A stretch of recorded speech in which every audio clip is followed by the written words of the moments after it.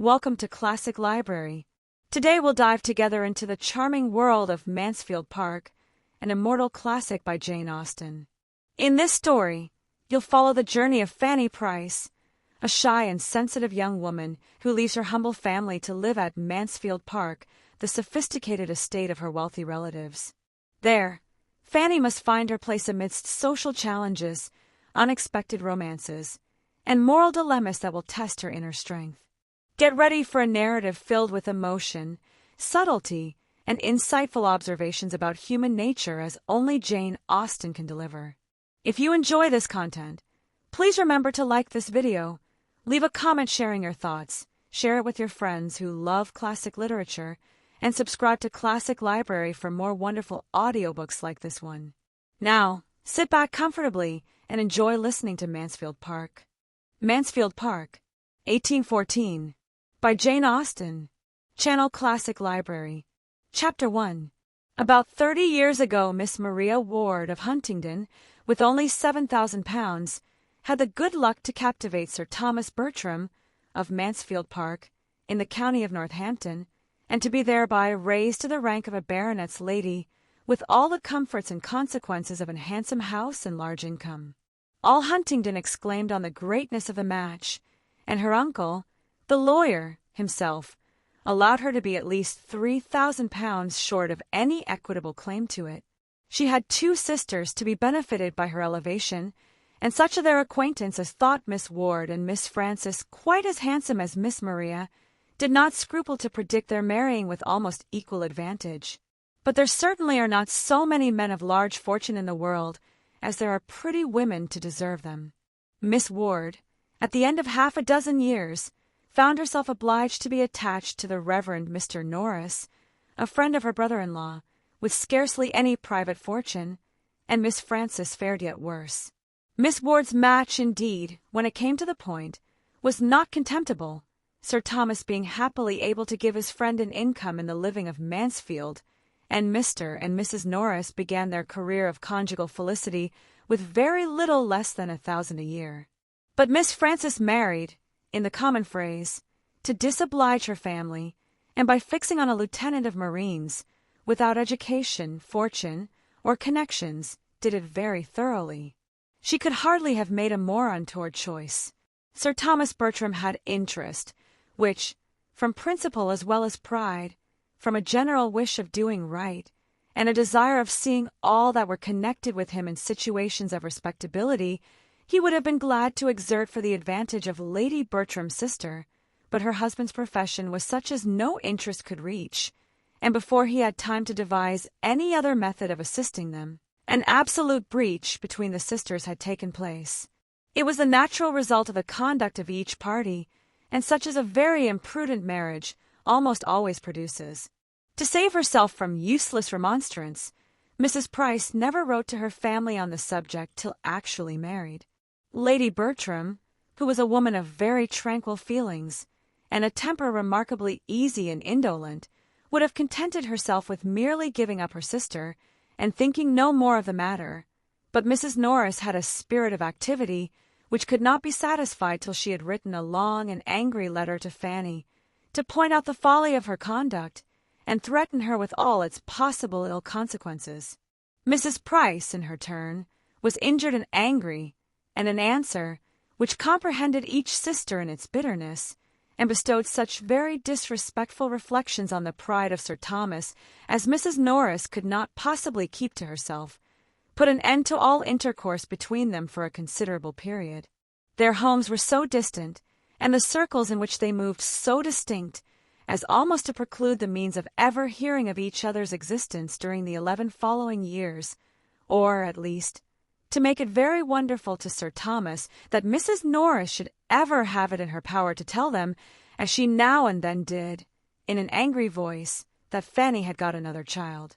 By the end of 11 years, however, Mrs. Price could no longer afford to cherish pride or resentment, or to lose one connection that might possibly assist her. A large and still increasing family, and husband disabled for active service, but not the less equal to company and good liquor, and a very small income to supply their wants, made her eager to regain the friends she had so carelessly sacrificed, and she addressed Lady Bertram in a letter which spoke so much contrition and despondence, such a superfluity of children, and such a one of almost everything else, as could not but dispose them all to a reconciliation. She was preparing for her 9th lying in, and after bewailing the circumstance, and imploring their countenance as sponsors to the expected child, she could not conceal how important she felt they might be to the future maintenance of the 8 already in being. Her eldest was a boy of 10 years old, a fine spirited fellow, who longed to be out in the world, but what could she do? Was there any chance of his being hereafter useful to Sir Thomas in the concerns of his West Indian property? No situation would be beneath him, or what did Sir Thomas think of Woolwich? Or how could a boy be sent out to the East? The letter was not unproductive. It re-established peace and kindness. Sir Thomas sent friendly advice and professions. Lady Bertram dispatched money and baby linen, and Mrs. Norris wrote the letters. Such were its immediate effects, and within a 12-month a more important advantage to Mrs. Price resulted from it. Mrs. Norris was often observing to the others that she could not get her poor sister and her family out of her head, and that, much as they had all done for her, she seemed to be wanting to do more, and at length she could not but own it to be her wish that poor Mrs. Price should be relieved from the charge and expense of one child entirely out of her great number. What if they were among them to undertake the care of her eldest daughter, a girl now 9 years old, of an age to require more attention than her poor mother could possibly give? The trouble and expense of it to them would be nothing, compared with the benevolence of the action. Lady Bertram agreed with her instantly. "I think we cannot do better," said she. "Let us send for the child." Sir Thomas could not give so instantaneous and unqualified a consent. He debated and hesitated. It was a serious charge. A girl so brought up must be adequately provided for, or there would be cruelty instead of kindness in taking her from her family. He thought of his own 4 children, of his 2 sons, of cousins-in-law, etc., but no sooner had he deliberately begun to state his objections than Mrs. Norris interrupted him with a reply to them all, whether stated or not.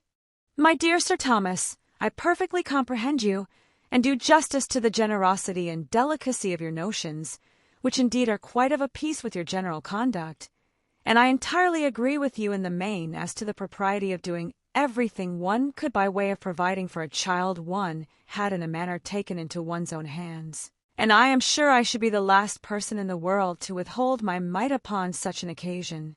Having no children of my own, who should I look to in any little matter I may ever have to bestow, but the children of my sisters? And I am sure Mr. Norris is too just, but you know I am a woman of few words and professions. Do not let us be frightened from a good deed by a trifle. Give a girl an education, and introduce her properly into the world, and 10 to 1 but she has the means of settling well, without farther expense to anybody. A niece of ours, Sir Thomas, I may say, or at least of yours, would not grow up in this neighborhood without many advantages. I don't say she would be so handsome as her cousins.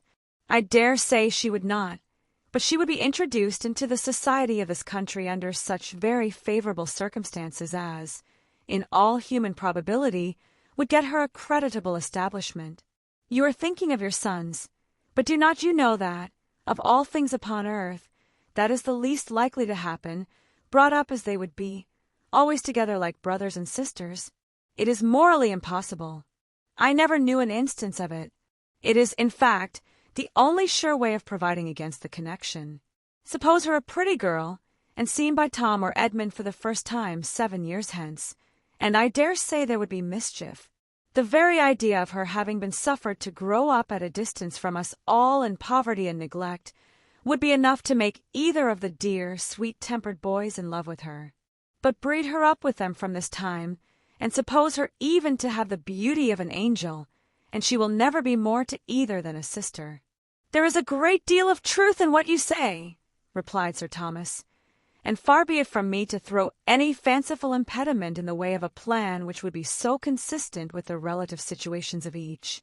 I only meant to observe that it ought not to be lightly engaged in, and that to make it really serviceable to Mrs. Price, and creditable to ourselves, We must secure to the child, or consider ourselves engaged to secure to her hereafter, as circumstances may arise, the provision of a gentlewoman, if no such establishment should offer as you are so sanguine in expecting."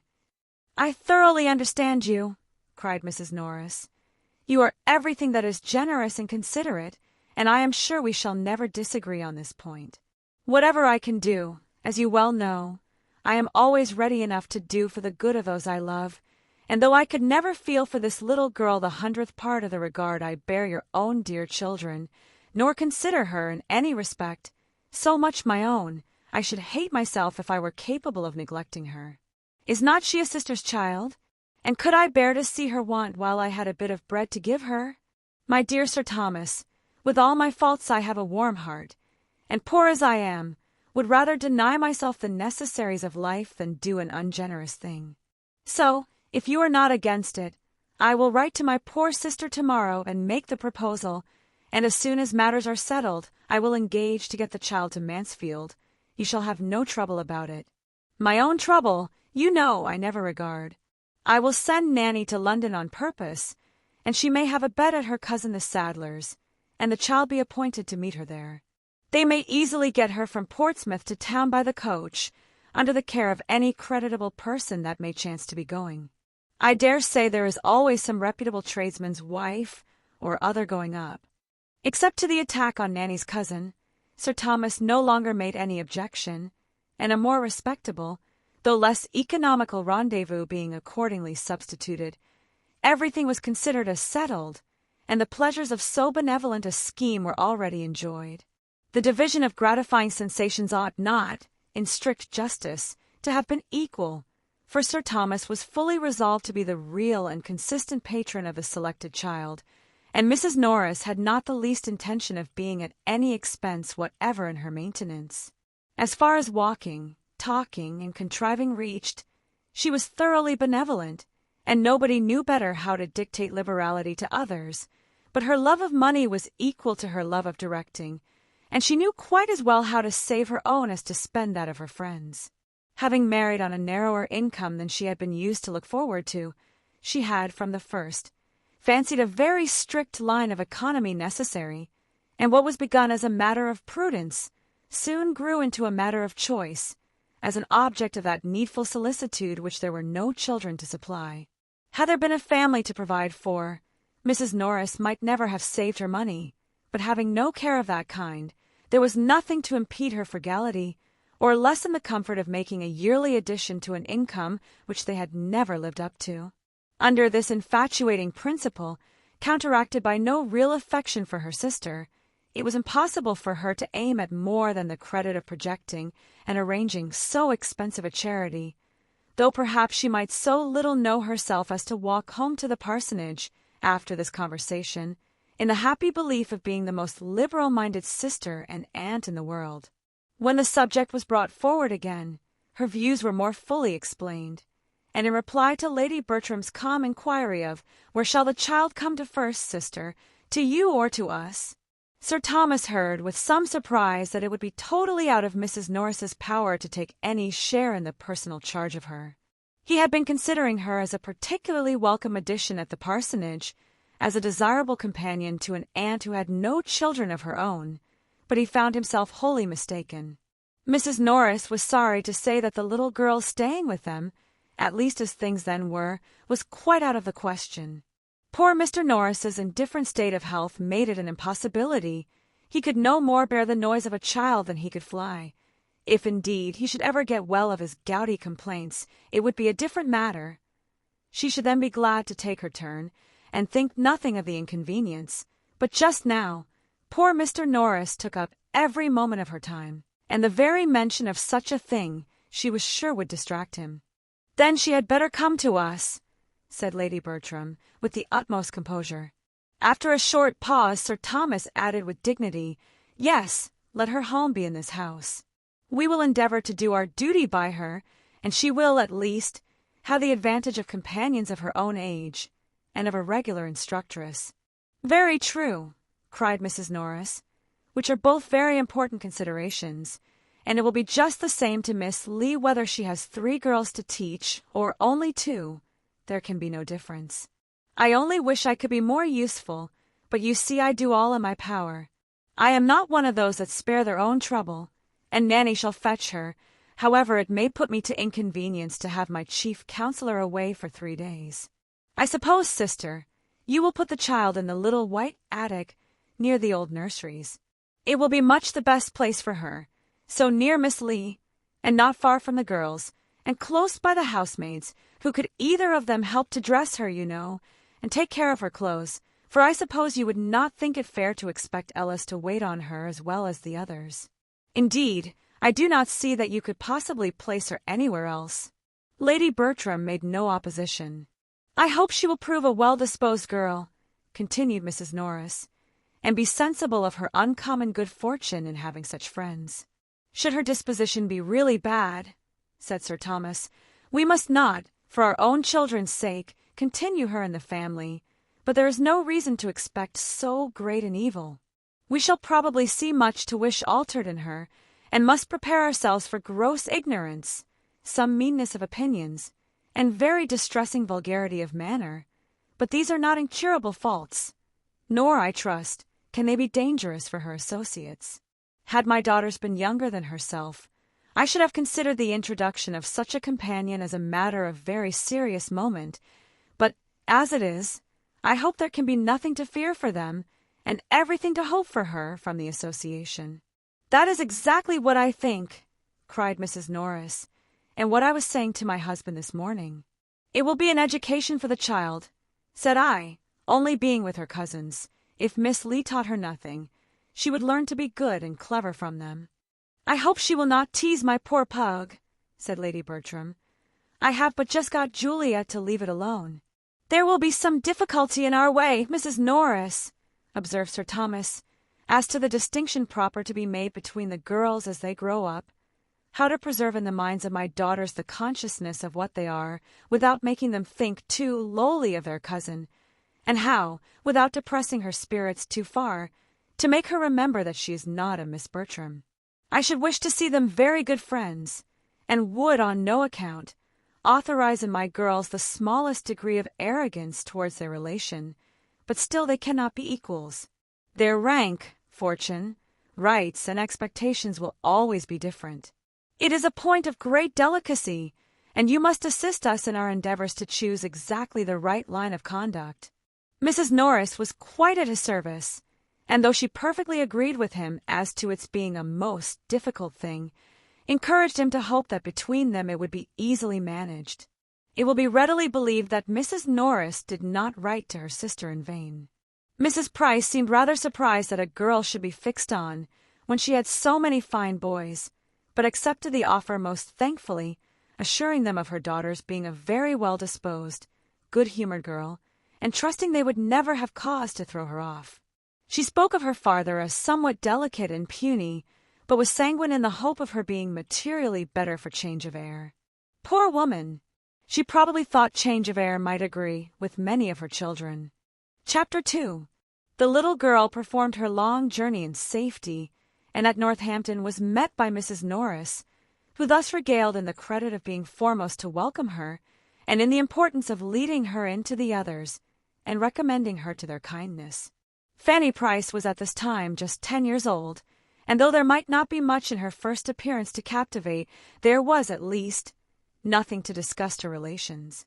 She was small of her age, with no glow of complexion, nor any other striking beauty, exceedingly timid and shy, and shrinking from notice, but her air, though awkward, was not vulgar, her voice was sweet, and when she spoke her countenance was pretty.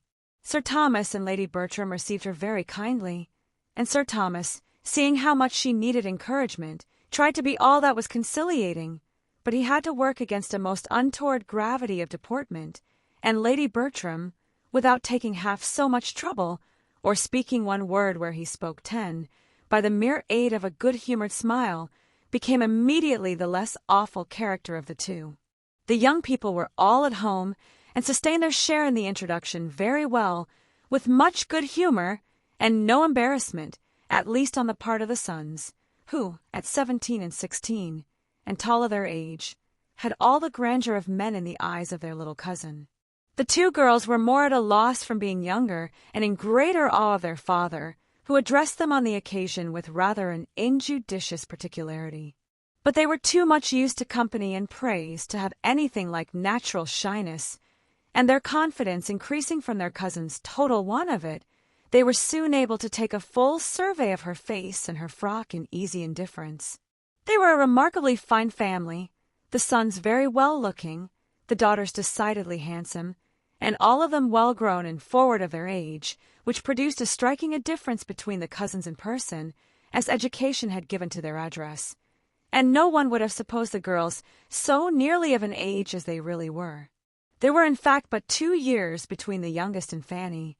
Julia Bertram was only 12, and Maria but a year older.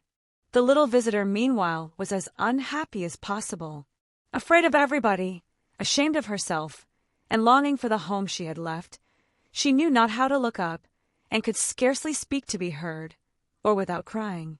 Mrs. Norris had been talking to her the whole way from Northampton of her wonderful good fortune, and the extraordinary degree of gratitude and good behavior which it ought to produce, and her consciousness of misery was therefore increased by the idea of its being a wicked thing for her not to be happy. The fatigue, too, of so long a journey became soon no trifling evil. In vain were the well-meant condescensions of Sir Thomas, and all the officious prognostications of Mrs. Norris that she would be a good girl. In vain did Lady Bertram smile and make her sit on the sofa with herself and Pug, and vain was even the sight of a gooseberry tart towards giving her comfort. She could scarcely swallow 2 mouthfuls before tears interrupted her, and sleep seeming to be her likeliest friend. She was taken to finish her sorrows in bed. "This is not a very promising beginning," said Mrs. Norris, when Fanny had left the room. "After all that I said to her as we came along, I thought she would have behaved better. I told her how much might depend upon her acquitting herself well at first. I wish there may not be a little sulkiness of temper. Her poor mother had a good deal, but we must make allowances for such a child, and I do not know that her being sorry to leave her home is really against her, for, with all its faults, it was her home, and she cannot as yet understand how much she has changed for the better, but then there is moderation in all things." It required a longer time, however, than Mrs. Norris was inclined to allow, to reconcile Fanny to the novelty of Mansfield Park, and the separation from everybody she had been used to. Her feelings were very acute, and too little understood to be properly attended to. Nobody meant to be unkind, but nobody put themselves out of their way to secure her comfort. The holiday allowed to the Miss Bertrams the next day, on purpose to afford leisure for getting acquainted with and entertaining their young cousin, produced little union. They could not but hold her cheap on finding that she had but 2 sashes, and had never learned French, and when they perceived her to be little struck with the duet they were so good as to play, they could do no more than make her a generous present of some of their least valued toys, and leave her to herself, while they adjourned to whatever might be the favorite holiday sport of the moment, making artificial flowers or wasting gold paper. Fanny, whether near or from her cousins, whether in the schoolroom, the drawing-room, or the shrubbery, was equally forlorn, finding something to fear in every person and place. She was disheartened by Lady Bertram's silence, awed by Sir Thomas's grave looks, and quite overcome by Mrs. Norris's admonitions. Her elder cousins mortified her by reflections on her size, and abashed her by noticing her shyness. Miss Lee wondered at her ignorance, and the maidservants sneered at her clothes. And when to these sorrows was added the idea of the brothers and sisters among whom she had always been important as playfellow, instructress, and nurse, the despondence that sunk her little heart was severe. The grandeur of the house astonished, but could not console her. The rooms were too large for her to move in with ease. Whatever she touched she expected to injure, and she crept about in constant terror of something or other, often retreating towards her own chamber to cry, and the little girl who was spoken of in the drawing-room when she left it at night as seeming so desirably sensible of her peculiar good fortune, ended every day's sorrows by sobbing herself to sleep. A week had passed in this way, and no suspicion of it conveyed by her quiet, passive manner, when she was found one morning by her cousin Edmund, the youngest of the sons, sitting crying on the attic stairs. "If that be all your difficulty, I will furnish you with paper and every other material, and you may write your letter whenever you choose. Would it make you happy to write to William? Yes, very. Then let it be done now. Come with me into the breakfast room. We shall find everything there, and be sure of having the room to ourselves. But, cousin, will it go to the post? Yes, depend upon me, it shall. It shall go with the other letters, and as your uncle will frank it, it will cost William nothing. My uncle! Repeated Fanny, with a frightened look. Yes, when you have written the letter, I will take it to my father to frank. Fanny thought it a bold measure, but offered no further resistance, and they went together into the breakfast room, where Edmund prepared her paper and ruled her lines with all the goodwill that her brother could himself have felt, and probably with somewhat more exactness. He continued with her the whole time of her writing, to assist her with his penknife or his orthography, as either were wanted, and added to these attentions, which she felt very much, a kindness to her brother which delighted her beyond all the rest.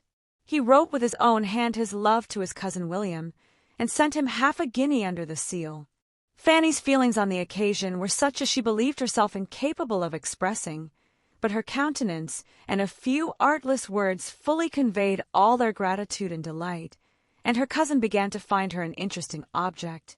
He talked to her more, and from all that she said, was convinced of her having an affectionate heart and a strong desire of doing right, and he could perceive her to be farther entitled to attention by great sensibility of her situation and great timidity. He had never knowingly given her pain, but he now felt that she required more positive kindness, and with that view endeavored, in the first place, to lessen her fears of them all, and gave her especially a great deal of good advice as to playing with Maria and Julia, and being as merry as possible. From this day Fanny grew more comfortable. She felt that she had a friend, and the kindness of her cousin Edmund gave her better spirits with everybody else. The place became less strange, and the people less formidable, and if there were some amongst them whom she could not cease to fear, she began at least to know their ways, and to catch the best manner of conforming to them. The little rusticities and awkwardnesses which had at first made grievous inroads on the tranquillity of all, and not least of herself, necessarily wore away, and she was no longer materially afraid to appear before her uncle, nor did her Aunt Norris's voice make her start very much. To her cousins she became occasionally an acceptable companion. Though unworthy, from inferiority of age and strength, to be their constant associate, their pleasures and schemes were sometimes of a nature to make a third very useful, especially when that third was of an obliging, yielding temper, and they could not but own, when their aunt inquired into her faults, or their brother Edmund urged her claims to their kindness, that Fanny was good-natured enough. Edmund was uniformly kind himself, and she had nothing worse to endure on the part of Tom than that sort of merriment which a young man of 17 will always think fair with a child of 10. He was just entering into life, full of spirits, and with all the liberal dispositions of an eldest son, who feels born only for expense and enjoyment. His kindness to his little cousin was consistent with his situation and rights. He made her some very pretty presents, and laughed at her. As her appearance and spirits improved, Sir Thomas and Mrs. Norris thought with greater satisfaction of their benevolent plan, and it was pretty soon decided between them that, though far from clever, she showed a tractable disposition, and seemed likely to give them little trouble. A mean opinion of her abilities was not confined to them. Fanny could read, work, and write, but she had been taught nothing more, and as her cousins found her ignorant of many things with which they had been long familiar, they thought her prodigiously stupid, and for the first 2 or 3 weeks were continually bringing some fresh report of it into the drawing-room. "Dear mamma, only think, my cousin cannot put the map of Europe together, or my cousin cannot tell the principal rivers in Russia, or she never heard of Asia Minor, or she does not know the difference between watercolors and crayons. How strange! Did you ever hear anything so stupid?" "My dear," their considerate aunt would reply, "it is very bad, but you must not expect everybody to be as forward and quick at learning as yourself." "But, aunt, she is really so very ignorant. Do you know, we asked her last night which way she would go to get to Ireland, and she said, she should cross to the Isle of Wight. She thinks of nothing but the Isle of Wight, and she calls it the island, as if there were no other island in the world. I am sure I should have been ashamed of myself if I had not known better long before I was so old as she is. I cannot remember the time when I did not know a great deal that she has not the least notion of yet. How long ago it is, and, since we used to repeat the chronological order of the kings of England, with the dates of their accession, and most of the principal events of their reigns.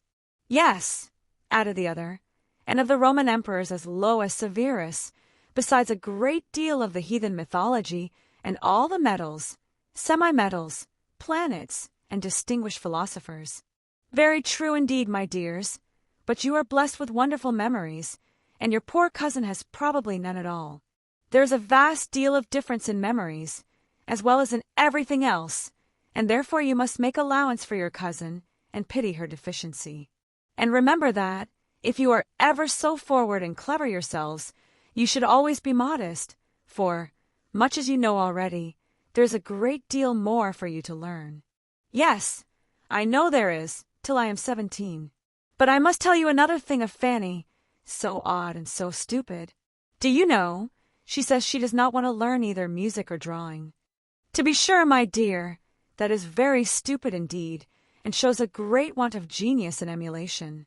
But all things considered, I do not know whether it is not as well that it should be so, for though you know, owing to me, your papa and mamma are so good as to bring her up with you, it is not at all necessary that she should be as accomplished as you are. On the contrary, it is much more desirable that there should be a difference. Such were the counsels by which Mrs. Norris assisted to form her niece's minds, and it is not very wonderful that, with all their promising talents and early information, they should be entirely deficient in the less common acquirements of self-knowledge, generosity, and humility. In everything but disposition they were admirably taught. Sir Thomas did not know what was wanting, because though a truly anxious father, he was not outwardly affectionate, and the reserve of his manner repressed all the flow of their spirits before him. To the education of her daughters, Lady Bertram paid not the smallest attention. She had not time for such cares. She was a woman who spent her days in sitting, nicely dressed, on a sofa, doing some long piece of needlework, of little use and no beauty, thinking more of her pug than her children, but very indulgent to the latter when it did not put herself to inconvenience, guided in everything important by Sir Thomas, and in smaller concerns by her sister. Had she possessed greater leisure for the service of her girls, she would probably have supposed it unnecessary, for they were under the care of a governess, with proper masters, and could want nothing more. As for Fanny's being stupid at learning, she could only say it was very unlucky, but some people were stupid, and Fanny must take more pains. She did not know what else was to be done, and except her being so dull, she must add she saw no harm in the poor little thing, and always found her very handy and quick in carrying messages, and fetching what she wanted. Fanny, with all her faults of ignorance and timidity, was fixed at Mansfield Park, and learning to transfer in its favor much of her attachment to her former home, grew up there not unhappily among her cousins. There was no positive ill nature in Maria or Julia, and though Fanny was often mortified by their treatment of her, she thought too lowly of her own claims to feel injured by it. From about the time of her entering the family, Lady Bertram, in consequence of a little ill health, and a great deal of indolence, gave up the house in town, which she had been used to occupy every spring, and remained wholly in the country, leaving Sir Thomas to attend his duty in Parliament with whatever increase or diminution of comfort might arise from her absence. In the country, therefore, the Miss Bertrams continued to exercise their memories, practice their duets, and grow tall and womanly, and their father saw them becoming in person, manner, and accomplishments everything that could satisfy his anxiety. His eldest son was careless and extravagant, and had already given him much uneasiness, but his other children promised him nothing but good. His daughters, he felt, while they retained the name of Bertram, must be giving it new grace, and in quitting it, he trusted, would extend its respectable alliances, and the character of Edmund, his strong good sense and uprightness of mind, bid most fairly for utility, honor, and happiness to himself and all his connections. He was to be a clergyman. Amid the cares and the complacency which his own children suggested, Sir Thomas did not forget to do what he could for the children of Mrs. Price. He assisted her liberally in the education and disposal of her sons as they became old enough for a determinate pursuit, and Fanny, though almost totally separated from her family, was sensible of the truest satisfaction in hearing of any kindness towards them, or of anything at all promising in their situation or conduct. Once, and once only, in the course of many years, had she the happiness of being with William. Of the rest she saw nothing. Nobody seemed to think of her ever going amongst them again, even for a visit. Nobody at home seemed to want her, but William, determining, soon after her removal, to be a sailor, was invited to spend a week with his sister in Northamptonshire before he went to sea. Their eager affection in meeting, their exquisite delight in being together, their hours of happy mirth, and moments of serious conference may be imagined, as well as the sanguine views and spirits of the boy even to the last, and the misery of the girl when he left her. Luckily, the visit happened in the Christmas holidays, when she could directly look for comfort to her cousin Edmund, and he told her such charming things of what William was to do and be hereafter, in consequence of his profession, as made her gradually admit that the separation might have some use. Edmund's friendship never failed her. His leaving Eton for Oxford made no change in his kind dispositions, and only afforded more frequent opportunities of proving them. Without any display of doing more than the rest, or any fear of doing too much, he was always true to her interests and considerate of her feelings, trying to make her good qualities understood, and to conquer the diffidence which prevented their being more apparent, giving her advice, consolation, and encouragement. Kept back as she was by everybody else, his single support could not bring her forward, but his attentions were otherwise of the highest importance in assisting the improvement of her mind and extending its pleasures. He knew her to be clever, to have a quick apprehension as well as good sense, and a fondness for reading, which, properly directed, must be an education in itself. Miss Lee taught her French, and heard her read the daily portion of history, but he recommended the books which charmed her leisure hours. He encouraged her taste, and corrected her judgment. He made reading useful by talking to her of what she read, and heightened its attraction by judicious praise. In return for such services she loved him better than anybody in the world except William. Her heart was divided between the two. Chapter 3. The first event of any importance in the family was the death of Mr. Norris, which happened when Fanny was about 15, and necessarily introduced alterations and novelties. Mrs. Norris, on quitting the parsonage, removed first to the park, and afterwards to a small house of Sir Thomas's in the village, and consoled herself for the loss of her husband by considering that she could do very well without him, and for her reduction of income by the evident necessity of stricter economy. The living was hereafter for Edmund, and, had his uncle died a few years sooner, it would have been duly given to some friend to hold till he were old enough for orders. But Tom's extravagance had, previous to that event, been so great as to render a different disposal of the next presentation necessary, and the younger brother must help to pay for the pleasures of the elder.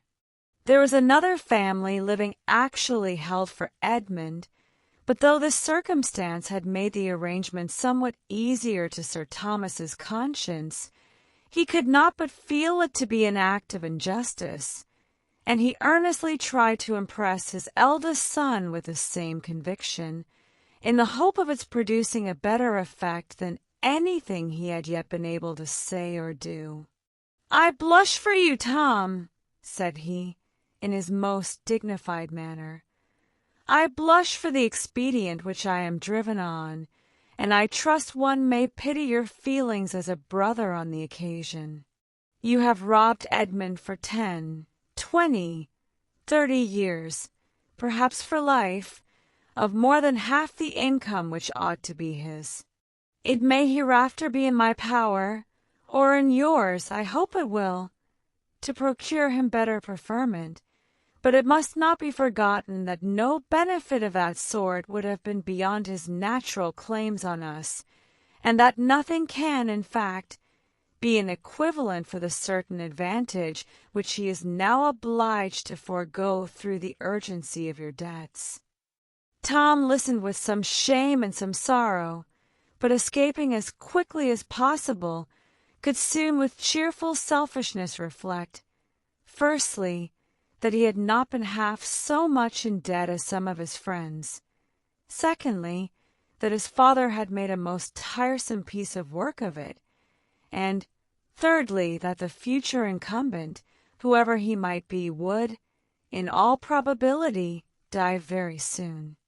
On Mr. Norris's death the presentation became the right of a Dr. Grant, who came consequently to reside at Mansfield, and on proving to be a hearty man of 45, seemed likely to disappoint Mr. Bertram's calculations. But no, he was a short-necked, apoplectic sort of fellow, and plied well with good things, would soon pop off.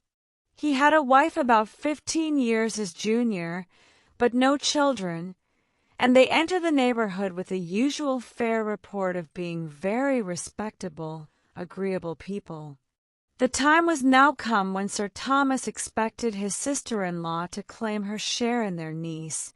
The change in Mrs. Norris's situation, and the improvement in Fanny's age, seeming not merely to do away any former objection to their living together, but even to give it the most decided eligibility, and as his own circumstances were rendered less fair than heretofore by some recent losses on his West India estate, in addition to his eldest son's extravagance, it became not undesirable to himself to be relieved from the expense of her support and the obligation of her future provision.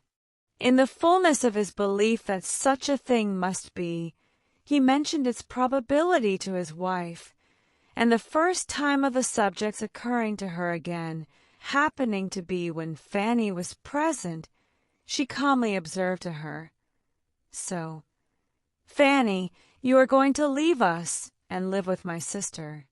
How shall you like it?" Fanny was too much surprised to do more than repeat her aunt's words. "Going to leave you? Yes, my dear. Why should you be astonished? You have been 5 years with us, and my sister always meant to take you when Mr. Norris died. But you must come up and tack on my patterns all the same." The news was as disagreeable to Fanny as it had been unexpected. She had never received kindness from her Aunt Norris, and could not love her. "I shall be very sorry to go away," said she with a faltering voice. "Yes, I dare say you will. That's natural enough. I suppose you have had as little to vex you since you came into this house as any creature in the world." "I hope I am not ungrateful, aunt," said Fanny modestly. "No, my dear, I hope not. I have always found you a very good girl. And am I never to live here again?" "Never, my dear, but you are sure of a comfortable home. It can make very little difference to you whether you are in one house or the other." Fanny left the room with a very sorrowful heart. She could not feel the difference to be so small. She could not think of living with her aunt with anything like satisfaction. As soon as she met with Edmund, she told him her distress. "Cousin," said she, "something is going to happen which I do not like at all, and though you have often persuaded me into being reconciled to things that I disliked at first, you will not be able to do it now. I am going to live entirely with my Aunt Norris." "Indeed!" "Yes, my Aunt Bertram has just told me so. It is quite settled. I am to leave Mansfield Park and go to the White House, I suppose, as soon as she is removed there. Well, Fanny, and if the plan were not unpleasant to you, I should call it an excellent one." "Oh, cousin, It has everything else in its favor. My Anne is acting like a sensible woman in wishing for you. She is choosing a friend and companion exactly where she ought, and I am glad her love of money does not interfere. You will be what you ought to be to her. I hope it does not distress you very much, Fanny. Indeed it does. I cannot like it. I love this house and everything in it. I shall love nothing there. You know how uncomfortable I feel with her. I can say nothing for her manner to you as a child, but it was the same with us all, or nearly so. She never knew how to be pleasant to children. But you are now of an age to be treated better.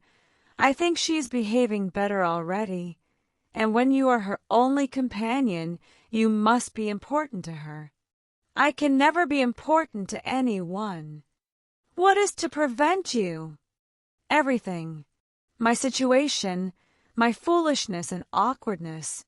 As to your foolishness and awkwardness, my dear Fanny, believe me, you never have a shadow of either, but in using the words so improperly.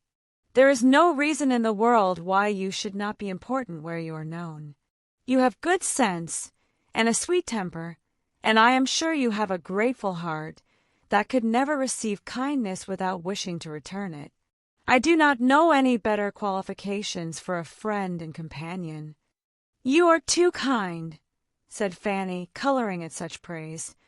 How shall I ever thank you as I ought, for thinking so well of me? Oh, cousin, if I am to go away, I shall remember your goodness to the last moment of my life. Why, indeed, Fanny, I should hope to be remembered at such a distance as the White House.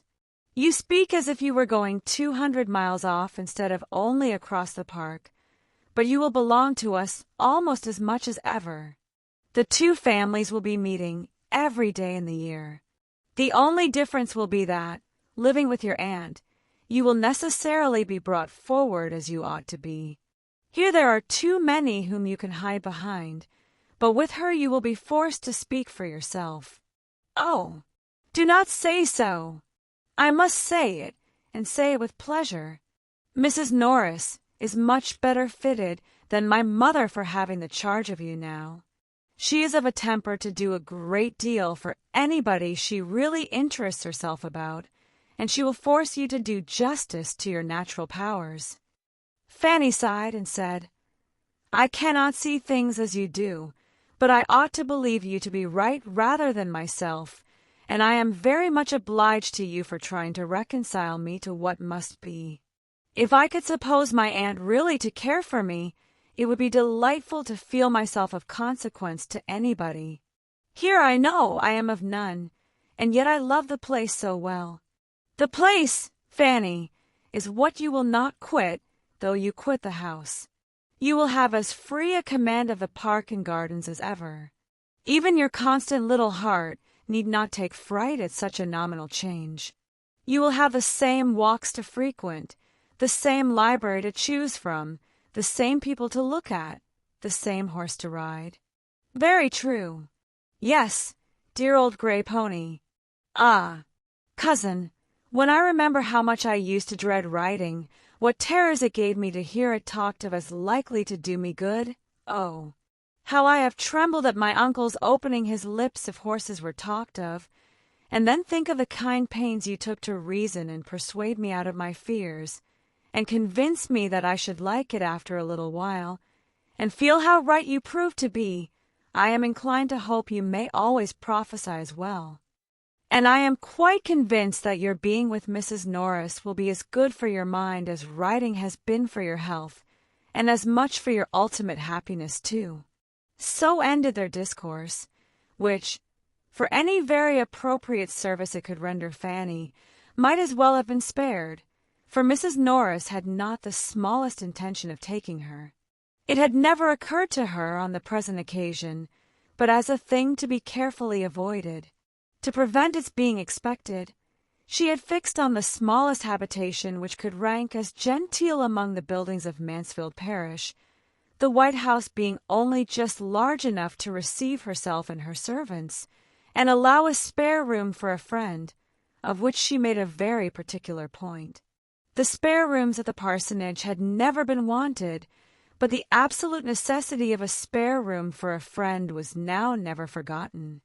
Not all her precautions, however, could save her from being suspected of something better, or, perhaps, her very display of the importance of a spare room might have misled Sir Thomas to suppose it really intended for Fanny.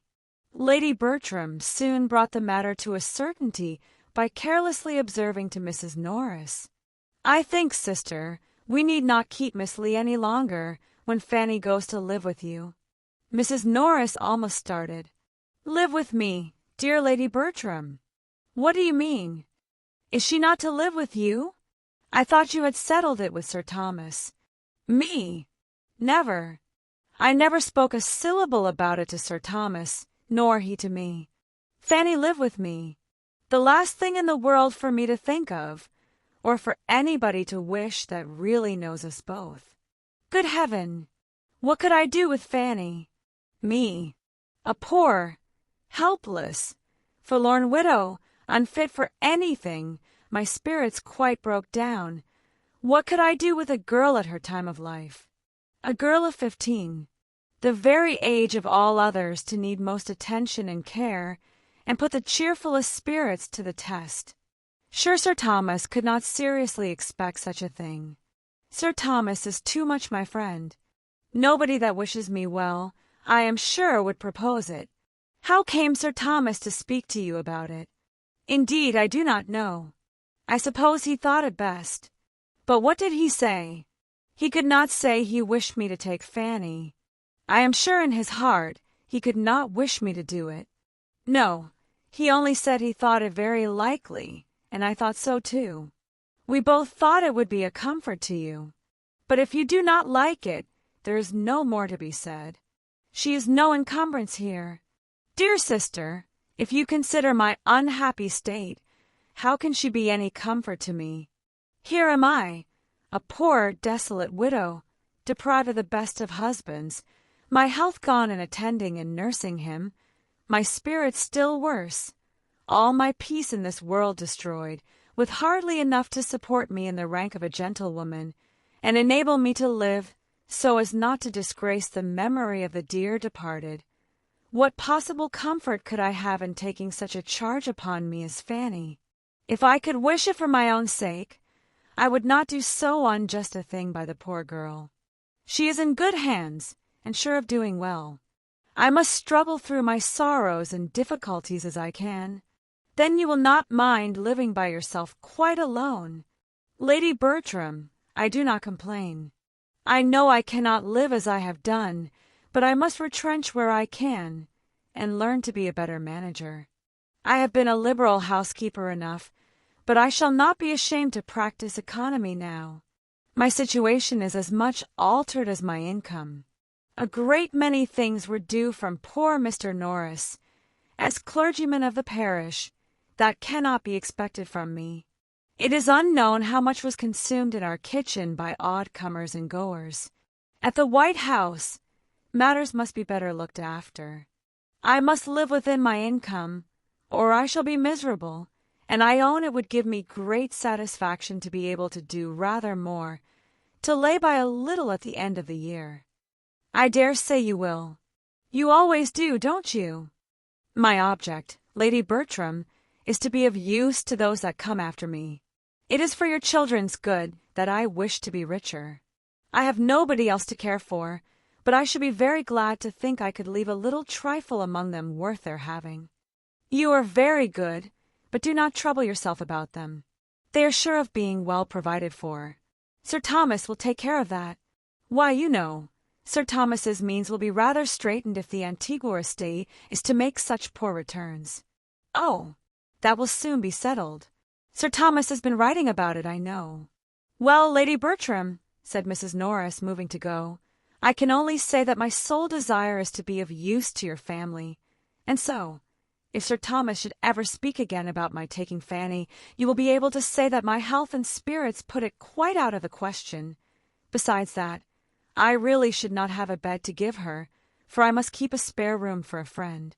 Lady Bertram repeated enough of this conversation to her husband to convince him how much he had mistaken his sister-in-law's views, and she was from that moment perfectly safe from all expectation, or the slightest allusion to it from him. He could not but wonder at her refusing to do anything for a niece whom she had been so forward to adopt, but as she took early care to make him, as well as Lady Bertram, understand that whatever she possessed was designed for their family, he soon grew reconciled to a distinction which, at the same time that it was advantageous and complimentary to them, would enable him better to provide for Fanny himself. Fanny soon learnt how unnecessary had been her fears of a removal, and her spontaneous, untaught felicity on the discovery conveyed some consolation to Edmund for his disappointment in what he had expected to be so essentially serviceable to her. Mrs. Norris took possession of the White House, the Grants arrived at the parsonage, and these events over, everything at Mansfield went on for some time as usual. The Grants, showing a disposition to be friendly and sociable, gave great satisfaction in the main among their new acquaintance. They had their faults, and Mrs. Norris soon found them out. The doctor was very fond of eating, and would have a good dinner every day, and Mrs. Grant, instead of contriving to gratify him at little expense, gave her cook as high wages as they did at Mansfield Park, and was scarcely ever seen in her offices. Mrs. Norris could not speak with any temper of such grievances, nor of the quantity of butter and eggs that were regularly consumed in the house. Nobody loved plenty and hospitality more than herself. Nobody more hated pitiful doings. The parsonage, she believed, had never been wanting in comforts of any sort, had never borne a bad character in her time, but this was a way of going on that she could not understand. A fine lady in a country parsonage was quite out of place. Her storeroom, she thought, might have been good enough for Mrs. Grant to go into. Inquire where she would, she could not find out that Mrs. Grant had ever had more than £5,000. Lady Bertram listened without much interest to this sort of invective. She could not enter into the wrongs of an economist, but she felt all the injuries of beauty in Mrs. Grant's being so well settled in life without being handsome, and expressed her astonishment on that point almost as often, though not so diffusely, as Mrs. Norris discussed the other. These opinions had been hardly canvassed a year before another event arose of such importance in the family as might fairly claim some place in the thoughts and conversation of the ladies. Sir Thomas found it expedient to go to Antigua himself for the better arrangement of his affairs, and he took his eldest son with him in the hope of detaching him from some bad connections at home. They left England with the probability of being nearly a 12-month absent. The necessity of the measure in a pecuniary light, and the hope of its utility to his son, reconciled Sir Thomas to the effort of quitting the rest of his family and of leaving his daughters to the direction of others at their present most interesting time of life. He could not think Lady Bertram quite equal to supply his place with them, or rather, to perform what should have been her own, but in Mrs. Norris's watchful attention, and in Edmund's judgment, he had sufficient confidence to make him go without fears for their conduct. Lady Bertram did not at all like to have her husband leave her, but she was not disturbed by any alarm for his safety or solicitude for his comfort, being one of those persons who think nothing can be dangerous, or difficult, or fatiguing to anybody but themselves. The Miss Bertrams were much to be pitied on the occasion, not for their sorrow, but for their want of it. Their father was no object of love to them. He had never seemed the friend of their pleasures, and his absence was unhappily most welcome. They were relieved by it from all restraint, and without aiming at one gratification that would probably have been forbidden by Sir Thomas, they felt themselves immediately at their own disposal, and to have every indulgence within their reach. Fanny's relief, and her consciousness of it, were quite equal to her cousin's, but a more tender nature suggested that her feelings were ungrateful, and she really grieved because she could not grieve. Sir Thomas, who had done so much for her and her brothers, and who was gone perhaps never to return, that she should see him go without a tear. It was a shameful insensibility. He had said to her, moreover, on the very last morning, that he hoped she might see William again in the course of the ensuing winter, and had charged her to write and invite him to Mansfield as soon as the squadron to which he belonged should be known to be in England. This was so thoughtful and kind, and would he only have smiled upon her and called her my dear Fanny, while he said it, every former frown or cold address might have been forgotten. But he had ended his speech in a way to sink her in sad mortification, by adding, "If William does come to Mansfield, I hope you may be able to convince him that the many years which have passed since you parted have not been spent on your side entirely without improvement, though I fear he must find his sister at 16 in some respects too much like his sister at 10. She cried bitterly over this reflection when her uncle was gone, and her cousins, on seeing her with red eyes, set her down as a hypocrite. Chapter 4. Tom Bertram had of late spent so little of his time at home that he could be only nominally missed, and Lady Bertram was soon astonished to find how very well they did even without his father, how well Edmund could supply his place in carving, talking to the steward, writing to the attorney, settling with the servants, and equally saving her from all possible fatigue or exertion in every particular but that of directing her letters.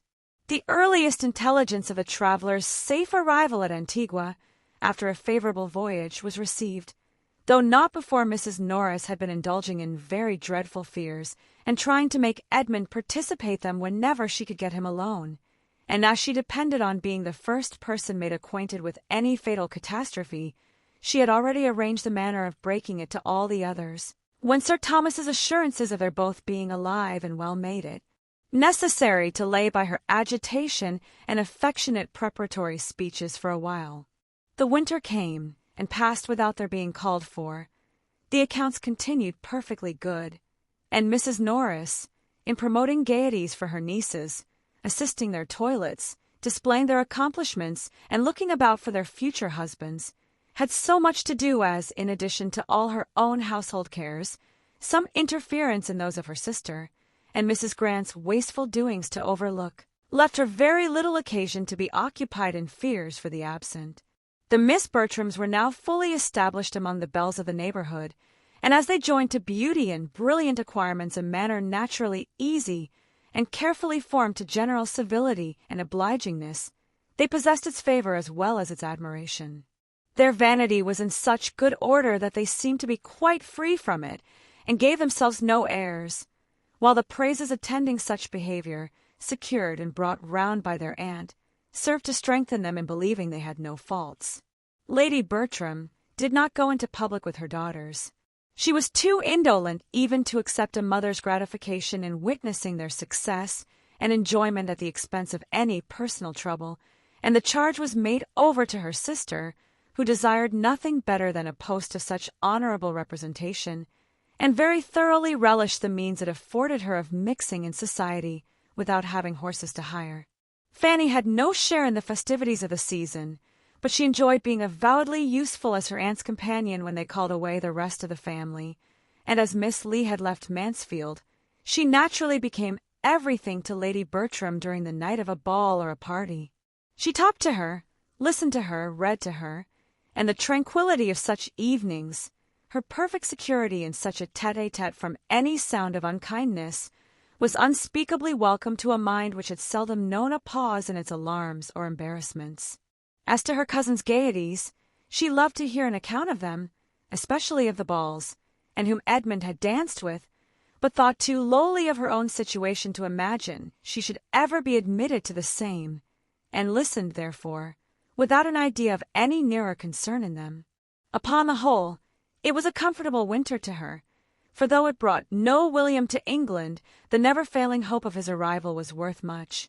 The ensuing spring deprived her of her valued friend, the old grey pony, and for some time she was in danger of feeling the loss in her health as well as in her affections, for in spite of the acknowledged importance of her riding on horseback, no measures were taken for mounting her again, because, as it was observed by her aunts, she might ride one of her cousin's horses at any time when they did not want them, and as the Miss Bertrams regularly wanted their horses every fine day, and had no idea of carrying their obliging manners to the sacrifice of any real pleasure, that time, of course, never came.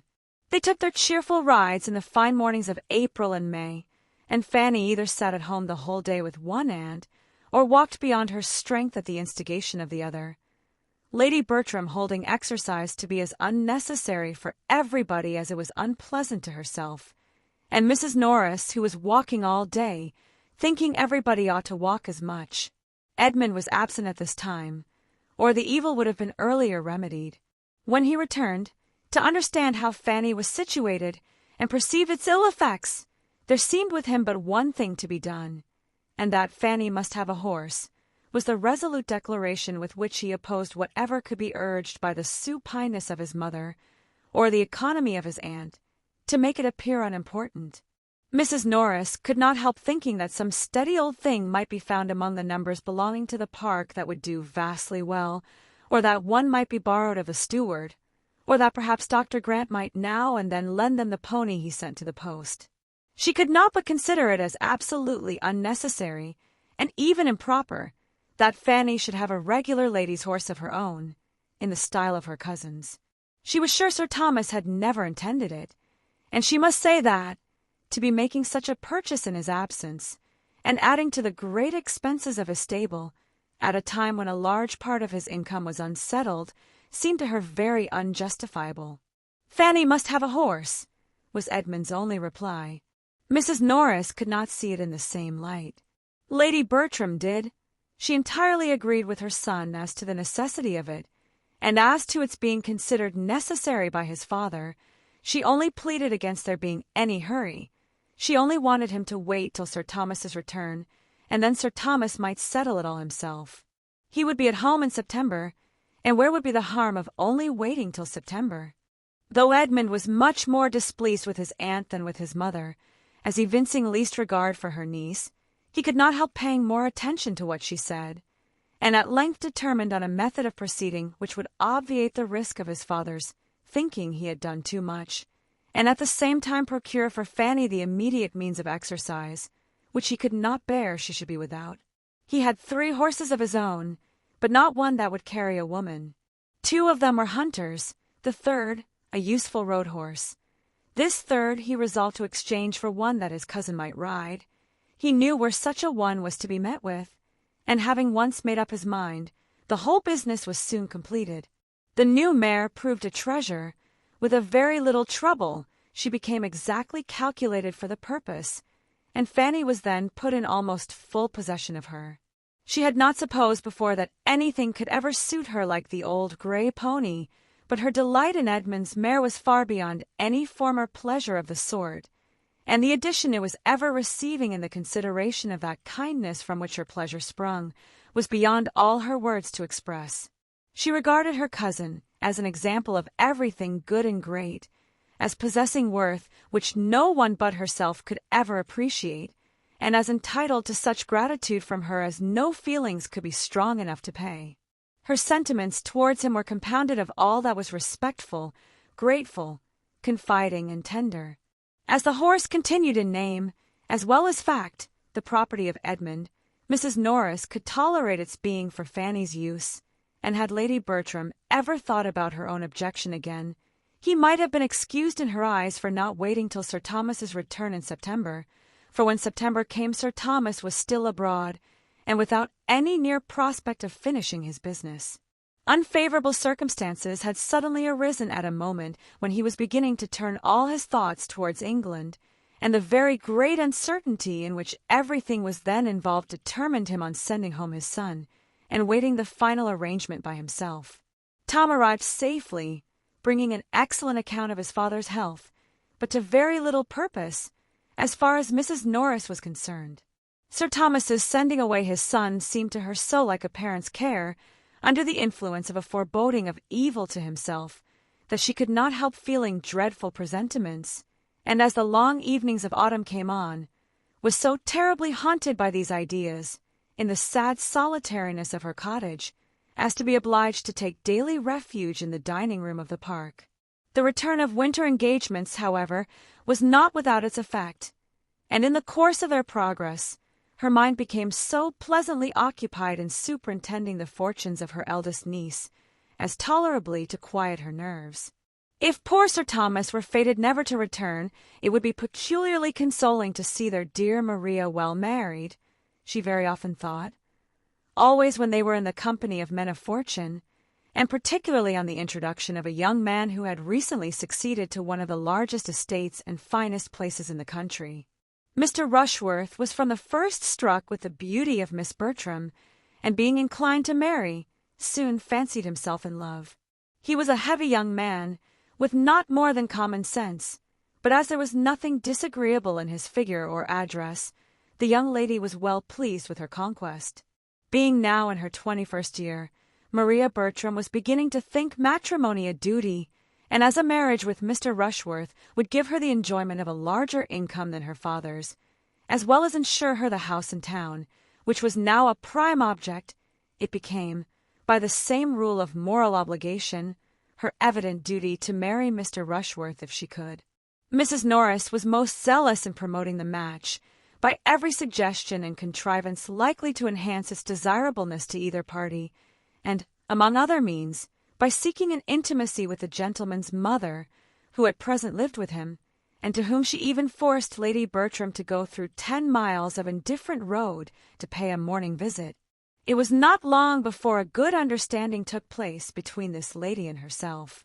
Mrs. Rushworth acknowledged herself very desirous that her son should marry, and declared that of all the young ladies she had ever seen, Miss Bertram seemed, by her amiable qualities and accomplishments, the best adapted to make him happy.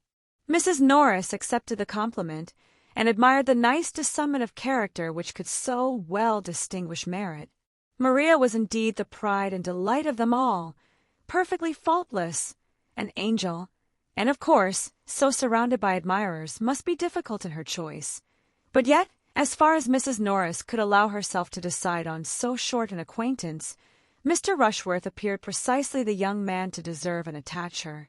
After dancing with each other at a proper number of balls, the young people justified these opinions, and an engagement, with a due reference to the absent Sir Thomas, was entered into, much to the satisfaction of their respective families, and of the general lookers-on of the neighbourhood, who had, for many weeks past, felt the expediency of Mr. Rushworth's marrying Miss Bertram.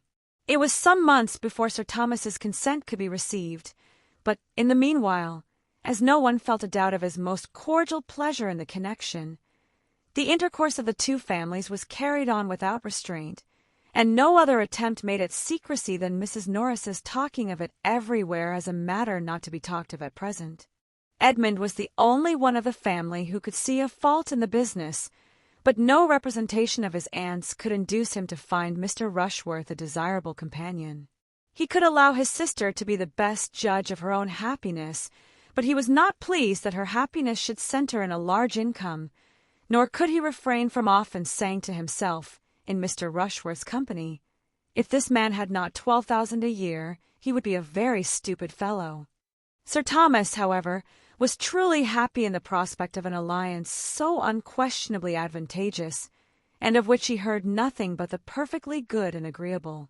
It was a connection exactly of the right sort, in the same county, and the same interest, and his most hearty concurrence was conveyed as soon as possible. He only conditioned that the marriage should not take place before his return, which he was again looking eagerly forward to. He wrote in April, and had strong hopes of settling everything to his entire satisfaction, and leaving Antigua before the end of the summer. Such was the state of affairs in the month of July, and Fanny had just reached her 18th year, when the society of the village received an addition in the brother and sister of Mrs. Grant, a Mr. and Miss Crawford, the children of her mother by a second marriage. They were young people of fortune. The son had a good estate in Norfolk, the daughter £20,000. As children, their sister had been always very fond of them, but as her own marriage had been soon followed by the death of their common parent, which left them to the care of a brother of their father, of whom Mrs. Grant knew nothing, she had scarcely seen them since. In their uncle's house they had found a kind home. Admiral and Mrs. Crawford, though agreeing in nothing else, were united in affection for these children, or, at least, were no farther adverse in their feelings than that each had their favourite, to whom they showed the greatest fondness of the two. The Admiral delighted in the boy, Mrs. Crawford doted on the girl, and it was the lady's death which now obliged her protégé, after some months' further trial at her uncle's house, to find another home. Admiral Crawford was a man of vicious conduct who chose, instead of retaining his niece, to bring his mistress under his own roof, and to this Mrs. Grant was indebted for her sister's proposal of coming to her, a measure quite as welcome on one side as it could be expedient on the other, for Mrs. Grant, having by this time run through the usual resources of ladies residing in the country without a family of children, having more than filled her favorite sitting-room with pretty furniture, and made a choice collection of plants and poultry, was very much in want of some variety at home.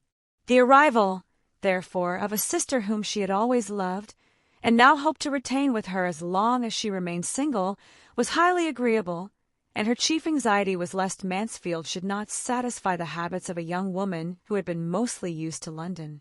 Miss Crawford was not entirely free from similar apprehensions, though they arose principally from doubts of her sister's style of living and tone of society, and it was not till after she had tried in vain to persuade her brother to settle with her at his own country house that she could resolve to hazard herself among her other relations. To anything like a permanence of abode or a limitation of society, Henry Crawford had, unluckily, a great dislike. He could not accommodate his sister in an article of such importance, but he escorted her, with the utmost kindness, into Northamptonshire, and as readily engaged to fetch her away again, at half an hour's notice, whenever she were weary of the place. The meeting was very satisfactory on each side. Miss Crawford found a sister without preciseness or rusticity, a sister's husband who looked the gentleman, and a house commodious and well fitted up, and Mrs. Grant received in those whom she hoped to love better than ever a young man and woman of very prepossessing appearance. Mary Crawford was remarkably pretty. Henry, though not handsome, had air and countenance. The manners of both were lively and pleasant, and Mrs. Grant immediately gave them credit for everything else. She was delighted with each, but Mary was her dearest object, and having never been able to glory in beauty of her own, she thoroughly enjoyed the power of being proud of her sisters. She had not waited her arrival to look out for a suitable match for her. She had fixed on Tom Bertram. The eldest son of a baronet was not too good for a girl of 20,000 pounds, with all the elegance and accomplishments which Mrs. Grant foresaw in her, and being a warm-hearted, unreserved woman, Mary had not been 3 hours in the house before she told her what she had planned.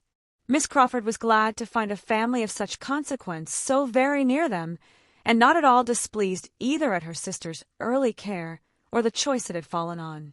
Matrimony was her object, provided she could marry well, and having seen Mr. Bertram in town, she knew that objection could no more be made to his person than to his situation in life.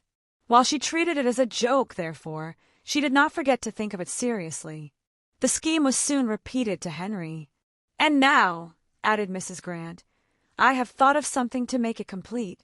I should dearly love to settle you both in this country, and therefore, Henry, you shall marry the youngest Miss Bertram, a nice, handsome, good-humored, accomplished girl who will make you very happy."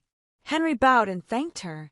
"My dear sister," said Mary, "if you can persuade him into anything of the sort, it will be a fresh matter of delight to me to find myself allied to anybody so clever, and I shall only regret that you have not half a dozen daughters to dispose of.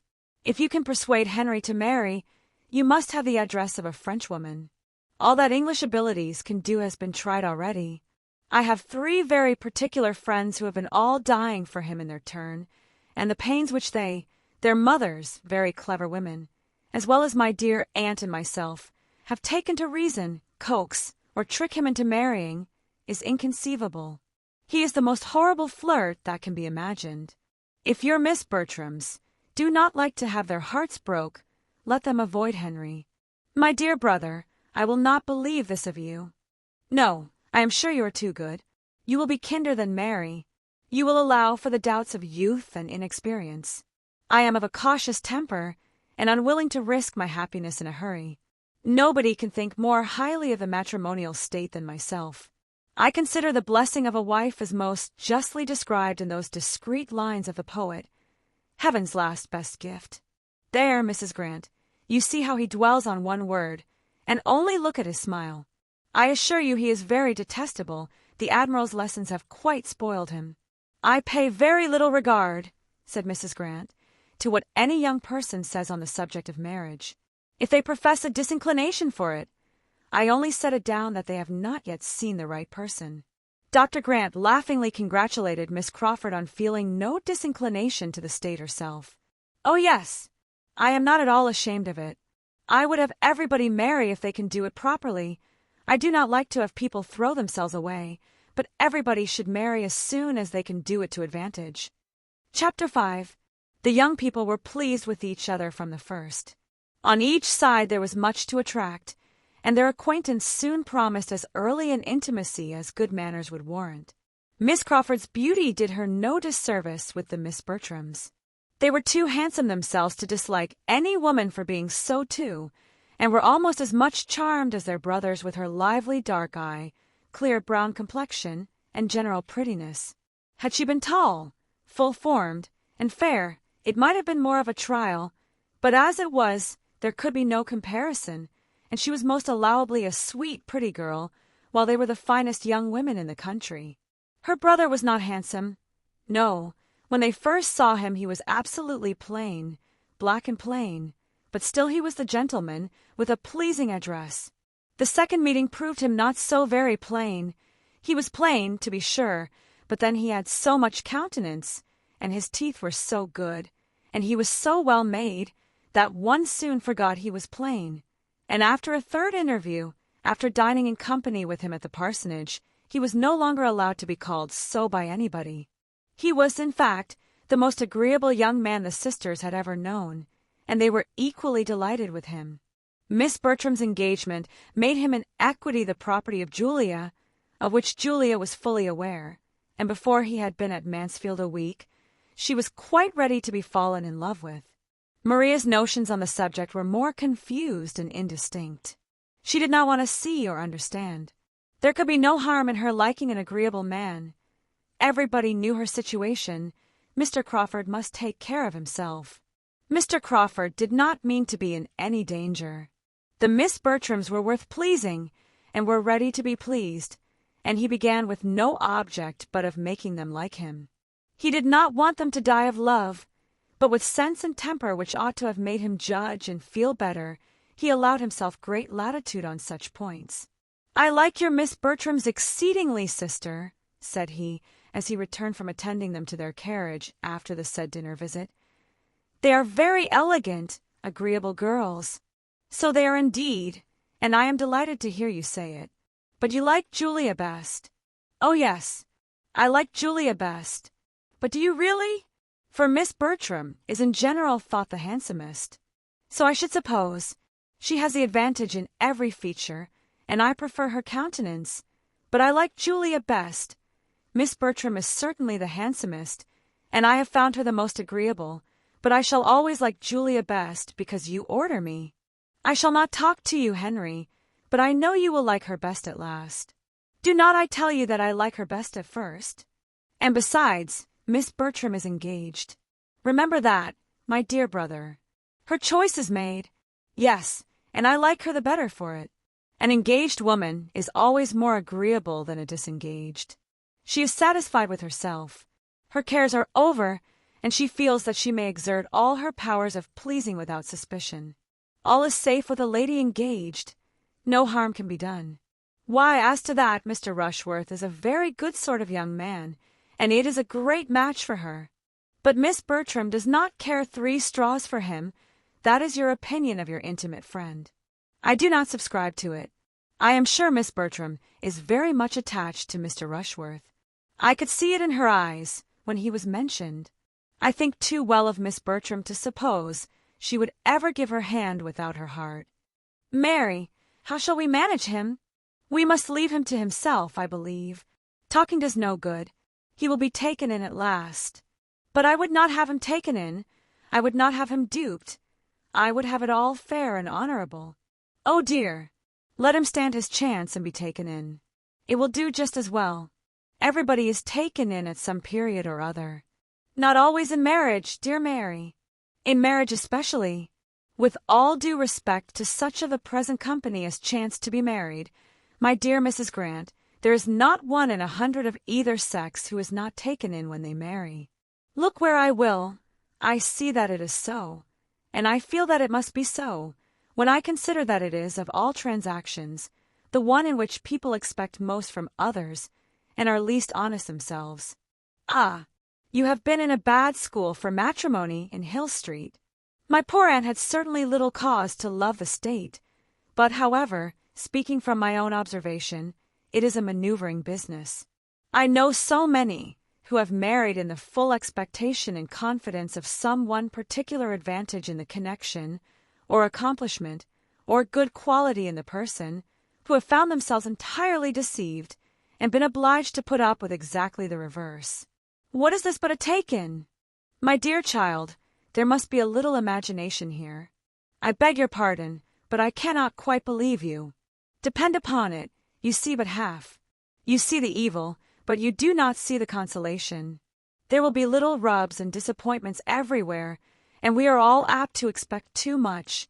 But then, if one scheme of happiness fails, human nature turns to another. If the first calculation is wrong, we make a second better. We find comfort somewhere, and those evil-minded observers, dearest Mary, who make much of a little, are more taken in and deceived than the parties themselves. Well done, sister. I honor your esprit du corps. When I am a wife, I mean to be just as staunch myself, and I wish my friends in general would be so too. It would save me many a heartache. You are as bad as your brother Mary, but we will cure you both. Mansfield shall cure you both, and without any taking in. Stay with us, and we will cure you. The Crawfords, without wanting to be cured, were very willing to stay. Mary was satisfied with the parsonage as a present home, and Henry equally ready to lengthen his visit. He had come, intending to spend only a few days with them, but Mansfield promised well, and there was nothing to call him elsewhere. It delighted Mrs. Grant to keep them both with her, and Dr. Grant was exceedingly well contented to have it so. A talking, pretty young woman like Miss Crawford is always pleasant society to an indolent, stay-at-home man, and Mr. Crawford's being his guest was an excuse for drinking claret every day. The Miss Bertrams' admiration of Mr. Crawford was more rapturous than anything which Miss Crawford's habits made her likely to feel. She acknowledged, however, that the Mr. Bertrams were very fine young men, that two such young men were not often seen together even in London, and that their manners, particularly those of the eldest, were very good. He had been much in London, and had more liveliness and gallantry than Edmund, and must, therefore, be preferred, and indeed his being the eldest was another strong claim. She had felt an early presentiment that she should like the eldest best.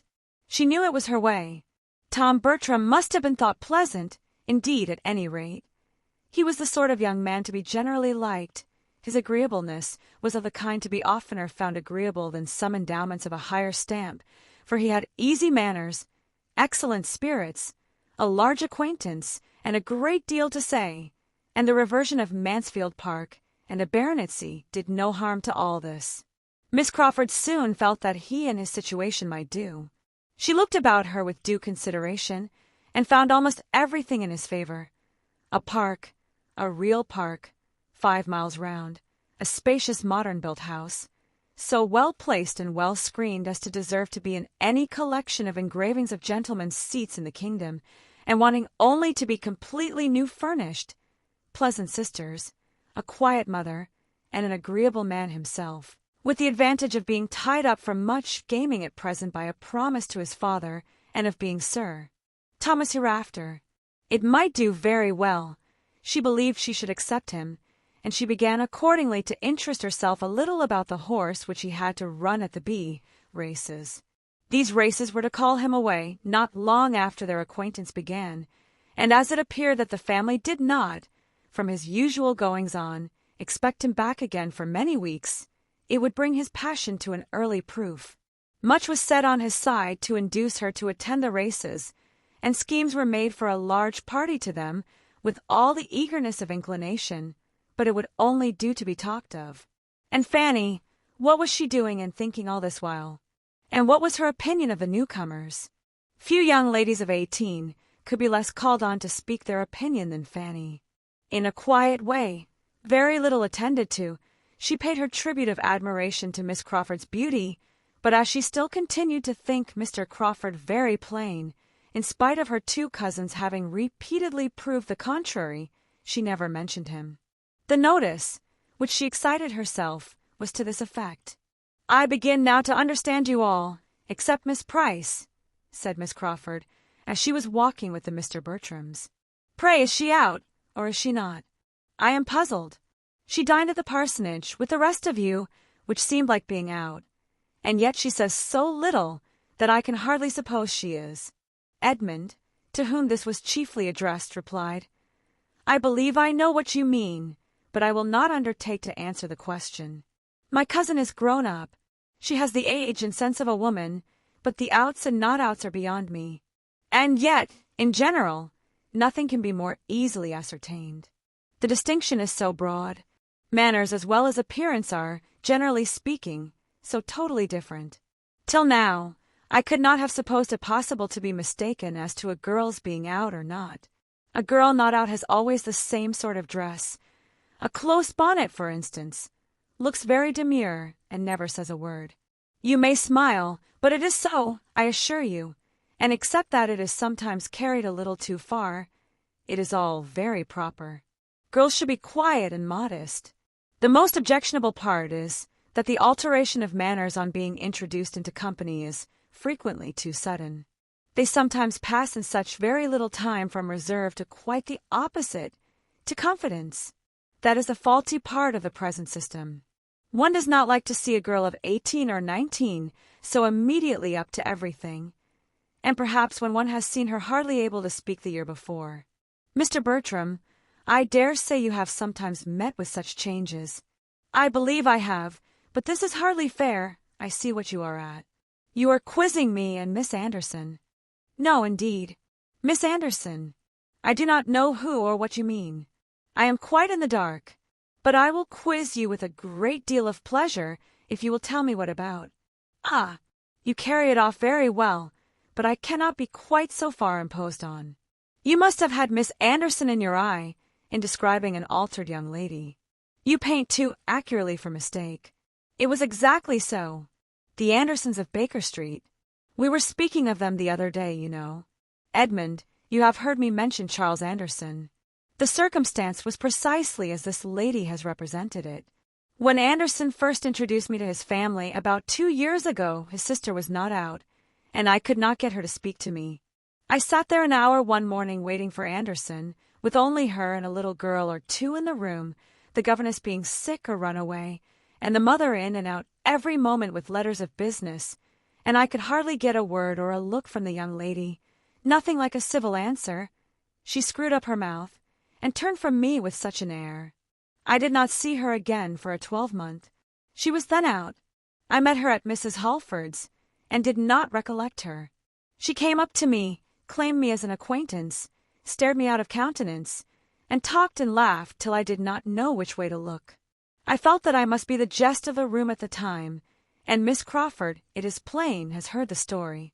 And a very pretty story it is, and with more truth in it, I dare say, than does credit to Miss Anderson. It is too common a fault. Mothers certainly have not yet got quite the right way of managing their daughters. I do not know where the error lies. I do not pretend to set people right, but I do see that they are often wrong.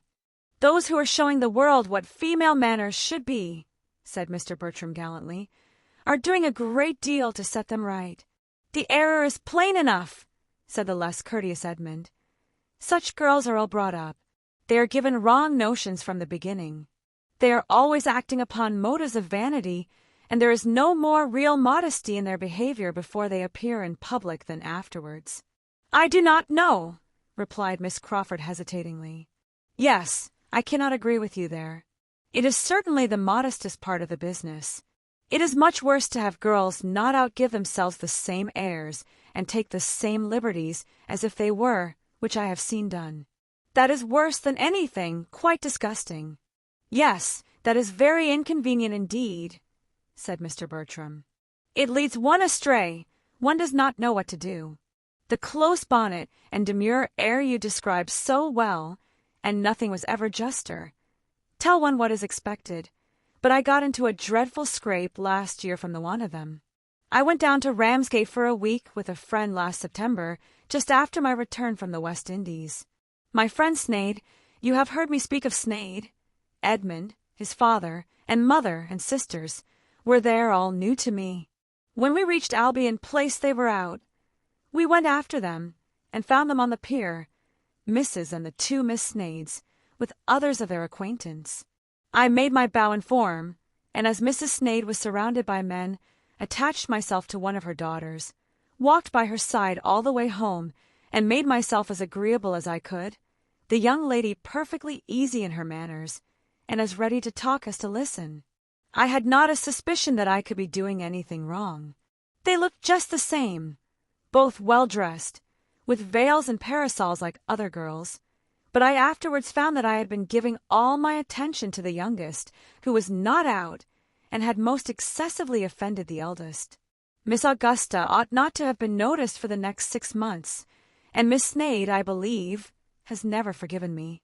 That was bad indeed. Poor Miss Sneyd! Though I have no younger sister, I feel for her. To be neglected before one's time must be very vexatious, but it was entirely the mother's fault.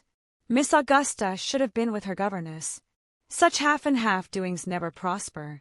But now I must be satisfied about Miss Price. Does she go to balls? Does she dine out everywhere, as well as at my sister's? No, replied Edmund. I do not think she has ever been to a ball. My mother seldom goes into company herself, and dines nowhere but with Mrs. Grant, and Fanny stays at home with her. Oh, then the point is clear. Miss Price is not out. Chapter 6. Mr. Bertram set off for, and Miss Crawford was prepared to find a great chasm in their society, and to miss him decidedly in the meetings which were now becoming almost daily between the families. And on their all dining together at the Park soon after his going, she retook her chosen place near the bottom of the table, fully expecting to feel a most melancholy difference in the change of masters. It would be a very flat business, she was sure. In comparison with his brother, Edmund would have nothing to say. The soup would be sent round in a most spiritless manner, wine drank without any smiles or agreeable trifling, and the venison cut up without supplying one pleasant anecdote of any former haunch, or a single entertaining story about my friend such a one. She must try to find amusement in what was passing at the upper end of the table, and in observing Mr. Rushworth, who was now making his appearance at Mansfield for the first time since the Crawfords' arrival. He had been visiting a friend in the neighboring county, and that friend having recently had his grounds laid out by an improver, Mr. Rushworth was returned with his head full of the subject, and very eager to be improving his own place in the same way, and though not saying much to the purpose, could talk of nothing else. The subject had been already handled in the drawing-room. It was revived in the dining-parlour. Miss Bertram's attention and opinion was evidently his chief aim, and though her deportment showed rather conscious superiority than any solicitude to oblige him, the mention of Southerton Court, and the ideas attached to it, gave her a feeling of complacency which prevented her from being very ungracious. "I wish you could see Compton," said he. "It is the most complete thing. I never saw a place so altered in my life. I told Smith I did not know where I was. The approach now is one of the finest things in the country. You see the house in the most surprising manner. I declare, when I got back to Southerton yesterday, it looked like a prison, quite a dismal old prison." "Oh, for shame!" cried Mrs. Norris. "A prison indeed! Southerton Court is the noblest old place in the world. It wants improvement, ma'am, beyond anything. I never saw a place that wanted so much improvement in my life, and it is so forlorn that I do not know what can be done with it." "No wonder that Mr. Rushworth should think so at present," said Mrs. Grant to Mrs. Norris with a smile. "But depend upon it, Southerton will have every improvement in time which his heart can desire." "I must try to do something with it," said Mr. Rushworth, "but I do not know what. I hope I shall have some good friend to help me." "Your best friend upon such an occasion," said Miss Bertram calmly, "would be Mr. Repton, I imagine. That is what I was thinking of. As he has done so well by Smith, I think I had better have him at once. His terms are 5 guineas a day." "Well, and if they were 10," cried Mrs. Norris. I am sure you need not regard it. The expense need not be any impediment. If I were you, I should not think of the expense. I would have everything done in the best style, and made as nice as possible. Such a place as Sotherton Court deserves everything that taste and money can do. You have space to work upon there, and grounds that will well reward you. For my own part, if I had anything within the 50th part of the size of Sotherton, I should be always planting and improving, for naturally I am excessively fond of it. It would be too ridiculous for me to attempt anything where I am now, with my little half-acre. It would be quite a burlesque, but if I had more room, I should take a prodigious delight in improving and planting. We did a vast deal in that way at the parsonage. We made it quite a different place from what it was when we first had it. You young ones do not remember much about it, perhaps, but if dear Sir Thomas were here, he could tell you what improvements we made, and a great deal more would have been done, but for poor Mr. Norris's sad state of health. He could hardly ever get out, poor man, to enjoy anything, and that disheartened me from doing several things that Sir Thomas and I used to talk of. If it had not been for that, we should have carried on the garden wall, and made the plantation to shut out the churchyard, just as Dr. Grant has done. We were always doing something as it was. It was only the spring 12-month before Mr. Norris's death that we put in the apricot against the stable wall, which is now grown such a noble tree, and getting to such perfection, sir, addressing herself then to Dr. Grant. The tree thrives well beyond a doubt, madam, replied Dr. Grant. The soil is good, and I never pass it without regretting that the fruit should be so little worth the trouble of gathering. Sir, it is a moor park. We bought it as a moor park, and it cost us. That is, it was a present from Sir Thomas, but I saw the bill, and I know it cost 7 shillings, and was charged as a moor park. You were imposed on, ma'am, replied Dr. Grant. These potatoes have as much the flavor of a moor park apricot as the fruit from that tree. It is an insipid fruit at the best, but a good apricot is eatable, which none from my garden are. The truth is, ma'am, said Mrs. Grant, pretending to whisper across the table to Mrs. Norris, that Dr. Grant hardly knows what the natural taste of our apricot is. He has scarcely ever indulged with one, for it is so valuable a fruit, with a little assistance, and ours is such a remarkably large, fair sort, that what with early tarts and preserves, my cook contrives to get them all. Mrs. Norris, who had begun to redden, was appeased, and for a little while other subjects took place of the improvements of Sotherton. Dr. Grant and Mrs. Norris were seldom good friends. Their acquaintance had begun in dilapidations, and their habits were totally dissimilar. After a short interruption, Mr. Rushworth began again. Smith's Place is the admiration of all the country, and it was a mere nothing before Repton took it in hand.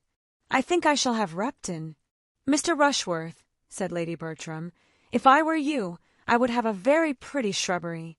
One likes to get out into a shrubbery in fine weather. Mr. Rushworth was eager to assure her ladyship of his acquiescence, and tried to make out something complimentary, but between his submission to her taste, and his having always intended the same himself, with the superadded objects of professing attention to the comfort of ladies in general, and of insinuating that there was one only whom he was anxious to please, he grew puzzled, and Edmund was glad to put an end to his speech by a proposal of wine. Mr. Rushworth, however, though not usually a great talker, had still more to say on the subject next his heart. Smith has not much above 100 acres altogether in his grounds, which is little enough, and makes it more surprising that the place can have been so improved. Now at Sotherton we have a good 700, without reckoning the water meadows, so that I think, if so much could be done at Compton, we need not despair. There have been 2 or 3 fine old trees cut down, that grew too near the house, and it opens the prospect amazingly, which makes me think that Repton, or anybody of that sort, would certainly have the avenue at Sotherton down. The avenue that leads from the west front to the top of the hill, you know, turning to Miss Bertram particularly as he spoke. But Miss Bertram thought it most becoming to reply, "The avenue? Oh, I do not recollect it. I really know very little of Sotherton." Fanny, who was sitting on the other side of Edmund, exactly opposite Miss Crawford, and who had been attentively listening, now looked at him, and said in a low voice, "Cut down an avenue. What a pity! Does it not make you think of Cooper? Ye fallen avenues, once more I mourn your fate unmerited." He smiled as he answered, "I am afraid the avenue stands a bad chance, Fanny. I should like to see Southerton before it is cut down, to see the place as it is now in its old state, but I do not suppose I shall. Have you never been there?" "No, you never can, and unluckily it is out of distance for a ride. I wish we could contrive it." "Oh, it does not signify. Whenever I do see it, you will tell me how it has been altered." "I collect," said Miss Crawford, "that Southerton is an old place, and a place of some grandeur. In any particular style of building. The house was built in Elizabeth's time, and is a large, regular, brick building, heavy but respectable looking, and has many good rooms. It is ill-placed. It stands in one of the lowest spots of the park, in that respect unfavorable for improvement. But the woods are fine, and there is a stream, which, I dare say, might be made a good deal of. Mr. Rushworth is quite right, I think, in meaning to give it a modern dress, and I have no doubt that it will be all done extremely well." Miss Crawford listened with submission, and said to herself, "He is a well-bred man, he makes the best of it." "I do not wish to influence Mr. Rushworth," he continued, "but, had I a place to new fashion, I should not put myself into the hands of an improver. I would rather have an inferior degree of beauty of my own choice, and acquired progressively. I would rather abide by my own blunders than by his. You would know what you were about, of course, but that would not suit me.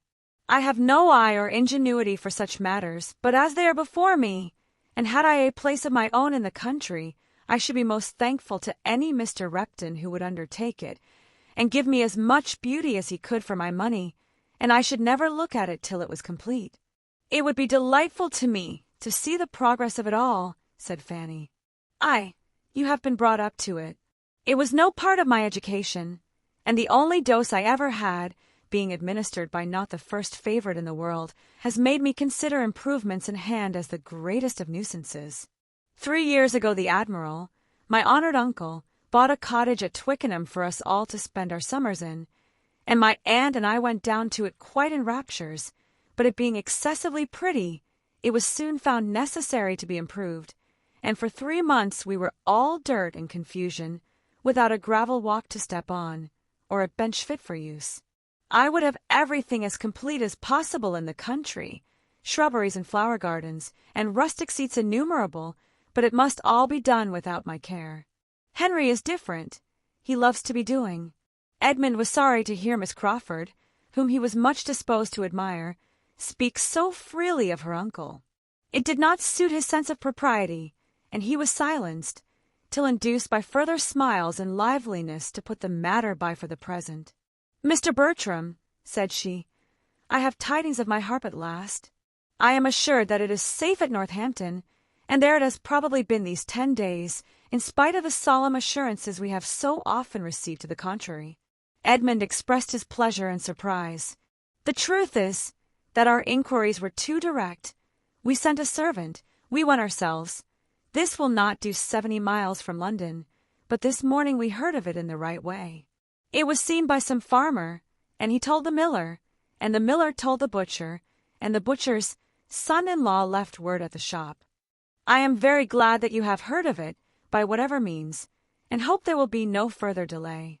I am to have it tomorrow, but how do you think it is to be conveyed? Not by a wagon or cart. Oh, no. Nothing of that kind could be hired in the village.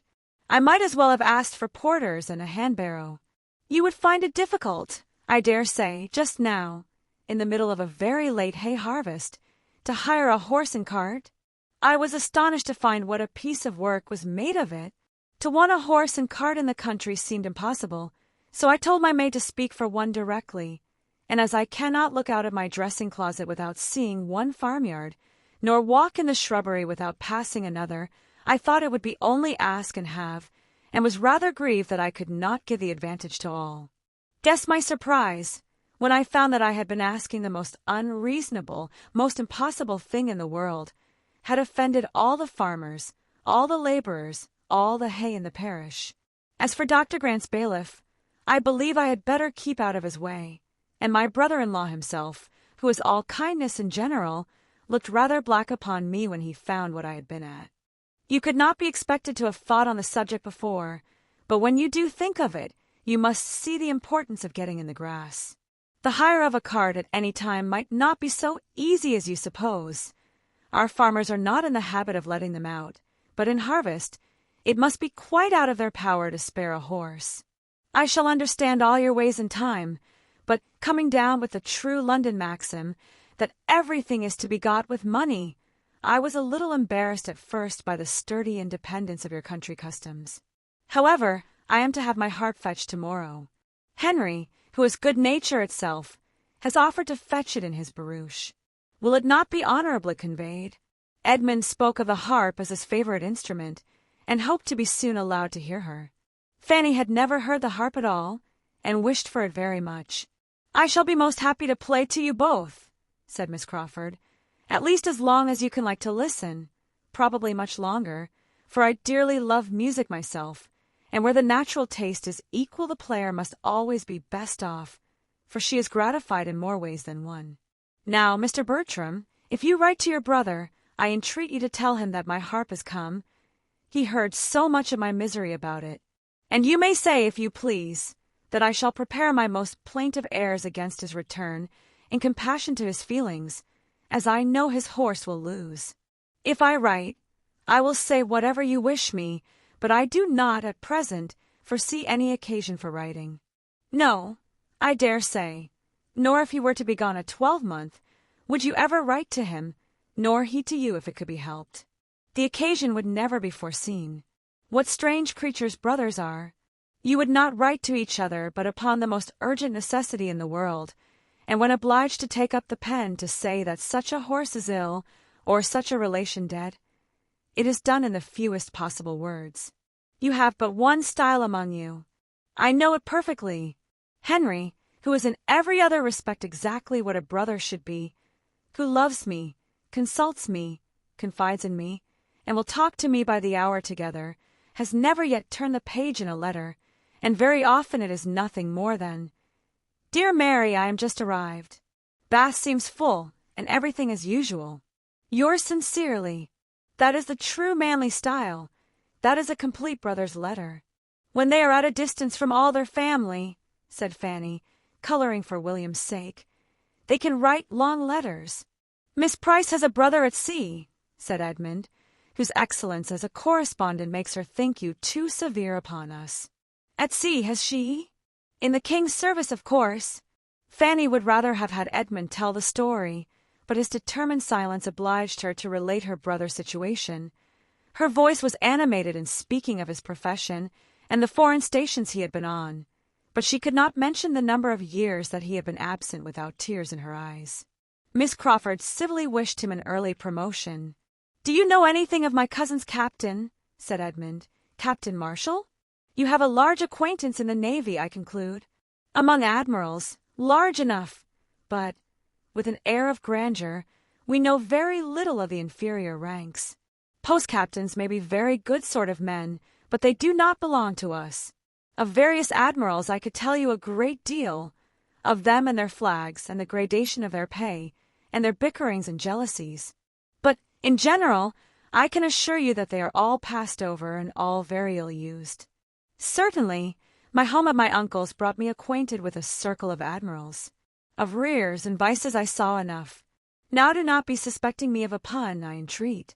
Edmund again felt grave, and only replied, "It is a noble profession." "Yes, the profession is well enough under two circumstances, if it make the fortune, and there be discretion in spending it. But in short, it is not a favorite profession of mine. It has never worn an amiable form to me." Edmund reverted to the harp, and was again very happy in the prospect of hearing her play. The subject of improving grounds, meanwhile, was still under consideration among the others, and Mrs. Grant could not help addressing her brother, though it was calling his attention from Miss Julia Bertram. "My dear Henry, have you nothing to say? You have been an improver yourself, and from what I hear of Everingham, it may vie with any place in England. Its natural beauties, I am sure, are great. Everingham, as it used to be, was perfect in my estimation. Such a happy fall of ground, and such timber! What would I not give to see it again? Nothing could be so gratifying to me as to hear your opinion of it, was his answer. But I fear there would be some disappointment. You would not find it equal to your present ideas. In extent, it is a mere nothing. You would be surprised at its insignificance. And as for improvement, there was very little for me to do, too little. I should like to have been busy much longer. You are fond of the sort of thing, said Julia. Excessively, but what with the natural advantages of the ground, which pointed out, even to a very young eye, what little remained to be done, and my own consequent resolutions, I had not been of age 3 months before Everingham was all that it is now.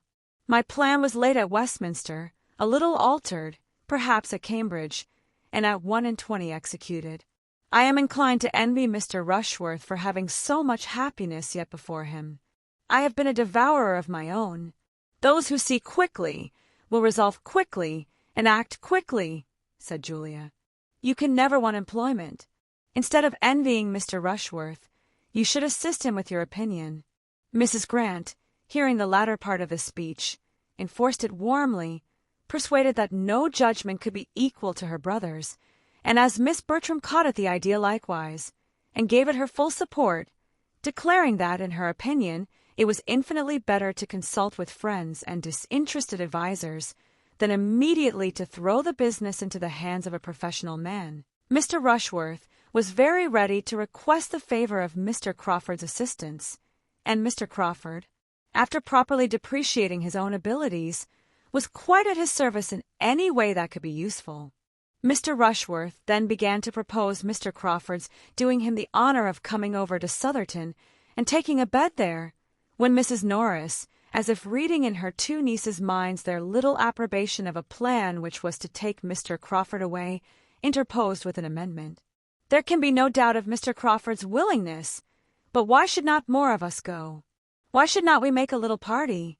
Here are many that would be interested in your improvements, my dear Mr. Rushworth, and that would like to hear Mr. Crawford's opinion on the spot, and that might be of some small use to you with their opinions.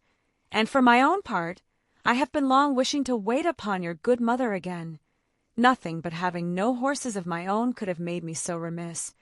But now I could go and sit a few hours with Mrs. Rushworth, while the rest of you walked about and settled things, and then we could all return to a late dinner here, or dine at Sotherton, just as might be most agreeable to your mother, and have a pleasant drive home by moonlight. I dare say Mr. Crawford would take my 2 nieces and me in his barouche, and Edmund can go on horseback. You know, sister, and Fanny will stay at home with you. Lady Bertram made no objection, and every one concerned in the going was forward in expressing their ready concurrence, excepting Edmund, who heard it all and said nothing. Chapter 7. Well, Fanny, and how do you like Miss Crawford now? Said Edmund the next day, after thinking some time on the subject himself. How did you like her yesterday? Very well, very much. I like to hear her talk. She entertains me, and she is so extremely pretty that I have great pleasure in looking at her. It is her countenance that is so attractive. She has a wonderful play of feature.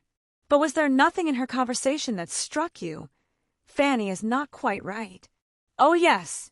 She ought not to have spoken of her uncle as she did. I was quite astonished. An uncle with whom she has been living so many years, and who, whatever his faults may be, is so very fond of her brother, treating him, they say, quite like a son. I could not have believed it. I thought you would be struck. It was very wrong, very indecorous, and very ungrateful, I think. Ungrateful is a strong word. I do not know that her uncle has any claim to her gratitude. His wife certainly had, and it is the warmth of her respect for her aunt's memory which misleads her here. She is awkwardly circumstanced.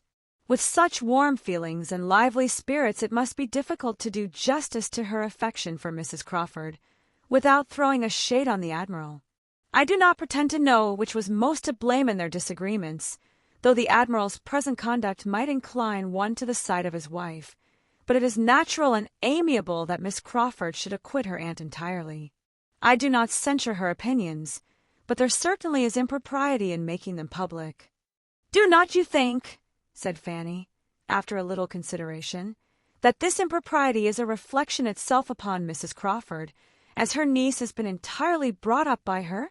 She cannot have given her right notions of what was due to the admiral." "That is a fair remark. Yes, we must suppose the faults of the niece to have been those of the aunt, and it makes one more sensible of the disadvantages she has been under. But I think her present home must do her good. Mrs. Grant's manners are just what they ought to be. She speaks of her brother with a very pleasing affection. Yes, except as to his writing her such short letters. She made me almost laugh, but I cannot rate so very highly the love or good nature of a brother who will not give himself the trouble of writing anything worth reading to his sisters when they are separated. I am sure William would never have used me so under any circumstances. And what right had she to suppose that you would not write long letters when you were absent? The right of a lively mind, Fanny, seizing whatever may contribute to its own amusement or that of others. Perfectly allowable, when untinctured by ill humor or roughness, and there is not a shadow of either in the countenance or manner of Miss Crawford, nothing sharp or loud or coarse. She is perfectly feminine, except in the instances we have been speaking of. There she cannot be justified. I am glad you saw it all as I did.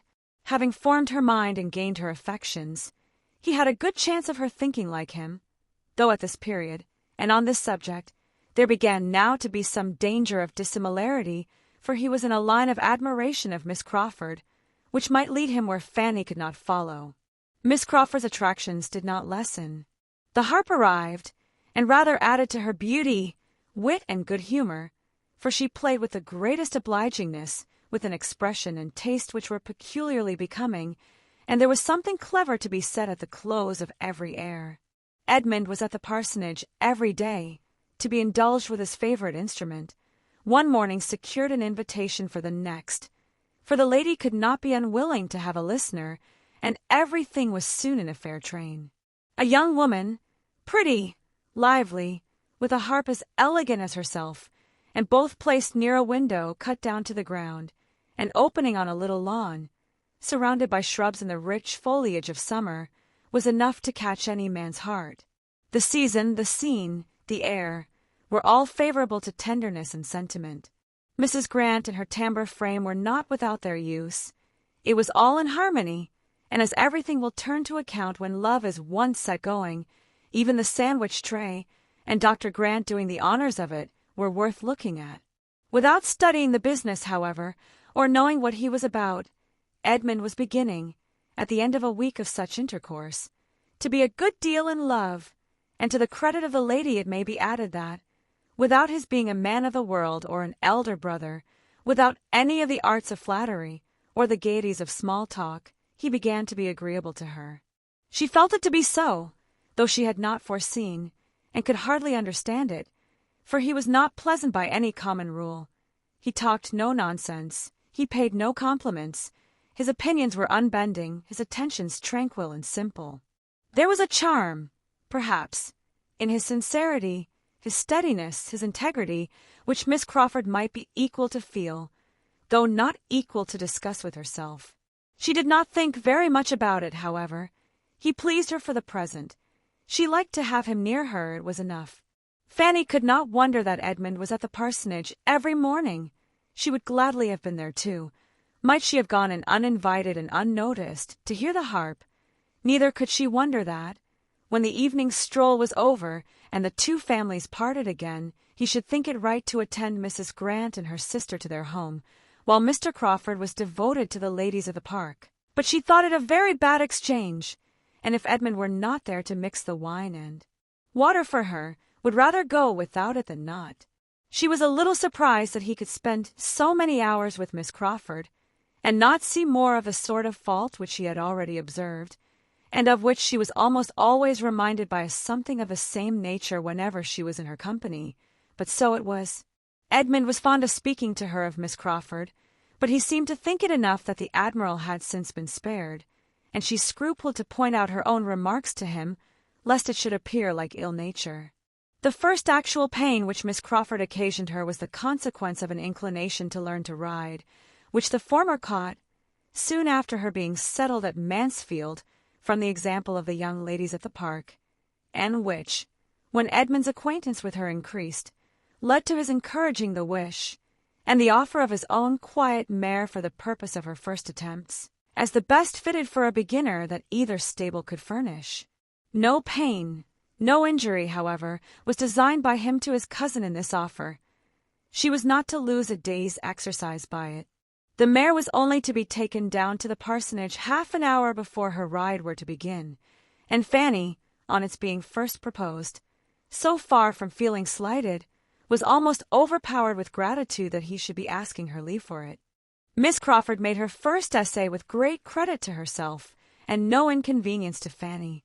Edmund, who had taken down the mare and presided at the whole, returned with it in excellent time, before either Fanny or the steady old coachman, who always attended her when she rode without her cousins, were ready to set forward. The second day's trial was not so guiltless.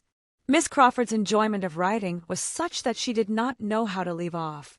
Active and fearless, and though rather small, strongly made, she seemed formed for a horsewoman, and to the pure genuine pleasure of the exercise, something was probably added in Edmund's attendance and instructions, and something more in the conviction of very much surpassing her sex in general by her early progress, to make her unwilling to dismount.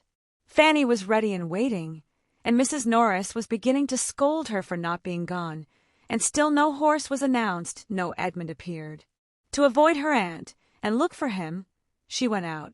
The houses, though scarcely half a mile apart, were not within sight of each other, but by walking 50 yards from the hall door, she could look down the park and command a view of the parsonage and all its domains, gently rising beyond the village road.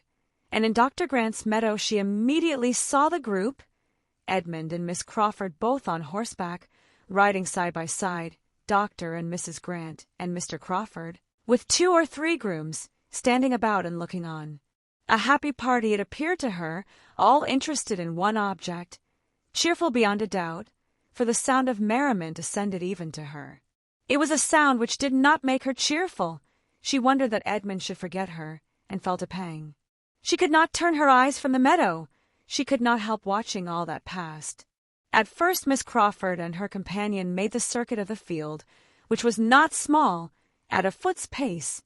Then, at her apparent suggestion, they rose into a canter, and to Fanny's timid nature it was most astonishing to see how well she sat.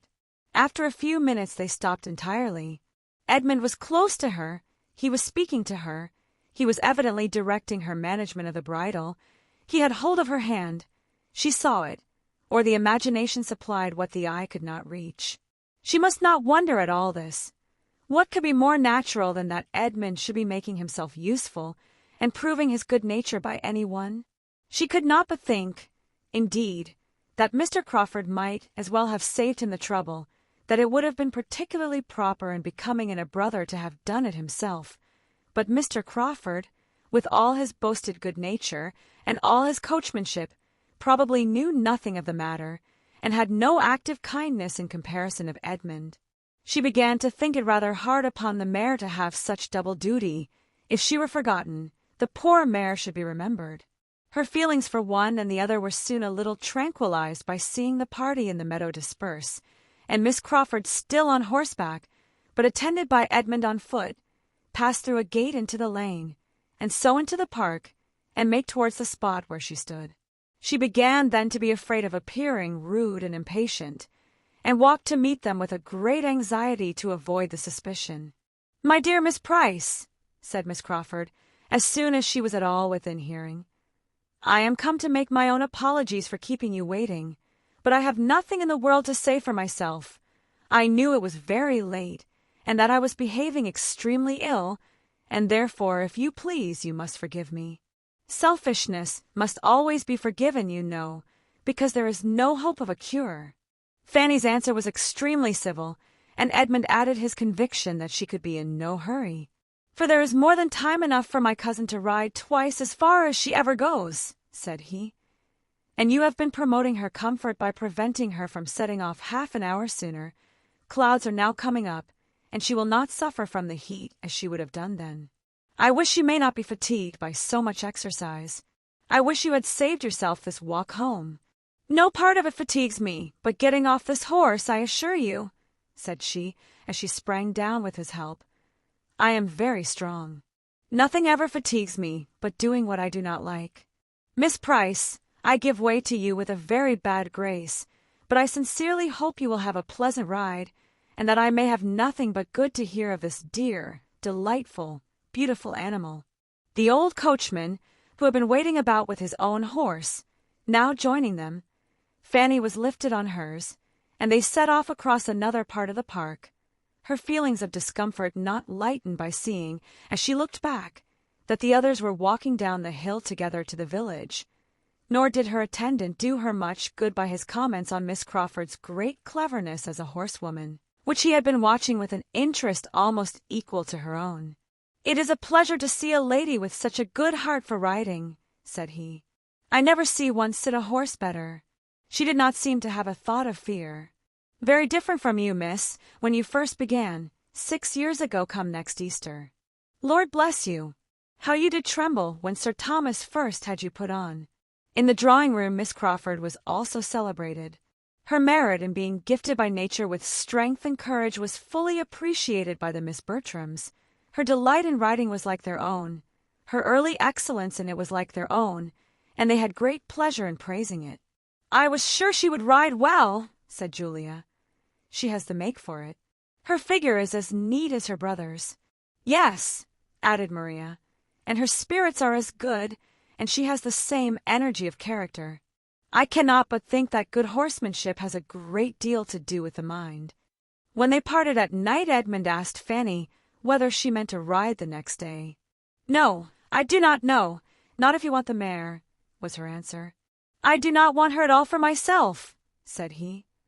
"But whenever you are next inclined to stay at home, I think Miss Crawford would be glad to have her a longer time, for a whole morning in short. She has a great desire to get as far as Mansfield Common. Mrs. Grant has been telling her of its fine views, and I have no doubt of her being perfectly equal to it. But any morning will do for this. She would be extremely sorry to interfere with you. It would be very wrong if she did. She rides only for pleasure, you for health." "I shall not ride tomorrow, certainly," said Fanny. "I have been out very often lately, and would rather stay at home. You know I am strong enough now to walk very well." Edmund looked pleased, which must be Fanny's comfort, and the ride to Mansfield Common took place the next morning. The party included all the young people but herself, and was much enjoyed at the time, and doubly enjoyed again in the evening discussion. A successful scheme of this sort generally brings on another, and the having been to Mansfield Common disposed them all for going somewhere else the day after. There were many other views to be shown, and though the weather was hot, there were shady lanes wherever they wanted to go. A young party is always provided with a shady lane. 4 fine mornings successively were spent in this manner, in shewing the Crawfords the country, and doing the honours of its finest spots. Everything answered. It was all gaiety and good humour, the heat only supplying inconvenience enough to be talked of with pleasure, till the 4th day, when the happiness of one of the party was exceedingly clouded. Miss Bertram was the one. Edmund and Julia were invited to dine at the parsonage, and she was excluded. It was meant and done by Mrs. Grant, with perfect good humour, on Mr. Rushworth's account, who was partly expected at the park that day, but it was felt as a very grievous injury, and her good manners were severely taxed to conceal her vexation and anger till she reached home. As Mr. Rushworth did not come, the injury was increased, and she had not even the relief of shewing her power over him. She could only be sullen to her mother, aunt, and cousin, and throw as great a gloom as possible over their dinner and dessert. Between 10 and 11 Edmund and Julia walked into the drawing-room, fresh with the evening air, glowing and cheerful, the very reverse of what they found in the 3 ladies sitting there, for Maria would scarcely raise her eyes from her book, and Lady Bertram was half asleep, and even Mrs. Norris, discomposed by her niece's ill humour, and having asked 1 or 2 questions about the dinner, which were not immediately attended to, seemed almost determined to say no more. For a few minutes the brother and sister were too eager in their praise of the night and their remarks on the stars to think beyond themselves, but when the first pause came, Edmund, looking around, said, "But where is Fanny? Is she gone to bed?" "No, not that I know of," replied Mrs. Norris. "She was here a moment ago." Her own gentle voice speaking from the other end of the room, which was a very long one, told them that she was on the sofa. Mrs. Norris began scolding. "That is a very foolish trick, Fanny, to be idling away all the evening upon a sofa. Why cannot you come and sit here and employ yourself as we do? If you have no work of your own, I can supply you from the poor basket. There is all the new calico that was bought last week, not touched yet. I am sure I almost broke my back by cutting it out. You should learn to think of other people, and take my word for it, it is a shocking trick for a young person to be always lolling upon a sofa." Before half this was said, Fanny was returned to her seat at the table, and had taken up her work again, and Julia, who was in high good humor from the pleasures of the day, did her the justice of exclaiming, "I must say, ma'am, that Fanny is as little upon the sofa as anybody in the house." "Fanny," said Edmund, after looking at her attentively, "I am sure you have the headache." She could not deny it, but said it was not very bad. "I can hardly believe you," he replied. "I know your looks too well. How long have you had it?" "Since a little before dinner. It is nothing but the heat." "Did you go out in the heat?" "Go out? To be sure she did," said Mrs. Norris. "Would you have her stay within such a fine day as this? Were not we all out? Even your mother was out to-day for above an hour." "Yes, indeed, Edmund," added her ladyship, who had been thoroughly awakened by Mrs. Norris's sharp reprimand to Fanny. "I was out above an hour. I sat 3/4 of an hour in the flower garden, while Fanny cut the roses, and very pleasant it was, I assure you, but very hot. It was shady enough in the alcove, but I declare I quite dreaded the coming home again. Fanny has been cutting roses, has she?" "Yes, and I am afraid they will be the last this year." "Poor thing! She found it hot enough, but they were so full-blown that one could not wait." "There was no help for it, certainly," rejoined Mrs. Norris, in a rather softened voice. "But I question whether her headache might not be caught then, sister. There is nothing so likely to give it as standing and stooping in a hot sun, but I dare say it will be well tomorrow. Suppose you let her have your aromatic vinegar. I always forget to have mine filled." "She has got it," said Lady Bertram. "She has had it ever since she came back from your house the second time." "What?" cried Edmund. "Has she been walking as well as cutting roses, walking across the hot park to your house, and doing it twice, ma'am? No wonder her head aches." Mrs. Norris was talking to Julia, and did not hear. "I was afraid it would be too much for her," said Lady Bertram. "But when the roses were gathered, your aunt wished to have them, and then you know they must be taken home." "But were there roses enough to oblige her to go twice?" "No, but they were to be put into the spare room to dry, and unluckily Fanny forgot to lock the door of the room and bring away the key, so she was obliged to go again." Edmund got up and walked about the room, saying, "And could nobody be employed on such an errand but Fanny? Upon my word, ma'am, it has been a very ill-managed business." "I am sure I do not know how it was to have been done better," cried Mrs. Norris, unable to be longer deaf, "unless I had gone myself indeed. But I cannot be in 2 places at once, and I was talking to Mr. Green at that very time about your mother's dairymaid by her desire, and had promised John Groom to write to Mrs. Jeffreys about his son, and the poor fellow was waiting for me half an hour. I think nobody can justly accuse me of sparing myself upon any occasion, but really I cannot do everything at once. And as for Fanny's just stepping down to my house for me, it is not much above 1/4 of a mile. I cannot think I was unreasonable to ask it. How often do I pace it 3 times a day, early and late, aye, and in all weathers too, and say nothing about it. I wish Fanny had half your strength, ma'am. If Fanny would be more regular in her exercise, she would not be knocked up so soon. She has not been out on horseback now this long while, and I am persuaded that, when she does not ride, she ought to walk. If she had been riding before, I should not have asked it of her. But I thought it would rather do her good after being stooping among the roses, for there is nothing so refreshing as a walk after a fatigue of that kind, and though the sun was strong, it was not so very hot. Between ourselves, Edmund, nodding significantly at his mother, it was cutting the roses and dawdling about in the flower garden that did the mischief. I am afraid it was indeed, said the more candid Lady Bertram, who had overheard her. I am very much afraid she caught the headache there, for the heat was enough to kill anybody. It was as much as I could bear myself. Sitting and calling to Pug, and trying to keep him from the flower beds, was almost too much for me. Edmund said no more to either lady, but going quietly to another table, on which the supper tray yet remained, brought a glass of Madeira to Fanny, and obliged her to drink the greater part. She wished to be able to decline it, but the tears, which a variety of feelings created, made it easier to swallow than to speak. Vexed as Edmund was with his mother and aunt, he was still more angry with himself. His own forgetfulness of her was worse than anything which they had done. Nothing of this would have happened had she been properly considered, but she had been left 4 days together without any choice of companions or exercise, and without any excuse for avoiding whatever her unreasonable aunts might require.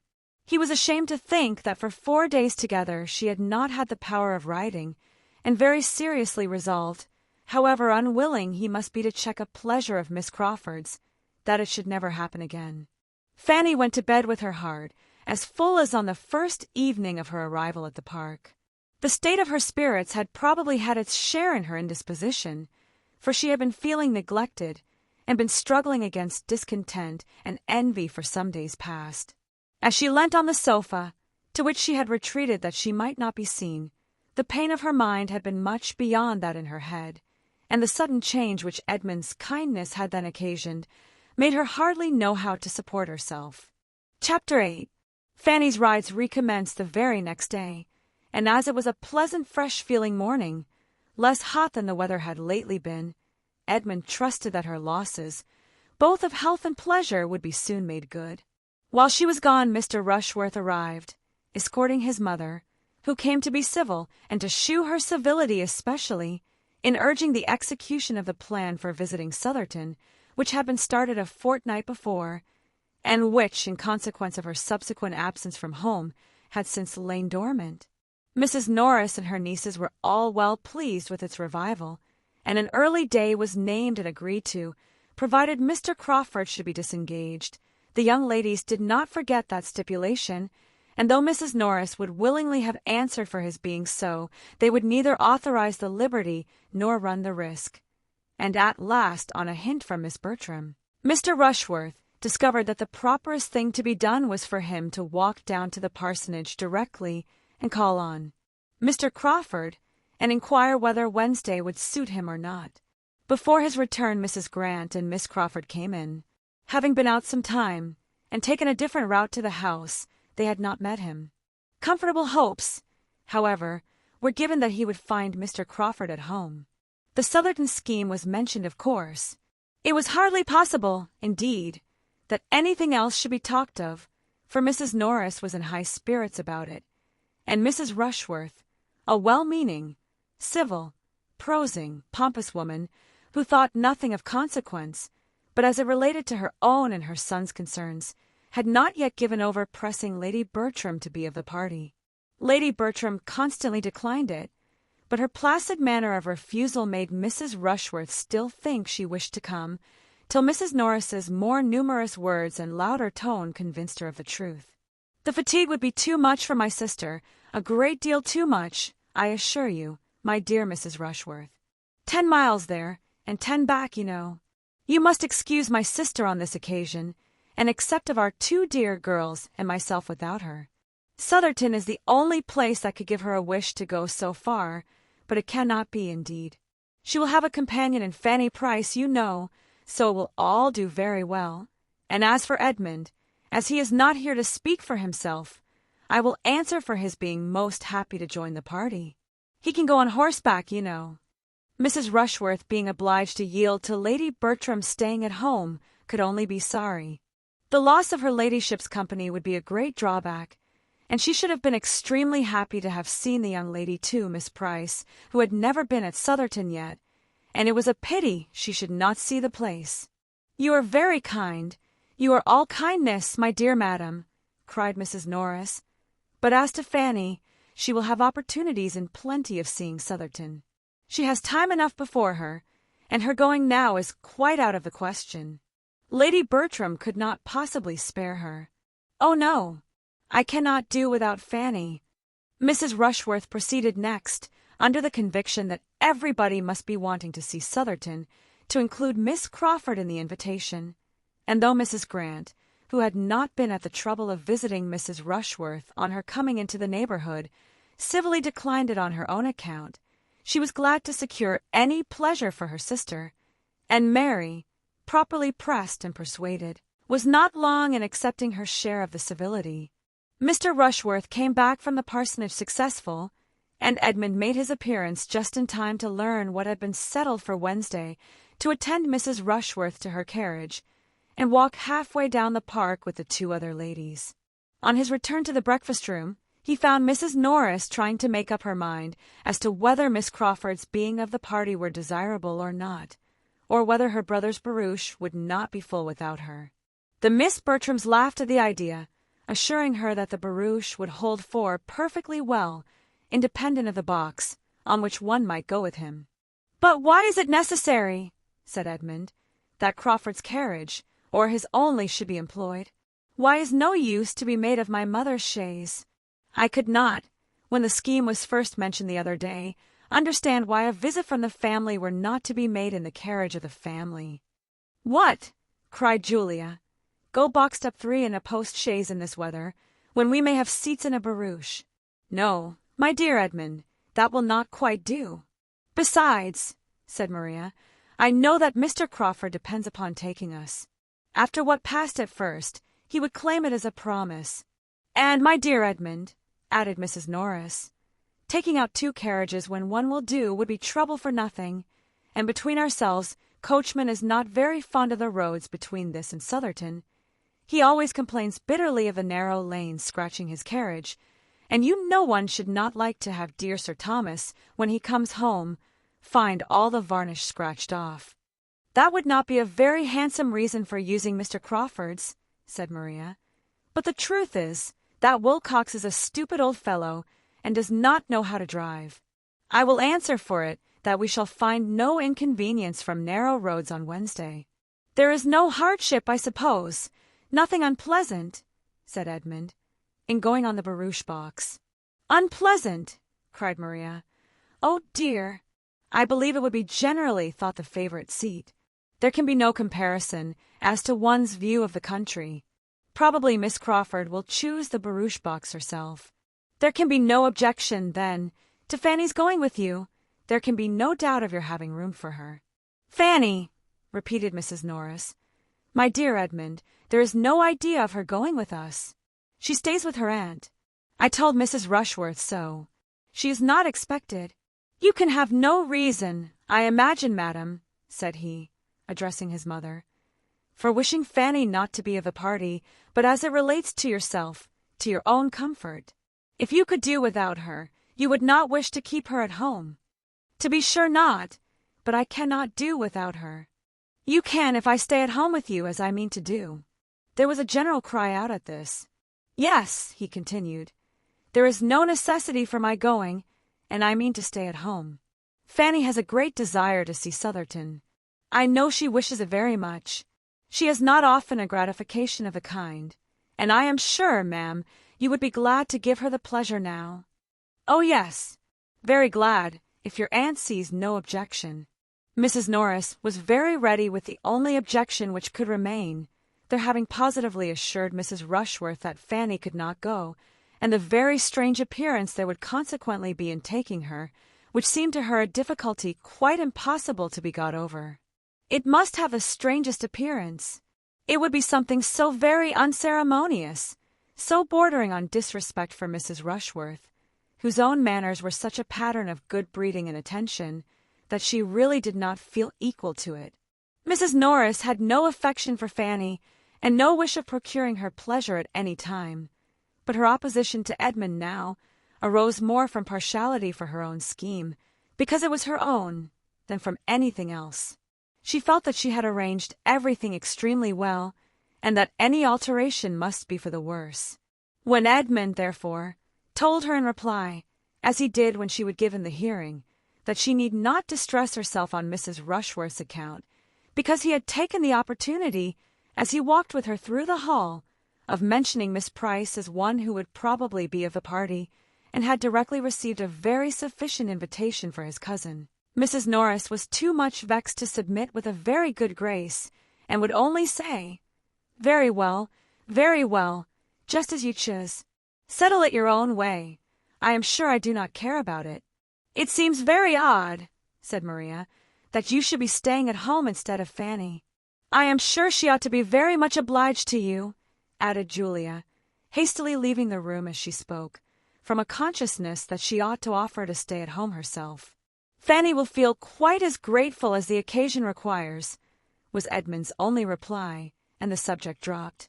Fanny's gratitude, when she heard the plan, was in fact much greater than her pleasure. She felt Edmund's kindness withal, and more than all, the sensibility which he, unsuspicious of her fond attachment, could be aware of, but that he should forego any enjoyment on her account gave her pain, and her own satisfaction in seeing Sotherton would be nothing without him. The next meeting of the two Mansfield families produced another alteration in the plan, and one that was admitted with general approbation. Mrs. Grant offered herself as companion for the day to Lady Bertram in lieu of her son, and Dr. Grant was to join them at dinner. Lady Bertram was very well pleased to have it so, and the young ladies were in spirits again. Even Edmund was very thankful for an arrangement which restored him to his share of the party, and Mrs. Norris thought it an excellent plan, and had it at her tongue's end, and was on the point of proposing it when Mrs. Grant spoke. Wednesday was fine, and soon after breakfast the barouche arrived, Mr. Crawford driving his sisters, and as everybody was ready, there was nothing to be done but for Mrs. Grant to alight and the others to take their places. The place of all places, the envied seat, the post of honor, was unappropriated. To whose happy lot was it to fall? While each of the Miss Bertrams were meditating how best, and with the most appearance of obliging the others, to secure it, the matter was settled by Mrs. Grant's saying, as she stepped from the carriage, "As there are 5 of you, it will be better that one should sit with Henry, and as you were saying lately that you wished you could drive, Julia, I think this will be a good opportunity for you to take a lesson." Happy Julia! Unhappy Maria! The former was on the barouche box in a moment. The latter took her seat within, in gloom and mortification, and the carriage drove off amid the good wishes of the 2 remaining ladies, and the barking of Pug in his mistress's arms. Their road was through a pleasant country, and Fanny, whose rides had never been extensive, was soon beyond her knowledge, and was very happy in observing all that was new, and admiring all that was pretty. She was not often invited to join in the conversation of the others, nor did she desire it. Her own thoughts and reflections were habitually her best companions, and, in observing the appearance of the country, the bearings of the roads, the difference of soil, the state of the harvest, the cottages, the cattle, the children, she found entertainment that could only have been heightened by having Edmund to speak to of what she felt. That was the only point of resemblance between her and the lady who sat by her. In everything but a value for Edmund, Miss Crawford was very unlike her. She had none of Fanny's delicacy of taste, of mind, of feeling. She saw nature, inanimate nature, with little observation. Her attention was all for men and women, her talents for the light and lively. In looking back after Edmund, however, when there was any stretch of road behind them, or when he gained on them in ascending a considerable hill, they were united, and their heels broke at the same moment from them both, more than once. For the first 7 miles Miss Bertram had very little real comfort. Her prospect always ended in Mr. Crawford and her sister sitting side by side, full of conversation and merriment, and to see only his expressive profile as he turned with a smile to Julia, or to catch the laugh of the other, was a perpetual source of irritation, which her own sense of propriety could but just smooth over. When Julia looked back, it was with a countenance of delight, and whenever she spoke to them, it was in the highest spirits. Her view of the country was charming, she wished they could all see it, etc., but her only offer of exchange was addressed to Miss Crawford as they gained the summit of a long hill, and was not more inviting than this. "Here is a fine burst of country. I wish you had my seat, but I dare say you will not take it. Let me press you ever so much." And Miss Crawford could hardly answer before they were moving again at a good pace. When they came within the influence of Southerton associations, it was better for Miss Bertram, who might be said to have two strings to her bow. She had Rushworth feelings and Crawford feelings, and in the vicinity of Southerton the former had considerable effect. Mr. Rushworth's consequence was hers. She could not tell Miss Crawford that those woods belonged to Southerton. She could not carelessly observe that she believed that it was now all Mr. Rushworth's property on each side of the road, without elation of heart, and it was a pleasure to increase with their approach to the capital freehold mansion and ancient manorial residence of the family, with all its rights of court leet and court baron. "Now we shall have no more rough road, Miss Crawford. Our difficulties are over. The rest of the way is such as it ought to be. Mr. Rushworth has made it since he succeeded to the estate. Here begins the village. Those cottages are really a disgrace. The church spire is reckoned remarkably handsome. I am glad the church is not so close to the great house as often happens in old places. The annoyance of the bells must be terrible. There is the parsonage, a tidy-looking house, and I understand the clergyman and his wife are very decent people. Those are almshouses, built by some of the family. To the right is the steward's house. He is a very respectable man. Now we are coming to the lodge gates, but we have nearly a mile through the park still. It is not ugly, you see, at this end. There is some fine timber, but the situation of the house is dreadful. We go downhill to it for half a mile, and it is a pity, for it would not be an ill-looking place if it had a better approach." Miss Crawford was not slow to admire.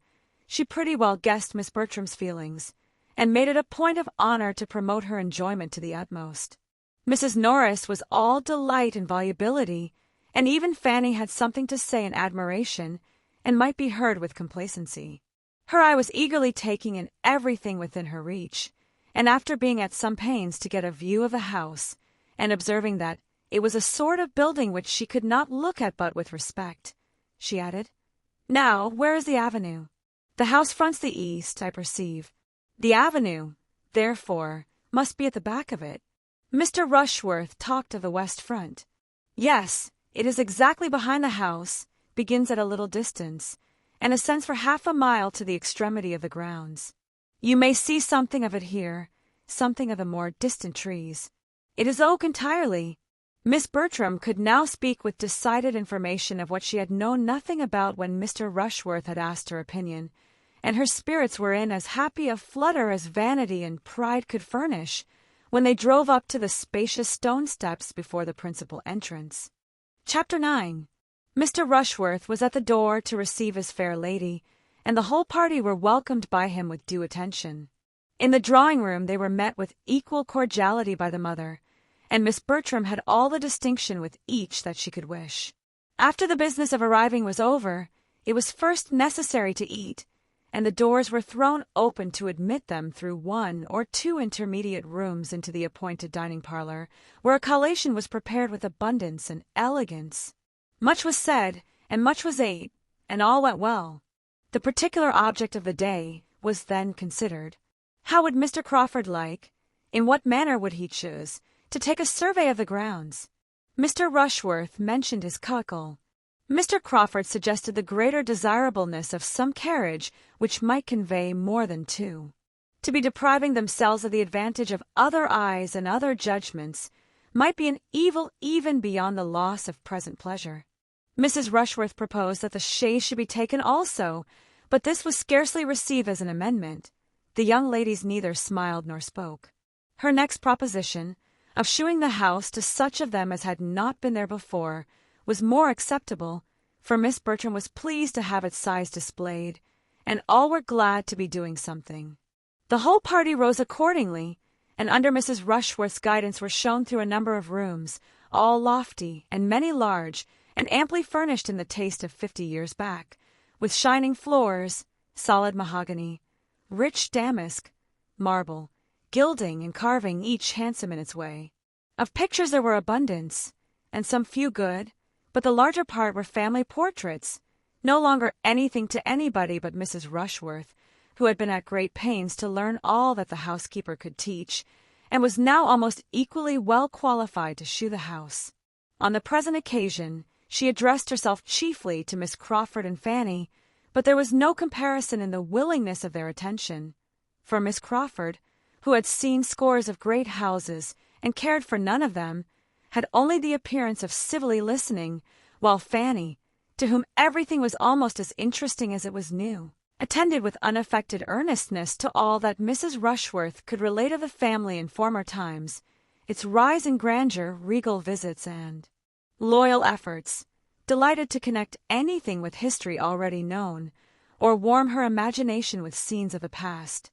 The situation of the house excluded the possibility of much prospect from any of the rooms, and while Fanny and some of the others were attending Mrs. Rushworth, Henry Crawford was looking grave and shaking his head at the windows. Every room on the west front looked across a lawn to the beginning of the avenue, immediately beyond tall iron palisades and gates. Having visited many more rooms than could be supposed to be of any other use than to contribute to the window tax, and find employment for housemaids, "Now," said Mrs. Rushworth, "we are coming to the chapel, which properly we ought to enter from above and look down upon, but as we are quite among friends, I will take you in this way if you will excuse me." They entered. Fanny's imagination had prepared her for something grander than a mere spacious, oblong room, fitted up for the purpose of devotion, with nothing more striking or more solemn than the profusion of mahogany and the crimson velvet cushions appearing over the ledge of the family gallery above. "I am disappointed," said she in a low voice to Edmund. "This is not my idea of a chapel.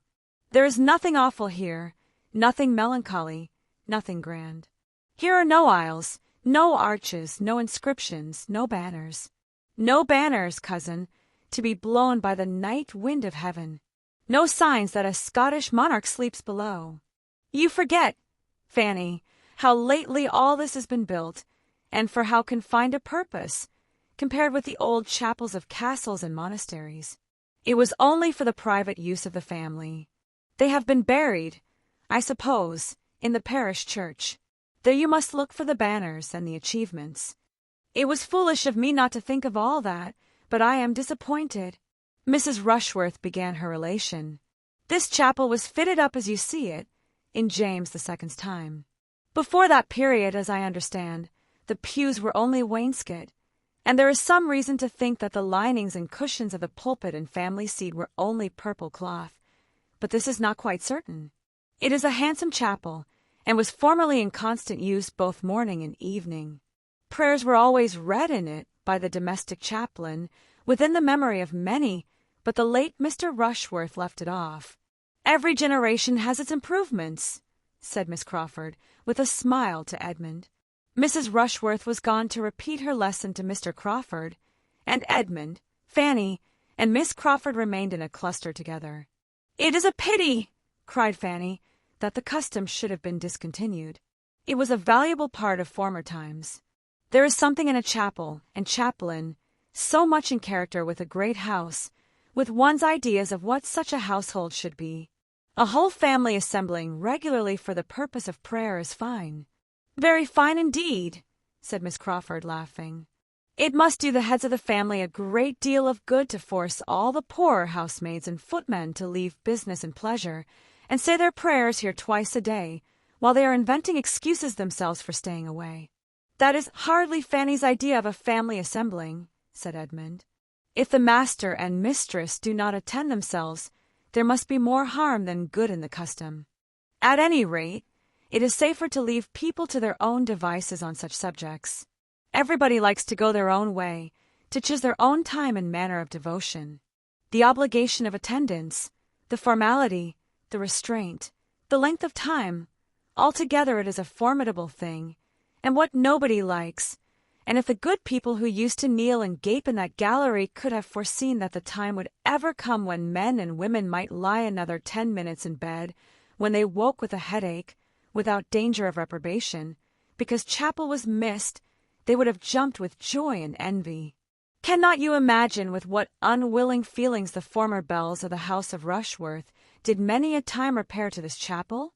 The young Mrs. Eleanors and Mrs. Bridgets, starched up into seeming piety, but with heads full of something very different, especially if the poor chaplain were not worth looking at, and in those days I fancy parsons were very inferior even to what they are now. For a few moments she was unanswered. Fanny colored and looked at Edmund, but felt too angry for speech, and he needed a little recollection before he could say, "Your lively mind can hardly be serious even on serious subjects. You have given us an amusing sketch, and human nature cannot say it was not so. We must all feel at times the difficulty of fixing our thoughts as we could wish, but if you are supposing it a frequent thing, that is to say, a weakness grown into a habit from neglect, what could be expected from the private devotions of such persons?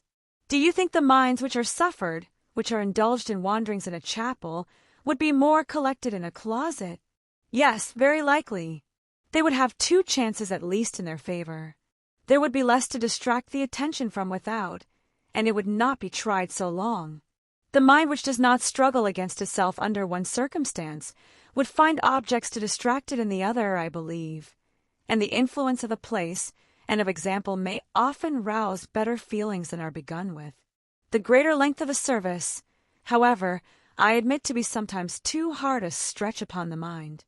One wishes it were not so, but I have not yet left Oxford long enough to forget what chapel prayers are."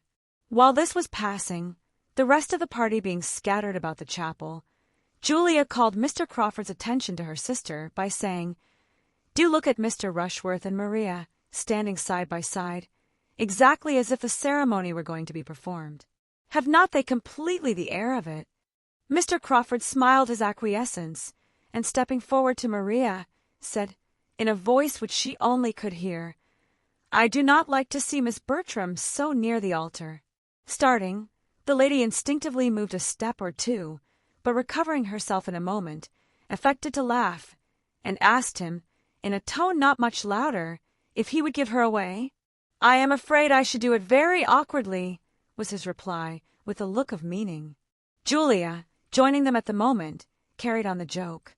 "Upon my word, it is really a pity that it should not take place directly, if we had but a proper license, for here we are all together, and nothing in the world could be more snug and pleasant." And she talked and laughed about it with so little caution as to catch the comprehension of Mr. Rushworth and his mother, and expose her sister to the whispered gallantries of her lover, while Mrs. Rushworth spoke with proper smiles and dignity of its being a most happy event to her whenever it took place. "If Edmund were but in orders!" cried Julia, and running to where he stood with Miss Crawford and Fanny, "My dear Edmund, if you were but in orders now, you might perform the ceremony directly. How unlucky that you are not ordained! Mr. Rushworth and Maria are quite ready." Miss Crawford's countenance, as Julia spoke, might have amused a disinterested observer. She looked almost aghast under the new idea she was receiving. Fanny pitied her. How distressed she will be at what she said just now, passed across her mind. "Ordained," said Miss Crawford. "What, are you to be a clergyman?" "Yes. I shall take orders soon after my father's return, probably at Christmas." Miss Crawford, rallying her spirits and recovering her complexion, replied only, "If I had known this before, I would have spoken of the cloth with more respect," and turned the subject. The chapel was soon afterwards left to the silence and stillness which reigned in it, with few interruptions, throughout the year. Miss Bertram, displeased with her sister, led the way, and all seemed to feel that they had been there long enough. The lower part of the house had been now entirely shown, and Mrs. Rushworth, never weary in the cause, would have proceeded towards the principal staircase, and taken them through all the rooms above, if her son had not interposed with a doubt of there being time enough. "For if," said he, with a sort of self-evident proposition which many a clearer head does not always avoid, "we are too long going over the house, we shall not have time for what is to be done out of doors. It is past 2, and we are to dine at 5. Mrs. Rushworth submitted, and the question of surveying the grounds, with the who and the how, was likely to be more fully agitated, and Mrs. Norris was beginning to arrange by what junction of carriages and horses most could be done, when the young people, meeting with an outward door, temptingly open on a flight of steps which led immediately to turf and shrubs, and all the suites of pleasure grounds, as by one impulse, one wish for air and liberty, all walked out. "Suppose we turn down here for the present," said Mrs. Rushworth, civilly taking the hint and following them. "Here are the greatest number of our plants, and here are the curious pheasants. Query," said Mr. Crawford, looking round him, "whether we may not find something to employ us here before we go farther? I see walls of great promise. Mr. Rushworth, shall we summon a council on this lawn?" "James," said Mrs. Rushworth to her son, "I believe the wilderness will be new to all the party. The Miss Bertrams have never seen the wilderness yet." No objection was made, but for some time there seemed no inclination to move in any plan, or to any distance. All were attracted at first by the plants or the pheasants, and all dispersed about in happy independence. Mr. Crawford was the first to move forward to examine the capabilities of that end of the house. The lawn, bounded on each side by a high wall, contained beyond the first planted area a bowling green, and beyond the bowling green a long terrace walk backed by iron palisades, and commanding a view over them into the tops of the trees of the wilderness immediately adjoining. It was a good spot for fault-finding. Mr. Crawford was soon followed by Miss Bertram and Mr. Rushworth, and when, after a little time, the others began to form into parties, these 3 were found in busy consultation on the terrace by Edmund, Miss Crawford, and Fanny, who seemed as naturally to unite, and who, after a short participation of their regrets and difficulties, left them and walked on. The remaining 3, Mrs. Rushworth, Mrs. Norris, and Julia, were still far behind, for Julia, whose happy star no longer prevailed, was obliged to keep by the side of Mrs. Rushworth, and restrain her impatient feet to that lady's slow pace, while her aunt, having fallen in with the housekeeper, who was come out to feed the pheasants, was lingering behind in gossip with her. Poor Julia, the only one out of the 9 not tolerably satisfied with their lot, was now in a state of complete penance, and as different from the Julia of the barouche box as could well be imagined. The politeness which she had been brought up to practice as a duty made it impossible for her to escape, while the want of that higher species of self-command, that just consideration of others, that knowledge of her own heart, that principle of right, which had not formed any essential part of her education, made her miserable under it. "This is insufferably hot," said Miss Crawford, when they had taken one turn on the terrace, and were drawing a second time to the door in the middle which opened to the wilderness. "Shall any of us object to being comfortable? Here is a nice little wood, if one can but get into it. What happiness if the door should not be locked! But of course it is, for in these great places the gardeners are the only people who can go where they like." The door, however, proved not to be locked, and they were all agreed in turning joyfully through it, and leaving the unmitigated glare of day behind. A considerable flight of steps landed them in the wilderness, which was a planted wood of about 2 acres, and though chiefly of larch and laurel, and beech cut down, and though laid out with too much regularity, was darkness and shade, and natural beauty, compared with the bowling green and the terrace. They all felt the refreshment of it, and for some time could only walk and admire. At length, after a short pause, Miss Crawford began with, "So you are to be a clergyman, Mr. Bertram. This is rather a surprise to me. Why should it surprise you? You must suppose me designed for some profession, and might perceive that I am neither a lawyer, nor a soldier, nor a sailor." "Very true, but in short, it had not occurred to me. And you know there is generally an uncle or a grandfather to leave a fortune to the second son." "A very praiseworthy practice," said Edmund, "but not quite universal. I am one of the exceptions, and being one, must do something for myself. But why are you to be a clergyman? I thought that was always the lot of the youngest, where there were many to choose before him." Do you think the church itself never chosen then? Never is a black word. But yes, in the never of conversation, which means not very often, I do think it. For what is to be done in the church? Men love to distinguish themselves, and in either of the other lines distinction may be gained, but not in the church. A clergyman is nothing. The nothing of conversation has its gradations, I hope, as well as the never. A clergyman cannot be high in state or fashion. He must not head mobs, or set the ton in dress. But I cannot call that situation nothing which has the charge of all that is of the first importance to mankind, individually or collectively considered, temporally and eternally, which has the guardianship of religion and morals, and consequently of the manners which result from their influence. No one here can call the office nothing. If the man who holds it is so, it is by the neglect of his duty, by foregoing its just importance, and stepping out of his place to appear what he ought not to appear. You assign greater consequence to the clergyman than one has been used to hear given, or than I can quite comprehend. One does not see much of this influence and importance in society, and how can it be acquired where they are so seldom seen themselves?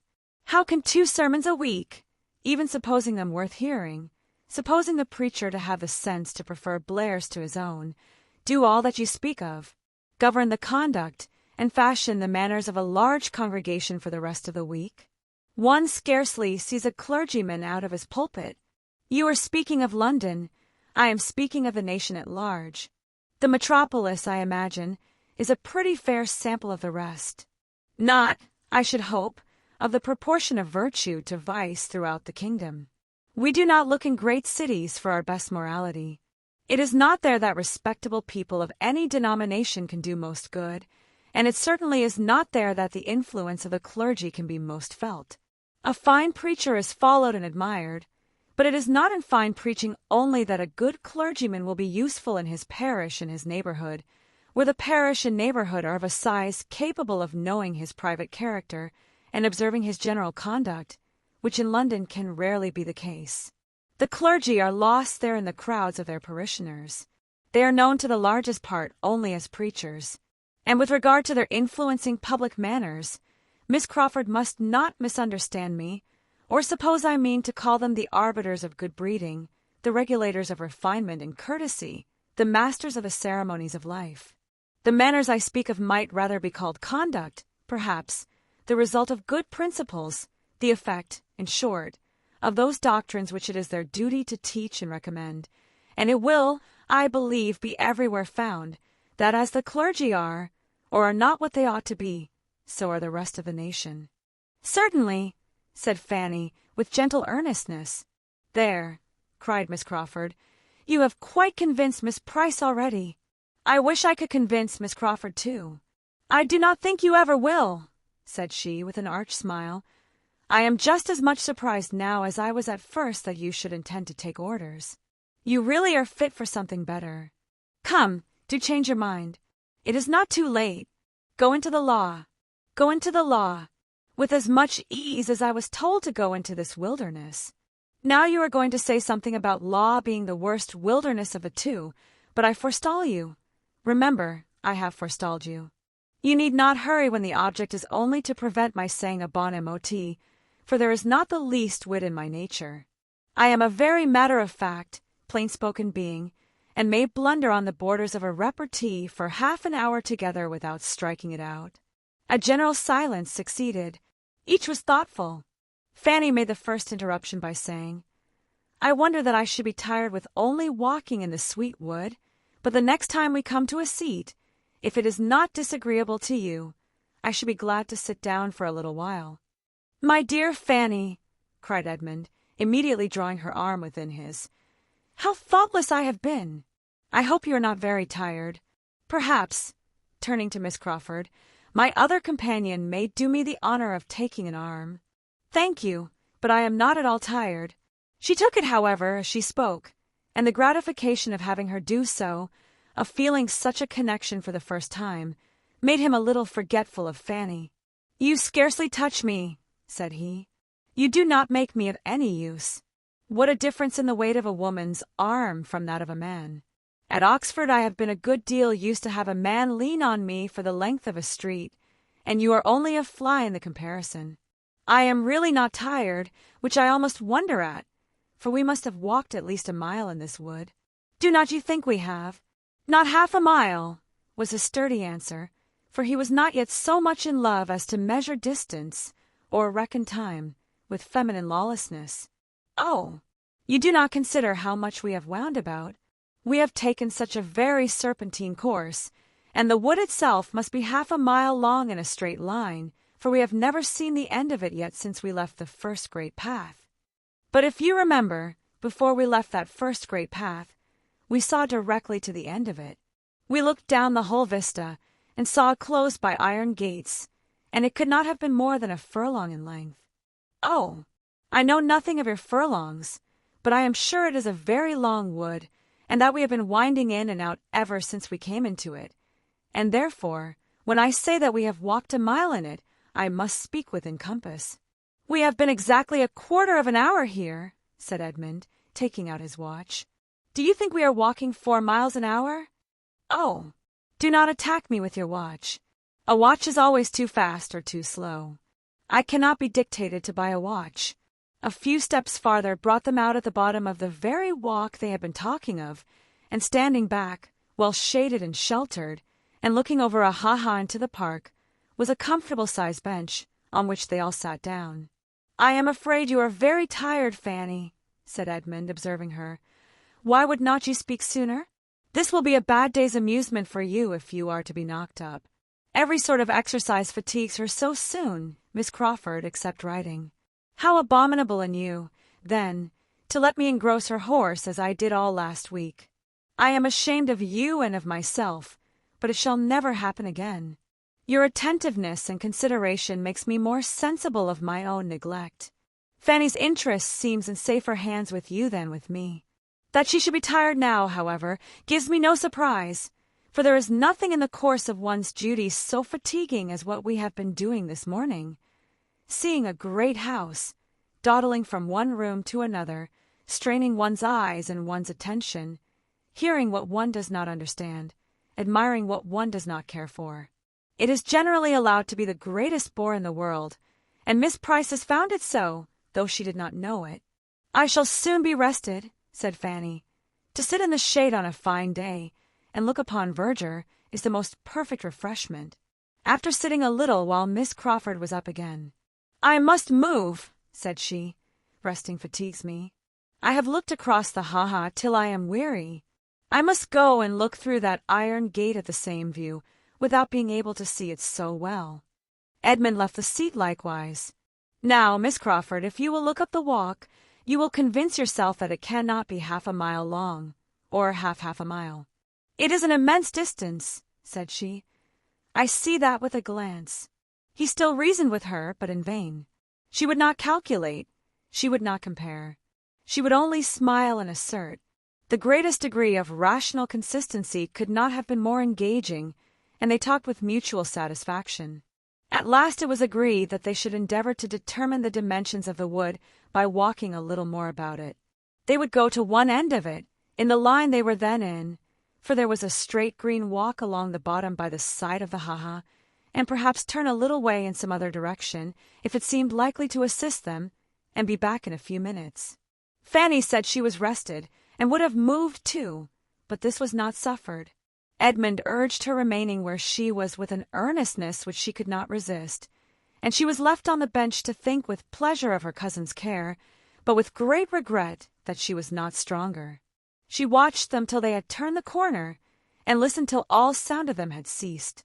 Chapter 10. A quarter of an hour, 20 minutes, passed away, and Fanny was still thinking of Edmund, Miss Crawford, and herself, without interruption from any one. She began to be surprised at being left so long, and to listen with an anxious desire of hearing their steps and their voices again. She listened, and at length she heard. She heard voices and feet approaching, but she had just satisfied herself that it was not those she wanted, when Miss Bertram, Mr. Rushworth, and Mr. Crawford issued from the same path which she had trod herself, and were before her. Miss Price all alone, and my dear Fanny, how comes this? Were the first salutations. She told her story. "Poor dear Fanny!" cried her cousin. "How ill you have been used by them! You had better have stayed with us." Then, seating herself with a gentleman on each side, she resumed the conversation which had engaged them before, and discussed the possibility of improvements with much animation.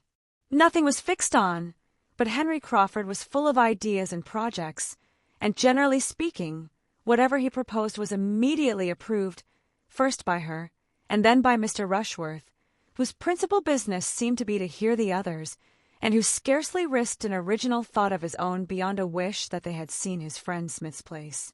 After some minutes spent in this way, Miss Bertram, observing the iron gate, expressed a wish of passing through it into the park, that their views and their plans might be more comprehensive. It was the very thing of all others to be wished. It was the best. It was the only way of proceeding with any advantage, in Henry Crawford's opinion, and he directly saw a knoll not half a mile off, which would give them exactly the requisite command of the house. Go therefore they must to that knoll, and through that gate, but the gate was locked. Mr. Rushworth wished he had brought the key. He had been very near thinking whether he should not bring the key. He was determined he would never come without the key again, but still this did not remove the present evil. They could not get through, and as Miss Bertram's inclination for so doing did by no means lessen, it ended in Mr. Rushworth's declaring outright that he would go and fetch the key. He set off accordingly. "It is undoubtedly the best thing we can do now, as we are so far from the house already," said Mr. Crawford when he was gone. "Yes, there is nothing else to be done. But now, sincerely, do not you find the place altogether worse than you expected?" "No, indeed, far otherwise. I find it better, grander, more complete in its style, though that style may not be the best. And to tell you the truth," speaking rather lower, "I do not think that I shall ever see Southerton again with so much pleasure as I do now. Another summer will hardly improve it to me." After a moment's embarrassment, the lady replied, "You are too much a man of the world not to see with the eyes of the world. If other people think Southerton improved, I have no doubt that you will. I am afraid I am not quite so much the man of the world as might be good for me in some points. My feelings are not quite so evanescent, nor my memory of the past under such easy dominion as one finds to be the case with men of the world." This was followed by a short silence. Miss Bertram began again.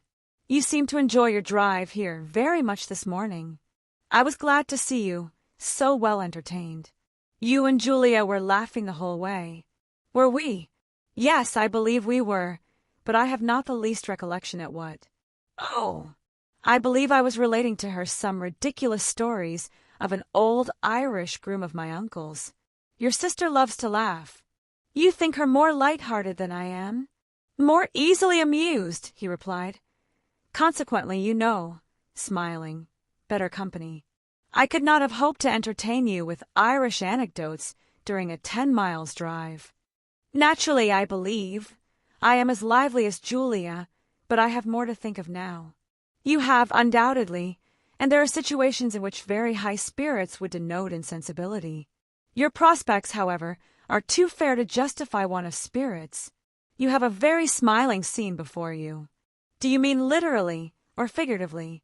Literally, I conclude. Yes, certainly. The sun shines, and the park looks very cheerful. But unluckily that iron gate, that ha-ha, give me a feeling of restraint and hardship. I cannot get out, as the starling said. As she spoke, and it was with expression, she walked to the gate. He followed her. "Mr. Rushworth is so long fetching this key, and for the world you would not get out without the key and without Mr. Rushworth's authority and protection, or I think you might with little difficulty pass round the edge of the gate here, with my assistance. I think it might be done, if you really wished to be more at large, and could allow yourself to think it not prohibited." "Prohibited? Nonsense! I certainly can get out that way, and I will. Mr. Rushworth will be here in a moment, you know. We shall not be out of sight. Or if we are, Miss Price will be so good as to tell him that he will find us near that knoll, the grove of oak on the knoll." Fanny, feeling all this to be wrong, could not help making an effort to prevent it. "You will hurt yourself, Miss Bertram," she cried. You will certainly hurt yourself against those spikes. You will tear your gown. You will be in danger of slipping into the ha-ha. You had better not go."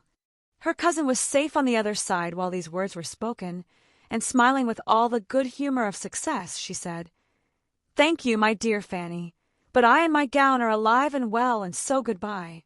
Fanny was again left to her solitude, and with no increase of pleasant feelings, for she was sorry for almost all that she had seen and heard, astonished at Miss Bertram, and angry with Mr. Crawford.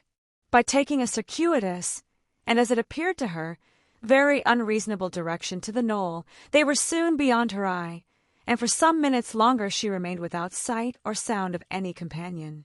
She seemed to have the little wood all to herself. She could almost have thought that Edmund and Miss Crawford had left it, but that it was impossible for Edmund to forget her so entirely. She was again roused from disagreeable musings by sudden footsteps. Somebody was coming at a quick pace down the principal walk. She expected Mr. Rushworth, but it was Julia, who, hot and out of breath, and with a look of disappointment, cried out on seeing her, "Heyday! Where are the others? I thought Maria and Mr. Crawford were with you." Fanny explained, "A pretty trick, upon my word! I cannot see them anywhere," looking eagerly into the park. "But they cannot be very far off, and I think I am equal to as much as Maria, even without help. But, Julia, Mr. Rushworth will be here in a moment with the key. Do wait for Mr. Rushworth." "Not I, indeed. I have had enough of the family for one morning." "Why, child, I have but this moment escaped from his horrible mother. Such a penance as I have been enduring, while you were sitting here so composed and so happy. It might have been as well, perhaps, if you had been in my place, but you always contrive to keep out of these scrapes."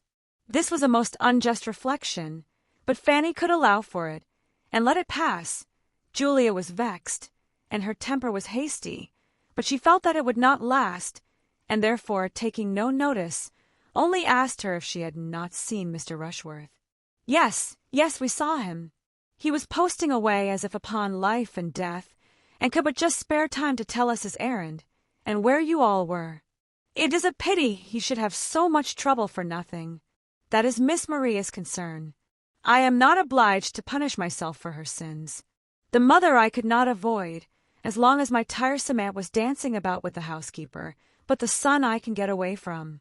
And she immediately scrambled across the fence, and walked away, not attending to Fanny's last question of whether she had seen anything of Miss Crawford and Edmund. The sort of dread in which Fanny now sat of seeing Mr. Rushworth prevented her thinking so much of their continued absence, however, as she might have done. She felt that he had been very ill-used, and was quite unhappy in having to communicate what had passed. He joined her within 5 minutes after Julia's exit, and though she made the best of a story, he was evidently mortified and displeased in no common degree. At first he scarcely said anything. His looks only expressed his extreme surprise and vexation, and he walked to the gate and stood there without seeming to know what to do. "They desired me to stay. My cousin Maria charged me to say that you would find them at that knoll, or thereabouts." "I do not believe I shall go any farther," said he sullenly. "I see nothing of them. By the time I get to the knoll, they may be gone somewhere else. I have had walking enough." And he sat down with a most gloomy countenance by Fanny. "I am very sorry," said she. "It is very unlucky." And she longed to be able to say something more to the purpose. After an interval of silence, "I think they might as well have stayed for me," said he. "Miss Bertram thought you would follow her. I should not have had to follow her if she had stayed." This could not be denied, and Fanny was silenced. After another pause, he went on, "Pray, Miss Price, are you such a great admirer of this Mr. Crawford as some people are? For my part, I can see nothing in him. I do not think him at all handsome." "Handsome? Nobody can call such an undersized man handsome. He is not 5'9". I should not wonder if he is not more than 5'8". I think he is an ill-looking fellow. In my opinion, these Crawfords are no addition at all. We did very well without them." A small sigh escaped Fanny here, and she did not know how to contradict him. "If I had made any difficulty about fetching the key, there might have been some excuse, but I went the very moment she said she wanted it. Nothing could be more obliging than your manner, I am sure, and I dare say you walked as fast as you could. But still it is some distance, you know, from the spot to the house, quite into the house, and when people are waiting, they are bad judges of time, and every half-minute seems like 5. He got up and walked to the gate again, and wished he had had the key about him at the time. Fanny thought she discerned in his standing there an indication of relenting, which encouraged her to another attempt, and she said, therefore, "It is a pity you should not join them. They expected to have a better view of the house from that part of the park, and will be thinking how it may be improved, and nothing of that sort, you know, can be settled without you." She found herself more successful in sending away than in retaining a companion. Mr. Rushworth was worked on. "Well," said he, "if you really think I had better go, it would be foolish to bring the key for nothing." And letting himself out, he walked off without farther ceremony. Fanny's thoughts were now all engrossed by the two who had left her so long ago, and getting quite impatient, she resolved to go in search of them.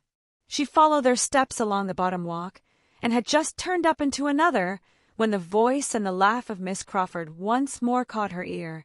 The sound approached, and a few more windings brought them before her. They were just returned into the wilderness from the park, to which a side gate, not fastened, had tempted them very soon after their leaving her, and they had been across a portion of the park into the very avenue which Fanny had been hoping the whole morning to reach at last, and had been sitting down under one of the trees. This was their history. It was evident that they had been spending their time pleasantly, and were not aware of the length of their absence. Fanny's best consolation was in being assured that Edmund had wished for her very much, and that he should certainly have come back for her, had she not been tired already.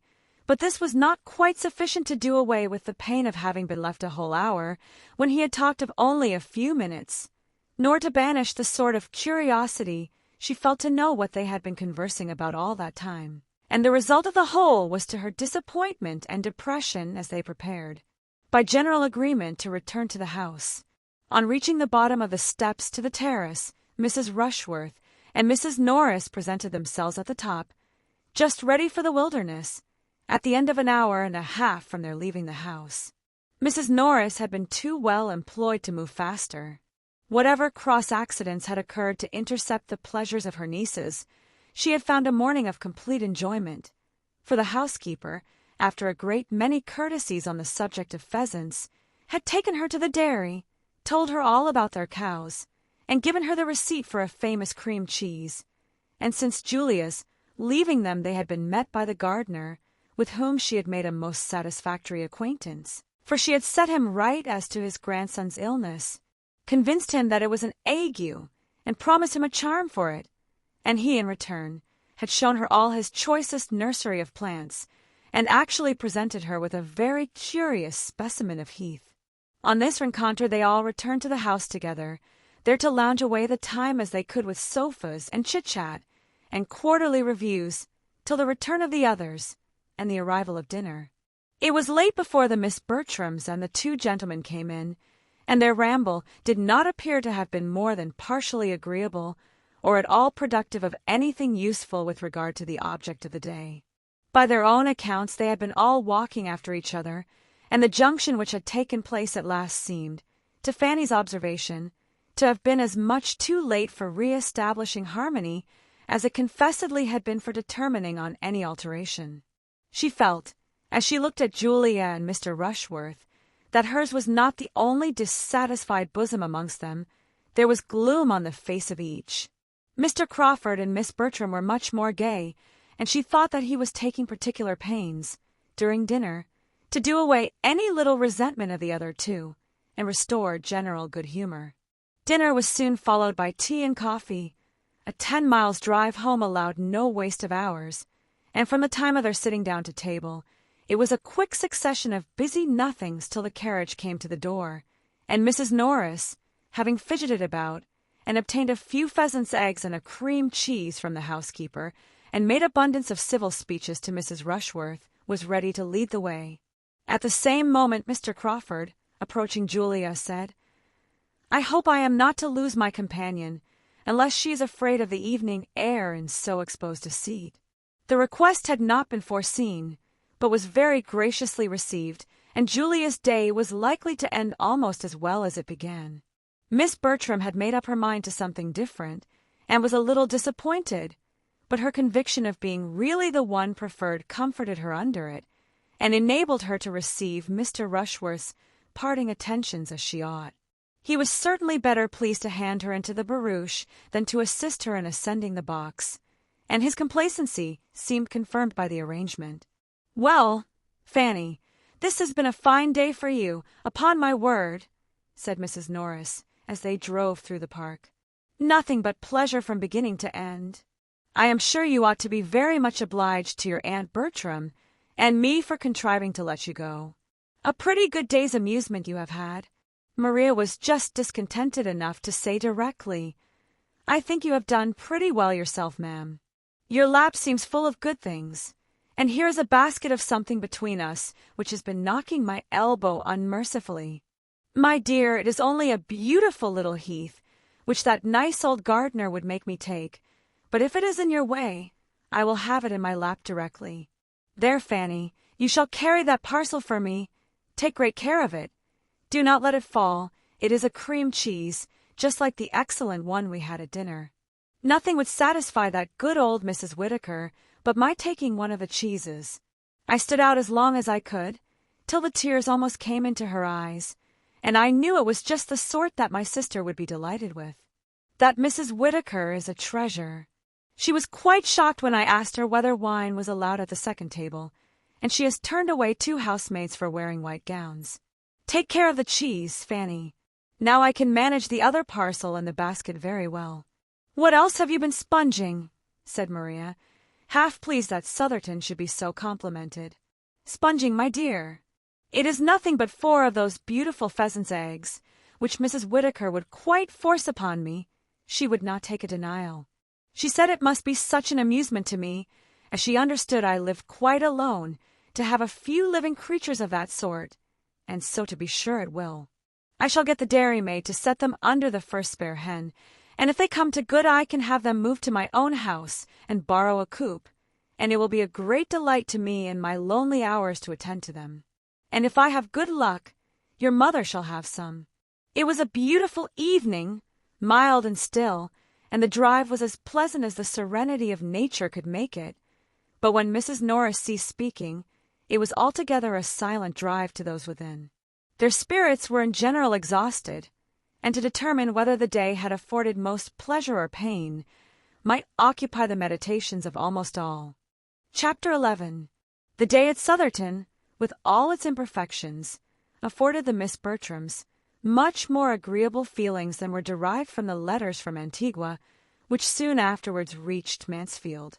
It was much pleasanter to think of Henry Crawford than of their father, and to think of their father in England again within a certain period, which these letters obliged them to do, was a most unwelcome exercise. November was the black month fixed for his return. Sir Thomas wrote of it with as much decision as experience and anxiety could authorize.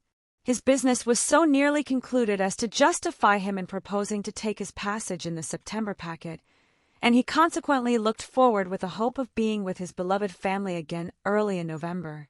Maria was more to be pitied than Julia, for to her the father brought a husband, and the return of the friend most solicitous for her happiness would unite her to the lover on whom she had chosen that happiness should depend. It was a gloomy prospect, and all she could do was to throw a mist over it, and hope when the mist cleared away she should see something else. It would hardly be early in November. There were generally delays, a bad passage or something, that favoring something which everybody who shuts their eyes while they look, or their understandings while they reason, feels the comfort of. It would probably be the middle of November at least. The middle of November was 3 months off. 3 months comprised 13 weeks. Much might happen in 13 weeks. Sir Thomas would have been deeply mortified by a suspicion of half that his daughters felt on the subject of his return, and would hardly have found consolation in a knowledge of the interest it excited in the breast of another young lady. Miss Crawford, on walking up with her brother to spend the evening at Mansfield Park, heard the good news, and though seeming to have no concern in the affair beyond politeness, and to have vented all her feelings in a quiet congratulation, heard it with an attention not so easily satisfied. Mrs. Norris gave the particulars of the letters, and the subject was dropped, but after tea, as Miss Crawford was standing at an open window with Edmund and Fanny looking out on a twilight scene, while the Miss Bertrams, Mr. Rushworth, and Henry Crawford were all busy with candles at the pianoforte, she suddenly revived it by turning round towards the group and saying, "How happy Mr. Rushworth looks! He is thinking of November." Edmund looked round at Mr. Rushworth too, but had nothing to say. "Your father's return will be a very interesting event." "It will, indeed, after such an absence not only long, but including so many dangers. It will be the forerunner also of other interesting events, your sister's marriage, and your taking orders." "Yes, don't be affronted," said she, laughing. "But it does put me in mind of some of the old heathen heroes, who, after performing great exploits in a foreign land, offered sacrifices to the gods on their safe return." "There is no sacrifice in the case," replied Edmund, with a serious smile, and glancing at the pianoforte again. "It is entirely her own doing." "Oh, yes, I know it is. I was merely joking. She has done no more than what every young woman would do, and I have no doubt of her being extremely happy. My other sacrifice, of course, you do not understand. My taking orders, I assure you, is quite as voluntary as Maria's marrying. It is fortunate that your inclination and your father's convenience should accord so well. There is a very good living kept for you, I understand hereabouts, which you suppose has biased me.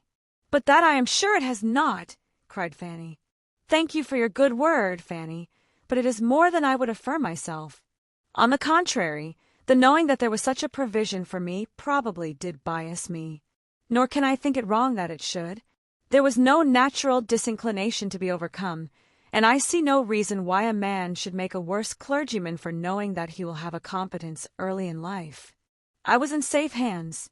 I hope I should not have been influenced myself in a wrong way, and I am sure my father was too conscientious to have allowed it. I have no doubt that I was biased, but I think it was blamelessly." "It is the same sort of thing," said Fanny, after a short pause, "as for the son of an admiral to go into the navy, or the son of a general to be in the army, and nobody sees anything wrong in that. Nobody wonders that they should prefer the line where their friends can serve them best, or suspects them to be less in earnest in it than they appear. No, my dear Miss Price, and for reasons good. The profession, either navy or army, is its own justification. It has everything in its favor: heroism, danger, bustle, fashion. Soldiers and sailors are always acceptable in society. Nobody can wonder that men are soldiers and sailors. But the motives of a man who takes orders with the certainty of preferment may be fairly suspected, you think?" said Edmund. "To be justified in your eyes, he must do it in the most complete uncertainty of any provision." "What? Take orders without a living? No, that is madness indeed, absolute madness. Shall I ask you how the church is to be filled, if a man is neither to take orders with a living nor without? No, for you certainly would not know what to say. But I must beg some advantage to the clergyman from your own argument. As he cannot be influenced by those feelings which you rank highly as temptation and reward to the soldier and sailor in their choice of a profession, as heroism and noise and fashion are all against him, he ought to be less liable to the suspicion of wanting sincerity or good intentions in the choice of his. Oh, no doubt he is very sincere in preferring an income ready-made to the trouble of working for one, and has the best intentions of doing nothing all the rest of his days but eat, drink, and grow fat. It is indolence, Mr. Bertram, indeed, indolence and love of ease, a one of all laudable ambition, of taste for good company, or of inclination to take the trouble of being agreeable, which make men clergymen. A clergyman has nothing to do but be slovenly and selfish, read the newspaper, watch the weather, and quarrel with his wife. His curate does all the work, and the business of his own life is to dine. There are such clergymen, no doubt, but I think they are not so common as to justify Miss Crawford in esteeming it their general character. I suspect that in this comprehensive and, may I say, commonplace censure, You are not judging from yourself, but from prejudiced persons whose opinions you have been in the habit of hearing. It is impossible that your own observation can have given you much knowledge of the clergy.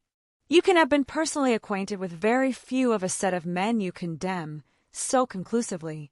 You are speaking what you have been told at your uncle's table. I speak what appears to me the general opinion, and where an opinion is general, it is usually correct. Though I have not seen much of the domestic lives of clergymen, it is seen by too many to leave any deficiency of information. Where any one body of educated men, of whatever denomination, are condemned indiscriminately, there must be a deficiency of information, or, smiling, of something else. Your uncle and his brother admirals perhaps knew little of clergymen beyond the chaplains whom, good or bad, they were always wishing away. Poor William! He has met with great kindness from the chaplain of the Antwerp, was a tender apostrophe of Fanny's, very much to the purpose of her own feelings, if not of the conversation. I have been so little addicted to take my opinions from my uncle, said Miss Crawford, that I can hardly suppose, and since you push me so hard, I must observe that I am not entirely without the means of seeing what clergymen are, being at this present time the guest of my own brother, Dr. Grant. And though Dr. Grant is most kind and obliging to me, and though he is really a gentleman, and I dare say, a good scholar and clever, and often preaches good sermons, and is very respectable, I see him to be an indolent, selfish bon vivant, who must have his palate consulted in everything, who will not stir a finger for the convenience of any one, and who, moreover, if the cook makes a blunder, is out of humour with his excellent wife. To own the truth, Henry and I were partly driven out this very evening by a disappointment about a green goose, which he could not get the better of. My poor sister was forced to stay and bear it. I do not wonder at your disapprobation, upon my word. It is a great defect of temper, made worse by a very faulty habit of self-indulgence, and to see your sister suffering from it must be exceedingly painful to such feelings as yours. Fanny, it goes against us. We cannot attempt to defend Dr. Grant. No, replied Fanny, but we need not give up his profession for all that, because whatever profession Dr. Grant had chosen, he would have taken a not a good temper into it. And as he must, either in the Navy or Army, have had a great many more people under his command than he is now, I think more would have been made unhappy by him as a sailor or soldier than as a clergyman.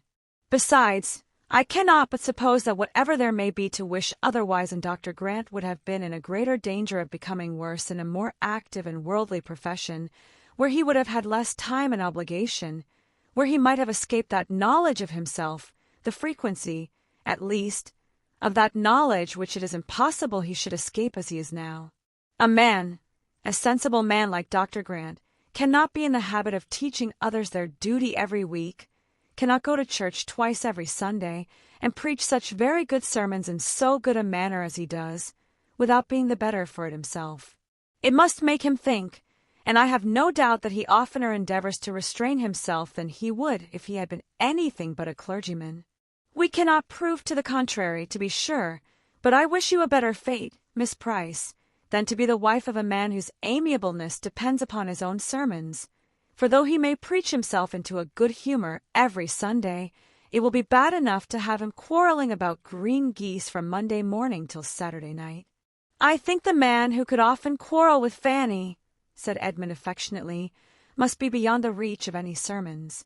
Fanny turned farther into the window, and Miss Crawford had only time to say in a pleasant manner, "I fancy Miss Price has been more used to deserve praise than to hear it," when, being earnestly invited by the Miss Bertrams to join in a glee, she tripped off to the instrument, leaving Edmund looking after her in an ecstasy of admiration of all her many virtues, from her obliging manners down to her light and graceful tread. "There goes good humour, I am sure," said he presently. "There goes a temper which would never give pain. How well she walks, and how readily she falls in with the inclination of others, joining them the moment she is asked. What a pity," he added, after an instant's reflection, "that she should have been in such hands." Fanny agreed to it, and had the pleasure of seeing him continue at the window with her, in spite of the expected glee, and of having his eyes soon turned, like hers, towards the scene without, where all that was solemn, and soothing, and lovely, appeared in the brilliancy of an unclouded night, and the contrast of the deep shade of the woods. Fanny spoke her feelings. "Here's harmony," said she. "Here's repose. Here's what may leave all painting and all music behind, and what poetry only can attempt to describe. Here's what may tranquilize every care, and lift the heart to rapture. When I look out on such a night as this, I feel as if there could be neither wickedness nor sorrow in the world, and there certainly would be less of both if the sublimity of nature were more attended to, and people were carried more out of themselves by contemplating such a scene. I like to hear your enthusiasm, Fanny. It is a lovely night, and they are much to be pitied who have not been taught to feel, in some degree as you do, who have not, at least, been given a taste for nature in early life. They lose a great deal. You taught me to think and feel on the subject, cousin. I had a very apt scholar. There's Arcturus looking very bright. Yes, and the bear. I wish I could see Cassiopeia. We must go out on the lawn for that. Should you be afraid? Not in the least. It is a great while since we have had any stargazing. Yes, I do not know how it has happened. The glee began. We will stay till this is finished, Fanny, said he, turning his back on the window, and as it advanced, she had the mortification of seeing him advance too, moving forward by gentle degrees towards the instrument, and when it ceased, he was close by the singers, among the most urgent in requesting to hear the glee again. Fanny sighed alone at the window, till scolded away by Mrs. Norris's threats of catching cold. Chapter 12. Sir Thomas was to return in November, and his eldest son had duties to call him earlier home. The approach of September brought tidings of Mr. Bertram, first in a letter to the gamekeeper, and then in a letter to Edmund, and by the end of August he arrived himself, to be gay, agreeable, and gallant again as occasion served, or Miss Crawford demanded, to tell of races in Weymouth and parties and friends, to which she might have listened 6 weeks before with some interest, and altogether to give her the fullest conviction, by the power of actual comparison, of her preferring his younger brother. It was very vexatious, and she was heartily sorry for it, but so it was, and so far from now meaning to marry the elder, she did not even want to attract him beyond what the simplest claims of conscious beauty required. His lengthened absence from Mansfield, without anything but pleasure in view, and his own will to consult, made it perfectly clear that he did not care about her, and his indifference was so much more than equalled by her own, that were he now to step forth the owner of Mansfield Park, the Sir Thomas complete, which he was to be in time, she did not believe she could accept him. The season and duties which brought Mr. Bertram back to Mansfield took Mr. Crawford into Norfolk. Everingham could not do without him in the beginning of September. He went for a fortnight of such dullness to the Miss Bertrams as ought to have put them both on their guard, and made even Julia admit, in her jealousy of her sister, the absolute necessity of distrusting his attentions, and wishing him not to return, and a fortnight of sufficient leisure, in the intervals of shooting and sleeping, to have convinced the gentleman that he ought to keep longer away, had he been more in the habit of examining his own motives, and of reflecting to what the indulgence of his idle vanity was tending, but, thoughtless and selfish from prosperity and bad example, he would not look beyond the present moment. The sisters, handsome, clever, and encouraging, were an amusement to his sated mind, and finding nothing in Norfolk to equal the social pleasures of Mansfield, he gladly returned to it at the time appointed, and was welcomed thither quite as gladly by those whom he came to trifle with further. Maria, with only Mr. Rushworth to attend to her, and doomed to the repeated details of his day's sport, good or bad, his boast of his dogs, his jealousy of his neighbors, his doubts of their qualifications, and his zeal after poachers, subjects which will not find their way to female feelings without some talent on one side or some attachment on the other, had missed Mr. Crawford grievously, and Julia, unengaged and unemployed, felt all the right of missing him much more. Each sister believed herself the favorite. Julia might be justified in so doing by the hints of Mrs. Grant, inclined to credit what she wished, and Maria by the hints of Mr. Crawford himself. Everything returned into the same channel as before his absence, his manners being to each so animated and agreeable as to lose no ground with either, and just stopping short of the consistence, the steadiness, the solicitude, and the warmth which might excite general notice. Fanny was the only one of the party who found anything to dislike, but since the day at Southerton, she could never see Mr. Crawford with either sister without observation, and seldom without wonder or censure, and had her confidence in her own judgment been equal to her exercise of it in every other respect, had she been sure that she was seeing clearly and judging candidly, she would probably have made some important communications to her usual confidant. As it was, however, she only hazarded a hint, and the hint was lost. "I am rather surprised," said she, "that Mr. Crawford should come back again so soon, after being here so long before, full 7 weeks, for I had understood he was so very fond of change and moving about that I thought something would certainly occur when he was once gone, to take him elsewhere. He is used to much gayer places than Mansfield." "It is to his credit," was Edmund's answer, "and I dare say it gives his sister pleasure. She does not like his unsettled habits. What a favourite he is with my cousins! Yes, his manners to women are such as must please. Mrs. Grant, I believe, suspects him of a preference for Julia. I have never seen much symptom of it, but I wish it may be so. He has no faults, but what a serious attachment would remove.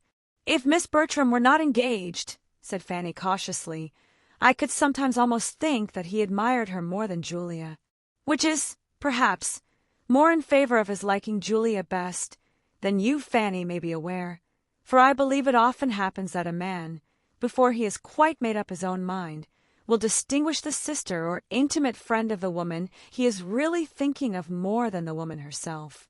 Crawford has too much sense to stay here if he found himself in any danger from Maria, and I am not at all afraid for her, after such a proof as she has given that her feelings are not strong." Fanny supposed she must have been mistaken, and meant to think differently in future, but with all that submission to Edmund could do, and all the help of the coinciding looks and hints which she occasionally noticed in some of the others, and which seemed to say that Julia was Mr. Crawford's choice, she knew not always what to think. She was privy one evening to the hopes of her Aunt Norris on the subject, as well as to her feelings, and the feelings of Mrs. Rushworth, on a point of some similarity, and could not help wondering as she listened, and glad would she have been not to be obliged to listen, for it was while all the other young people were dancing, and she sitting, most unwillingly, among the chaperons at the fire, longing for the re-entrance of her elder cousin, on whom all her own hopes of a partner then depended. It was Fanny's first ball, though without the preparation or splendour of many a young lady's first ball, being the thought only of the afternoon, built on the late acquisition of a violin player in the servants' hall, and the possibility of raising 5 couple with the help of Mrs. Grant and a new intimate friend of Mr. Bertram's, just arrived on a visit. It had, however, been a very happy one to Fanny through 4 dances, and she was quite grieved to be losing even a quarter of an hour. While waiting and wishing, looking now at the dancers and now at the door, this dialogue between the 2 above-mentioned ladies was forced on her. "I think, ma'am," said Mrs. Norris, her eyes directed towards Mr. Rushworth and Maria, who were partners for the second time, "we shall see some happy faces again now." "Yes, ma'am, indeed," replied the other with a stately simper. "There will be some satisfaction in looking on now, and I think it was rather a pity they should have been obliged to part. Young folks in their situation should be excused complying with the common forms. I wonder my son did not propose it." "I dare say he did, ma'am. Mr. Rushworth is never remiss.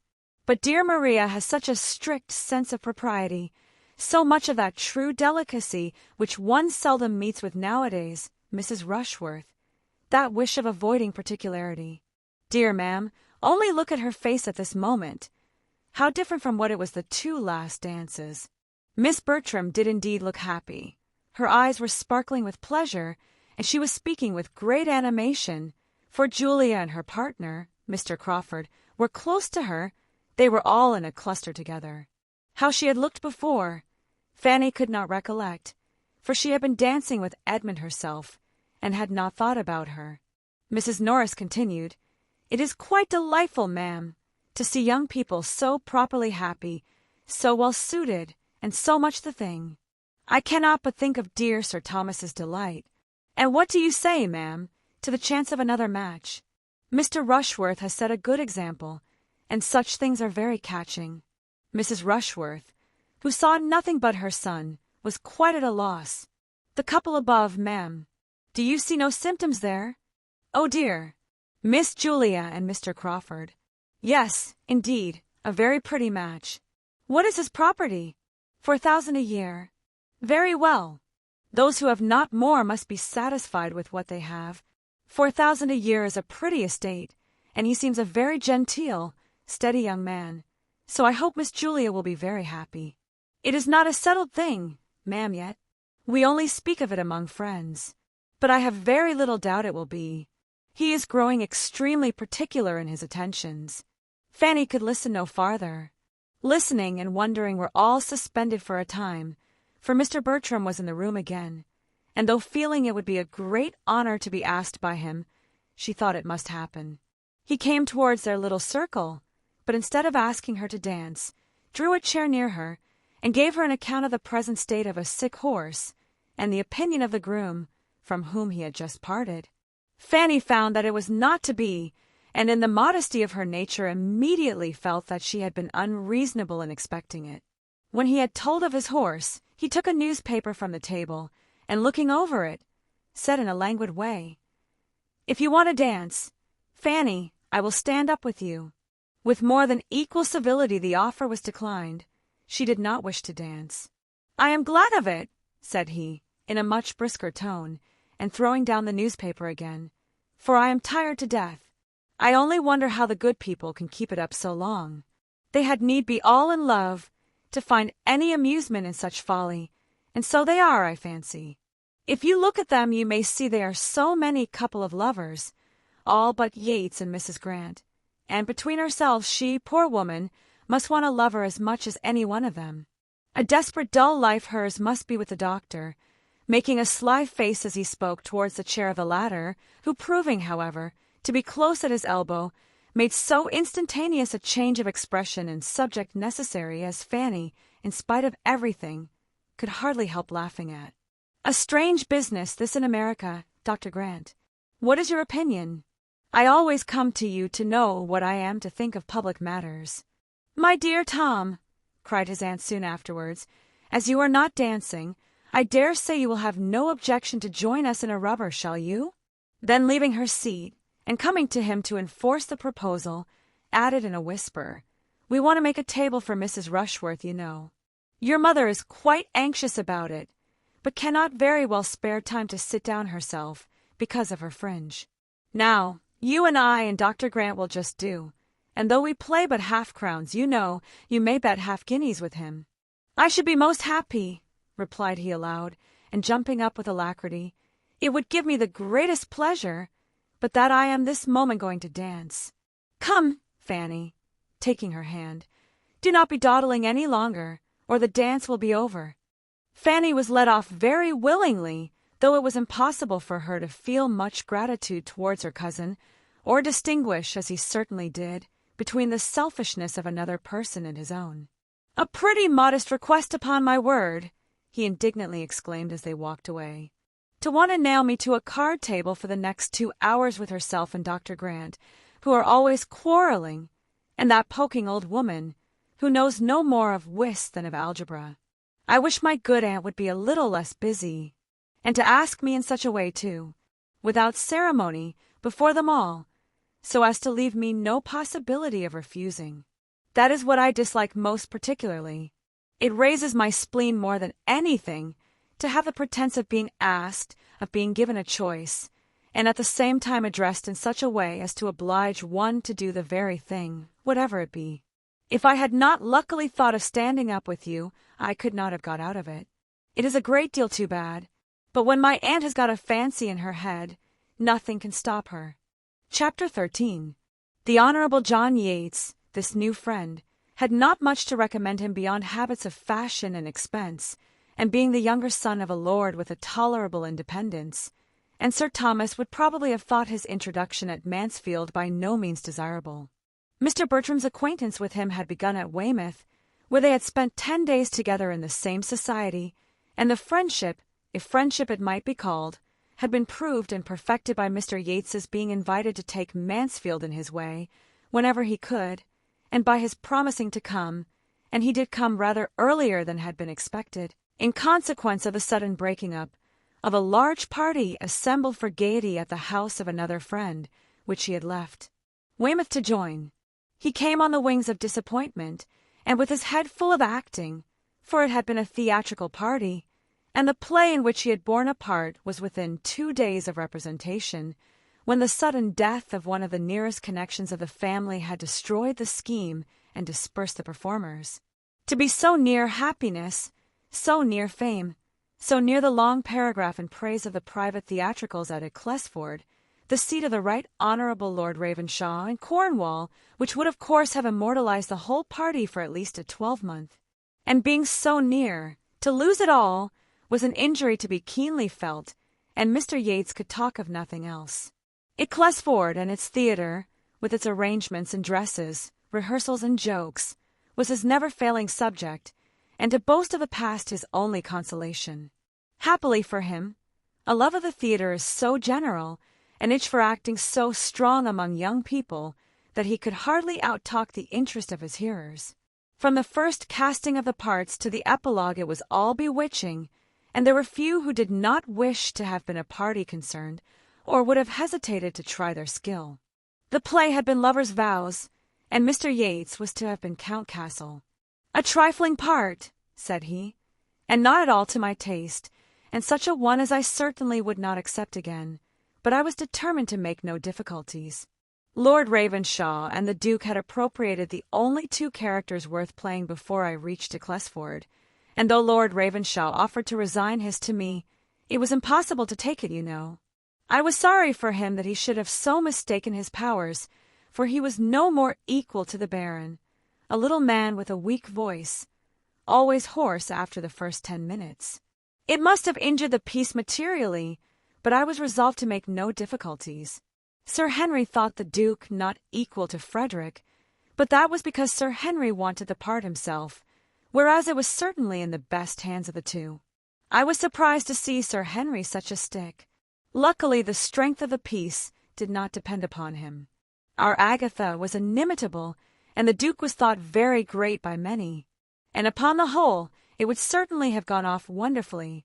It was a hard case, upon my word, and "I do think you were very much to be pitied," were the kind responses of listening sympathy. "It is not worth complaining about, but to be sure the poor old dowager could not have died at a worse time, and it is impossible to help wishing that the news could have been suppressed for just the 3 days we wanted. It was but 3 days, and being only a grandmother, and all happening 200 miles off, I think there would have been no great harm, and it was suggested, I know, but Lord Ravenshaw, who I suppose is one of the most correct men in England, would not hear of it. An after-piece instead of a comedy," said Mr. Bertram. Lovers' Vows were at an end, and Lord and Lady Ravenshaw left to act my grandmother by themselves.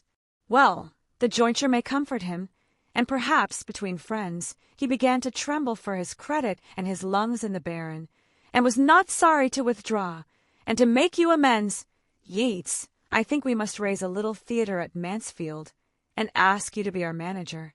This, though the thought of the moment, did not end with the moment, for the inclination to act was awakened, and in no one more strongly than in him who was now master of the house, and who, having so much leisure as to make almost any novelty a certain good, had likewise such a degree of lively talents and comic taste as were exactly adapted to the novelty of acting.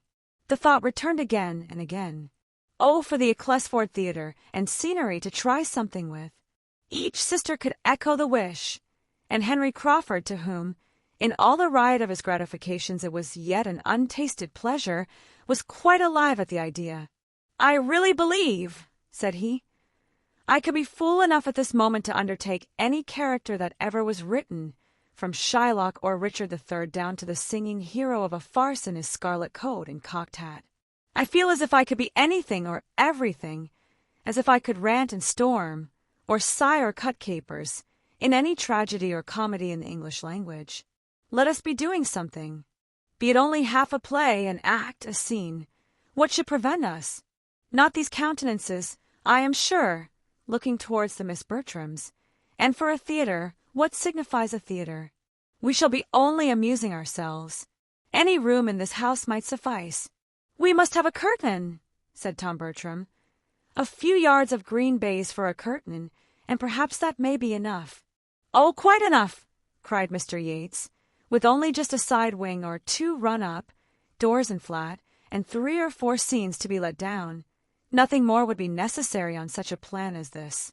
For mere amusement among ourselves we should want nothing more. I believe we must be satisfied with less, said Maria. There would not be time, and other difficulties would arise. We must rather adopt Mr. Crawford's views, and make the performance, not the theatre, our object. Many parts of our best plays are independent of scenery. Nay, said Edmund, who began to listen with alarm. Let us do nothing by halves. If we are to act, let it be in a theatre completely fitted up with pit, boxes, and gallery, and let us have a play entire from beginning to end. So as to be a German play, no matter what, with a good tricking, shifting afterpiece, and a figure dance, and a hornpipe, and a song between the acts. If we do not outdo a Clesford, we do nothing. Now, Edmund, do not be disagreeable, said Julia. Nobody loves a play better than you do, or can have gone much farther to see one. True, to see real acting, good-hearted real acting, but I would hardly walk from this room to the next to look at the raw efforts of those who have not been bred to the trade, a set of gentlemen and ladies who have all the disadvantages of education and decorum to struggle through. After a short pause, however, the subject still continued, and was discussed with unabated eagerness, everyone's inclination increasing by the discussion, and a knowledge of the inclination of the rest. And though nothing was settled but that Tom Bertram would prefer a comedy, and his sisters and Henry Crawford a tragedy, and that nothing in the world could be easier than to find a piece which would please them all, the resolution to act something or other seemed so decided as to make Edmund quite uncomfortable. He was determined to prevent it, if possible, though his mother, who equally heard the conversation which passed at table, did not evince the least disapprobation. The same evening afforded him an opportunity of trying his strength. Maria, Julia, Henry Crawford, and Mr. Yates were in the billiard-room. Tom, returning from them into the drawing-room, where Edmund was standing thoughtfully by the fire, while Lady Bertram was on the sofa at a little distance, and Fanny close beside her arranging her work, thus began as he entered. Such a horribly vile billiard-table as ours is not to be met with, I believe, above ground. I can stand it no longer, and I think I may say that nothing shall ever tempt me to it again. But one good thing I have just ascertained. It is the very room for a theatre, precisely the shape and length for it, and the doors at the farther end, communicating with each other, as they may be made to do in 5 minutes, by merely moving the bookcase in my father's room, is the very thing we could have desired, if we had sat down to wish for it. And my father's room will be an excellent green room. It seems to join the billiard-room on purpose. You are not serious, Tom, in meaning to act, said Edmund, in a low voice, as his brother approached the fire. Not serious. Never more so, I assure you. What is there to surprise you in it? I think it would be very wrong. In a general light, private theatricals are open to some objections, but as we are circumstanced, I must think it would be highly injudicious, and more than injudicious, to attempt anything of the kind.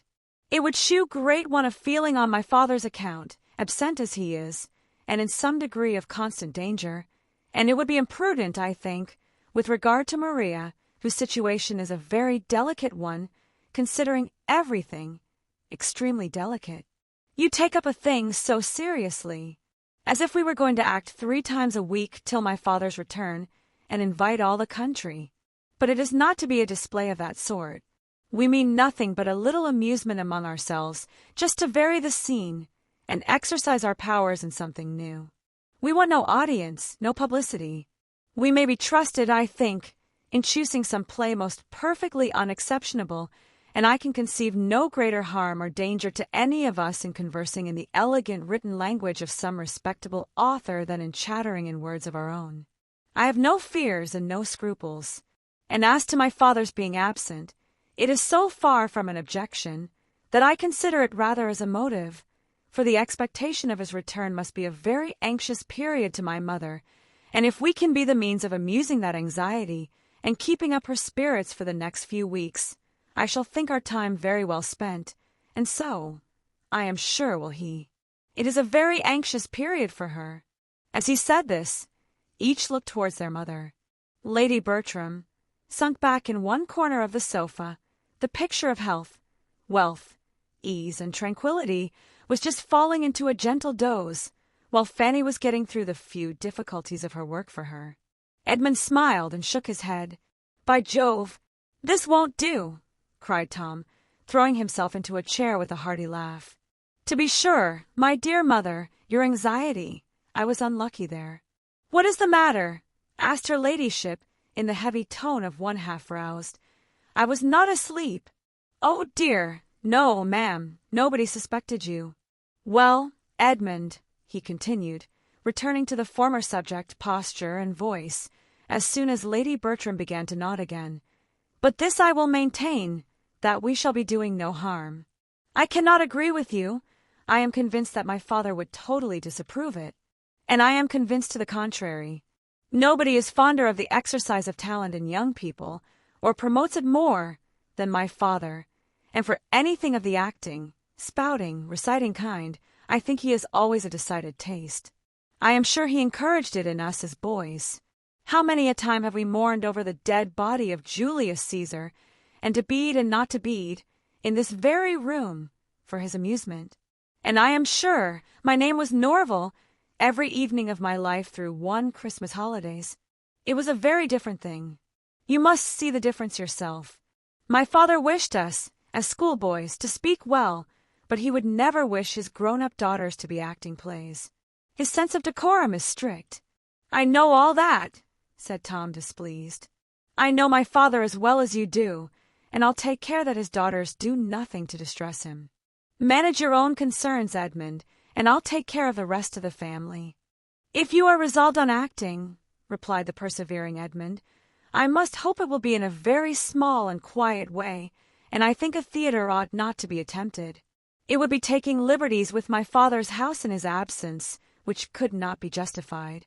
"For everything of that nature I will be answerable," said Tom, in a decided tone. "His house shall not be hurt. I have quite as great an interest in being careful of his house as you can have. And as to such alterations as I was suggesting just now, such as moving a bookcase, or unlocking a door, or even as using the billiard-room for the space of a week without playing at billiards in it, you might just as well suppose he would object to our sitting more in this room, and less in the breakfast-room, than we did before he went away, or to my sister's pianoforte being moved from one side of the room to the other. Absolute nonsense. The innovation, if not wrong as an innovation, will be wrong as an expense. Yes, the expense of such an undertaking would be prodigious. Perhaps it might cost a whole £20. Something of a theatre we must have undoubtedly, but it will be on the simplest plan. A green curtain and a little carpenter's work, and that's all. And as the carpenter's work may be all done at home by Christopher Jackson himself, it will be too absurd to talk of expense, and as long as Jackson is employed, everything will be right with Sir Thomas. Don't imagine that nobody in this house can see or judge but yourself. Don't act yourself, if you do not like it, but don't expect to govern everybody else." "No, as to acting myself," said Edmund, "that I absolutely protest against." Tom walked out of the room as he said it, and Edmund was left to sit down and stir the fire in thoughtful vexation. Fanny, who had heard it all, and borne Edmund company in every feeling throughout the whole, now ventured to say, in her anxiety to suggest some comfort, "Perhaps they may not be able to find any play to suit them. Your brother's taste and your sister's seem very different. I have no hope there, Fanny. If they persist in the scheme, they will find something. I shall speak to my sisters and try to dissuade them, and that is all I can do. I should think my Aunt Norris would be on your side. I dare say she would, but she has no influence with either Tom or my sisters that could be of any use, and if I cannot convince them myself, I shall let things take their course without attempting it through her. Family squabbling is the greatest evil of all, and we had better do anything than be altogether by the ears.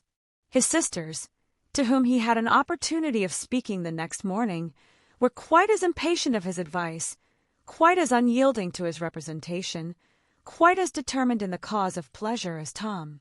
Their mother had no objection to the plan, and they were not in the least afraid of their father's disapprobation. There could be no harm in what had been done in so many respectable families, and by so many women of the first consideration, and it must be scrupulousness run mad that could see anything to censure in a plan like theirs, comprehending only brothers and sisters and intimate friends, and which would never be heard of beyond themselves. Julia did seem inclined to admit that Maria's situation might require particular caution and delicacy, but that could not extend to her. She was at liberty, and Maria evidently considered her engagement as only raising her so much more above restraint, and leaving her less occasion than Julia to consult either father or mother. Edmund had little to hope, but he was still urging the subject when Henry Crawford entered the room, fresh from the parsonage, calling out, "No want of hands in our theatre, Miss Bertram. No want of understrappers. My sister desires her love, and hopes to be admitted into the company, and will be happy to take the part of any old duenna or tame confidante that you may not like to do yourselves." Maria gave Edmund a glance which meant, "What say you now? Can we be wrong if Mary Crawford feels the same?" And Edmund, silenced, was obliged to acknowledge that the charm of acting might well carry fascination to the mind of genius, and with the ingenuity of love, to dwell more on the obliging, accommodating purport of the message than on anything else. The scheme advanced. Opposition was vain, and as to Mrs. Norris, he was mistaken in supposing she would wish to make any. She started no difficulties that were not talked down in 5 minutes by her eldest nephew and niece, who were all powerful with her, and as the whole arrangement was to bring very little expense to anybody, and none at all to herself, as she foresaw in it all the comforts of hurry, bustle, and importance, and derived the immediate advantage of fancying herself obliged to leave her own house, where she had been living a month at her own cost, and take up her abode in theirs, that every hour might be spent in their service. She was, in fact, exceedingly delighted with the project. Chapter 14. Fanny seemed nearer being right than Edmund had supposed. The business of finding a play that would suit everybody proved to be no trifle, and the carpenter had received his orders and taken his measurements, had suggested and removed at least 2 sets of difficulties, and having made the necessity of an enlargement of plan and expense fully evident, was already at work, while a play was still to seek. Other preparations were also in hand. An enormous roll of green baize had arrived from Northampton, and been cut out by Mrs. Norris, with a saving by her good management of full 3/4 of a yard, and was actually forming into a curtain by the housemaids, and still the play was wanting, and as 2 or 3 days passed away in this manner, Edmund began almost to hope that none might ever be found. There were, in fact, so many things to be attended to, so many people to be pleased, so many best characters required, and, above all, such a need that the play should be at once both tragedy and comedy, that there did seem as little chance of a decision as anything pursued by youth and zeal could hold out. On the tragic side were the Miss Bertrams, Henry Crawford, and Mr. Yates. On the comic, Tom Bertram, not quite alone, because it was evident that Mary Crawford's wishes, though politely kept back, inclined the same way, but his determinateness and his power seemed to make allies unnecessary, and independent of this great irreconcilable difference, they wanted a piece containing very few characters in the whole, but every character first-rate, and 3 principal women. All the best plays were run over in vain. Neither Hamlet, nor Macbeth, nor Othello, nor Douglas, nor the Gamester, presented anything that could satisfy even the tragedians, and the rivals, the School for Scandal, Wheel of Fortune, Heir at Law, and a long etc., were successively dismissed with yet warmer objections. No piece could be proposed that did not supply somebody with a difficulty, and on one side or the other it was a continual repetition of, "Oh no, that will never do. Let us have no ranting tragedies. Too many characters. Not a tolerable woman's part in the play. Anything but that, my dear Tom. It would be impossible to fill it up. One could not expect anybody to take such a part. Nothing but buffoonery from beginning to end. That might do, perhaps, but for the low parts. If I must give my opinion, I have always thought it the most insipid play in the English language. I do not wish to make objections. I shall be happy to be of any use, but I think we could not choose worse." Fanny looked on and listened, not unamused to observe the selfishness which, more or less disguised, seemed to govern them all, and wondering how it would end. For her own gratification, she could have wished that something might be acted, for she had never seen even half a play, but everything of higher consequence was against it. "This will never do," said Tom Bertram at last. "We are wasting time most abominably. Something must be fixed on, no matter what, so that something is chosen. We must not be so nice. A few characters, too many must not frighten us. We must double them. We must descend a little. If a part is insignificant, the greater our credit in making anything of it. From this moment I make no difficulties. I take any part you choose to give me, so as it be comic. Let it but be comic, I condition for nothing more." For about the 5th time he then proposed the heir at law, doubting only whether to prefer Lord Duberly or Dr. Pangloss for himself, and very earnestly, but very unsuccessfully, trying to persuade the others that there were some fine tragic parts in the rest of the dramatis personae. The pause which followed this fruitless effort was ended by the same speaker, who, taking up one of the many volumes of plays that lay on the table, and turning it over, suddenly exclaimed, "Lovers' Vows! And why should not Lovers' Vows do for us, as well as for the Ravenshaws? How came it never to be thought of before? It strikes me as if it would do exactly. What say you all? Here are 2 capital tragic parts for Yates and Crawford, and here is the rhyming butler for me, if nobody else wants it. A trifling part, but the sort of thing I should not dislike. And as I said before, I am determined to take anything and do my best. And as for the rest, they may be filled up by anybody. It is only Count Castle and Anhalt." The suggestion was generally welcome. Everybody was growing weary of indecision, and the first idea with everybody was that nothing had been proposed before so likely to suit them all. Mr. Yates was particularly pleased. He had been sighing and longing to do the Baronet at Clesford, had grudged every rant of Lord Ravenshaw's, and been forced to re-rant it all in his own room. The storm through Baron Wildenheim was the height of his theatrical ambition, and with the advantage of knowing half the scenes by heart already, he did now, with the greatest alacrity, offer his services for the part.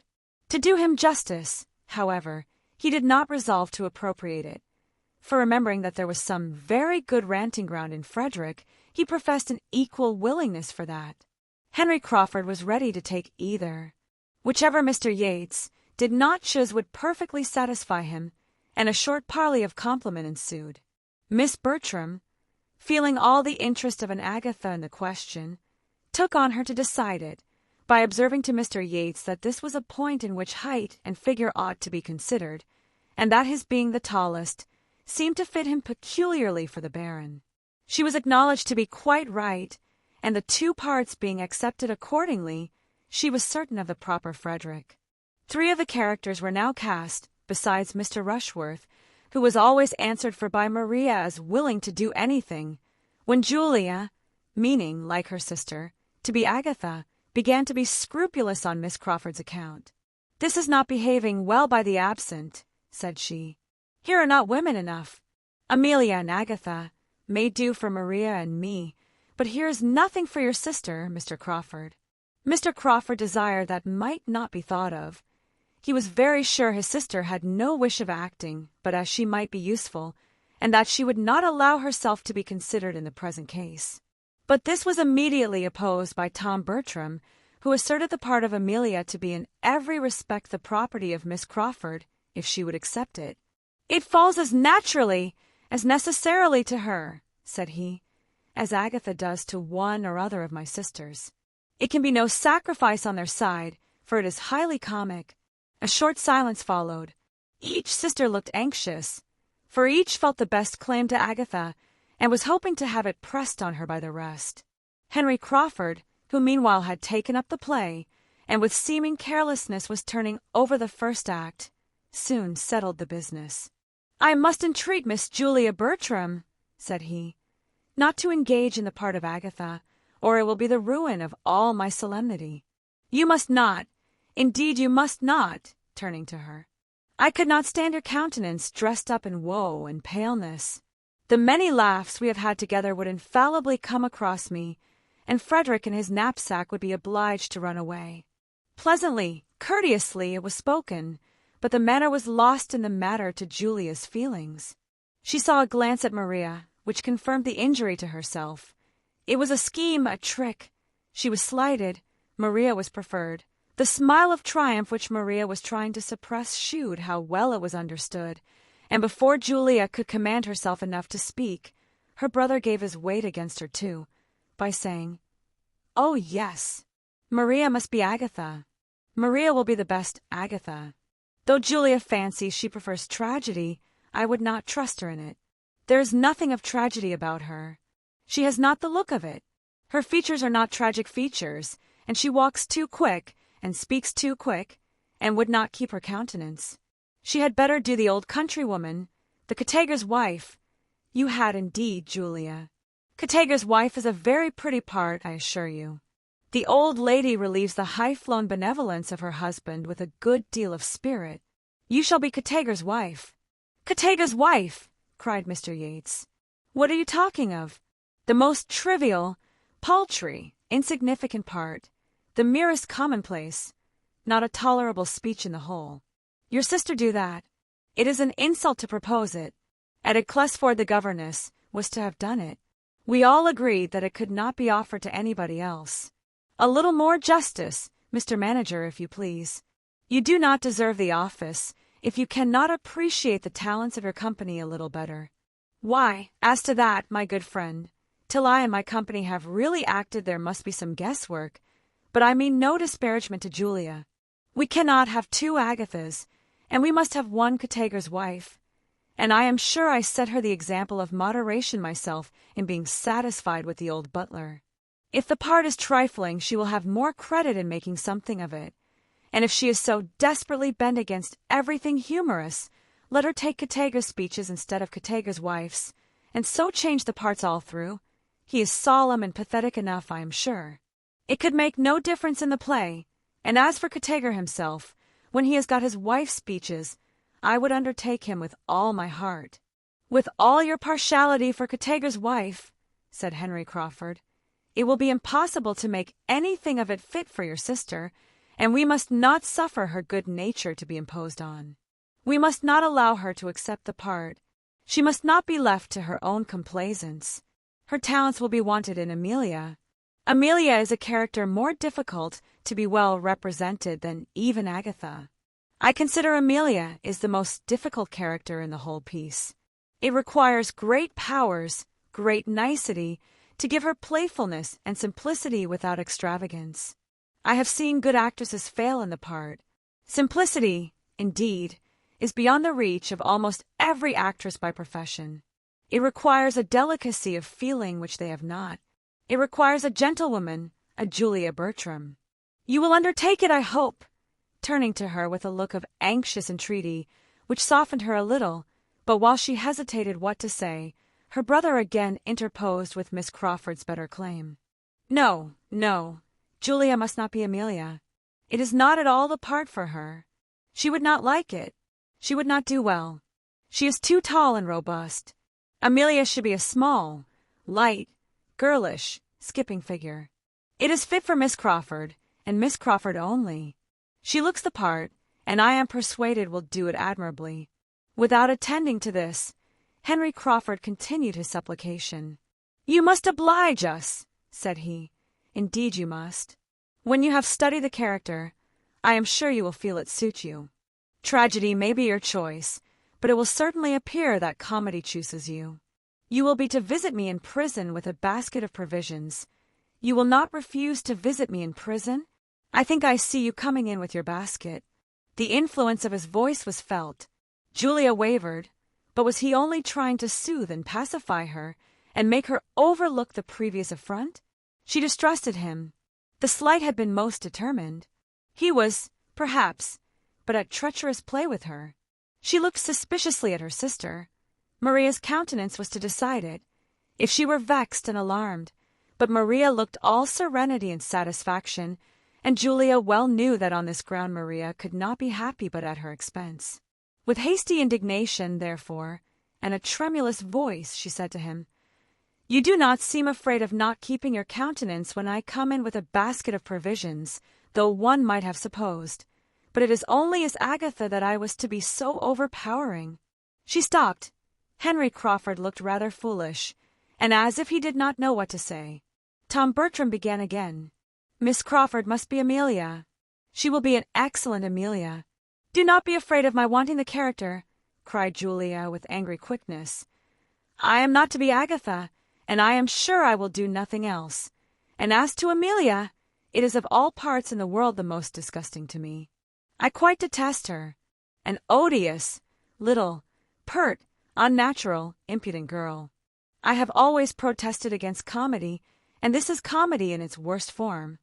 And so saying, she walked hastily out of the room, leaving awkward feelings to more than one, but exciting small compassion in any except Fanny, who had been a quiet auditor of the whole, and who could not think of her as under the agitations of jealousy without great pity. A short silence succeeded her leaving them, but her brother soon returned to business and lovers' vows, and was eagerly looking over the play, with Mr. Yates's help, to ascertain what scenery would be necessary, while Maria and Henry Crawford conversed together in an under voice, and the declaration with which she began of, "I am sure I would give up the part to Julia most willingly, but that though I shall probably do it very ill, I feel persuaded she would do it worse," was doubtless receiving all the compliments it called for. When this had lasted some time, the division of the party was completed by Tom Bertram and Mr. Yates walking off together to consult farther in the room now beginning to be called the theatre, and Miss Bertram's resolving to go down to the parsonage herself with the offer of Amelia to Miss Crawford, and Fanny remained alone. The first use she made of her solitude was to take up the volume which had been left on the table, and begin to acquaint herself with the play of which she had heard so much. Her curiosity was all awake, and she ran through it with an eagerness which was suspended only by intervals of astonishment that it could be chosen in the present instance, that it could be proposed and accepted in a private theatre. Agatha and Amelia appeared to her in their different ways so totally improper for home representation, the situation of one, and the language of the other, so unfit to be expressed by any woman of modesty, that she could hardly suppose her cousins could be aware of what they were engaging in, and longed to have them roused as soon as possible by the remonstrance which Edmund would certainly make. Chapter 15. Miss Crawford accepted the part very readily, and soon after Miss Bertram's return from the parsonage, Mr. Rushworth arrived, and another character was consequently cast.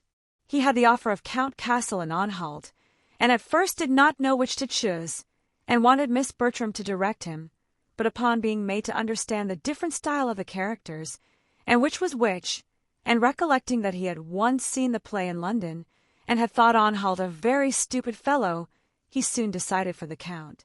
Miss Bertram approved the decision, for the less he had to learn the better, and though she could not sympathize in his wish that the Count and Agatha might be to act together, nor wait very patiently while he was slowly turning over the leaves with the hope of still discovering such a scene, she very kindly took his part in hand, and curtailed every speech that admitted being shortened, besides pointing out the necessity of his being very much dressed, and choosing his colors. Mr. Rushworth liked the idea of his finery very well, though affecting to despise it, and was too much engaged with what his own appearance would be to think of the others, or draw any of those conclusions, or feel any of that displeasure which Maria had been half prepared for.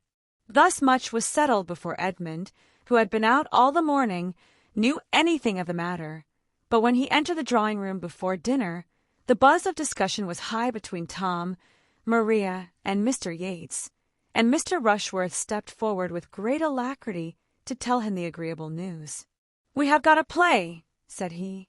"It is to be lovers' vows, and I am to be Count Castle, and am to come in first with a blue dress and a pink satin cloak, and afterwards am to have another fine fancy suit by way of a shooting dress.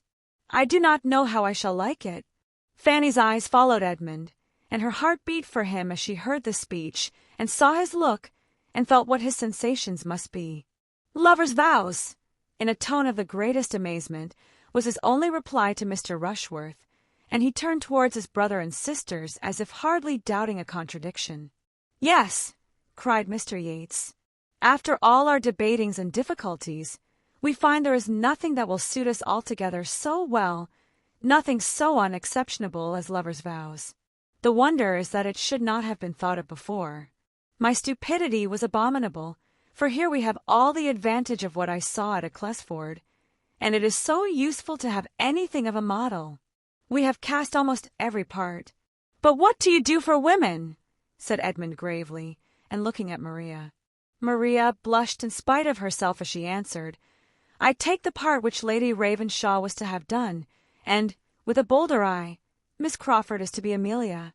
I should not have thought it the sort of play to be so easily filled up with us," replied Edmund, turning away to the fire, where sat his mother, aunt, and Fanny, and seating himself with a look of great vexation. Mr. Rushworth followed him to say, "I come in 3 times, and have 42 speeches. That's something, is not it? But I do not much like the idea of being so fine. I shall hardly know myself in a blue dress and a pink satin cloak." Edmund could not answer him. In a few minutes Mr. Bertram was called out of the room to satisfy some doubts of the carpenter, and being accompanied by Mr. Yates, and followed soon afterwards by Mr. Rushworth, Edmund almost immediately took the opportunity of saying, "I cannot, before Mr. Yates, speak what I feel as to this play, without reflecting on his friends at Acclesford, but I must now, my dear Maria, tell you, that I think it exceedingly unfit for private representation, and that I hope you will give it up. I cannot but suppose you will when you have read it carefully over. Read only the first act aloud to either your mother or aunt, and see how you can approve it. It will not be necessary to send you to your father's judgment, I am convinced."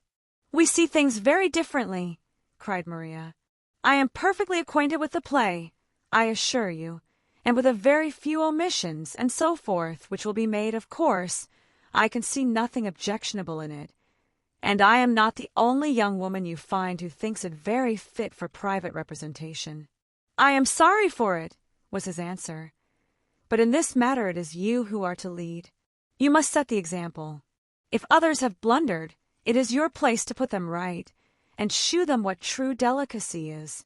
In all points of decorum your conduct must be law to the rest of the party."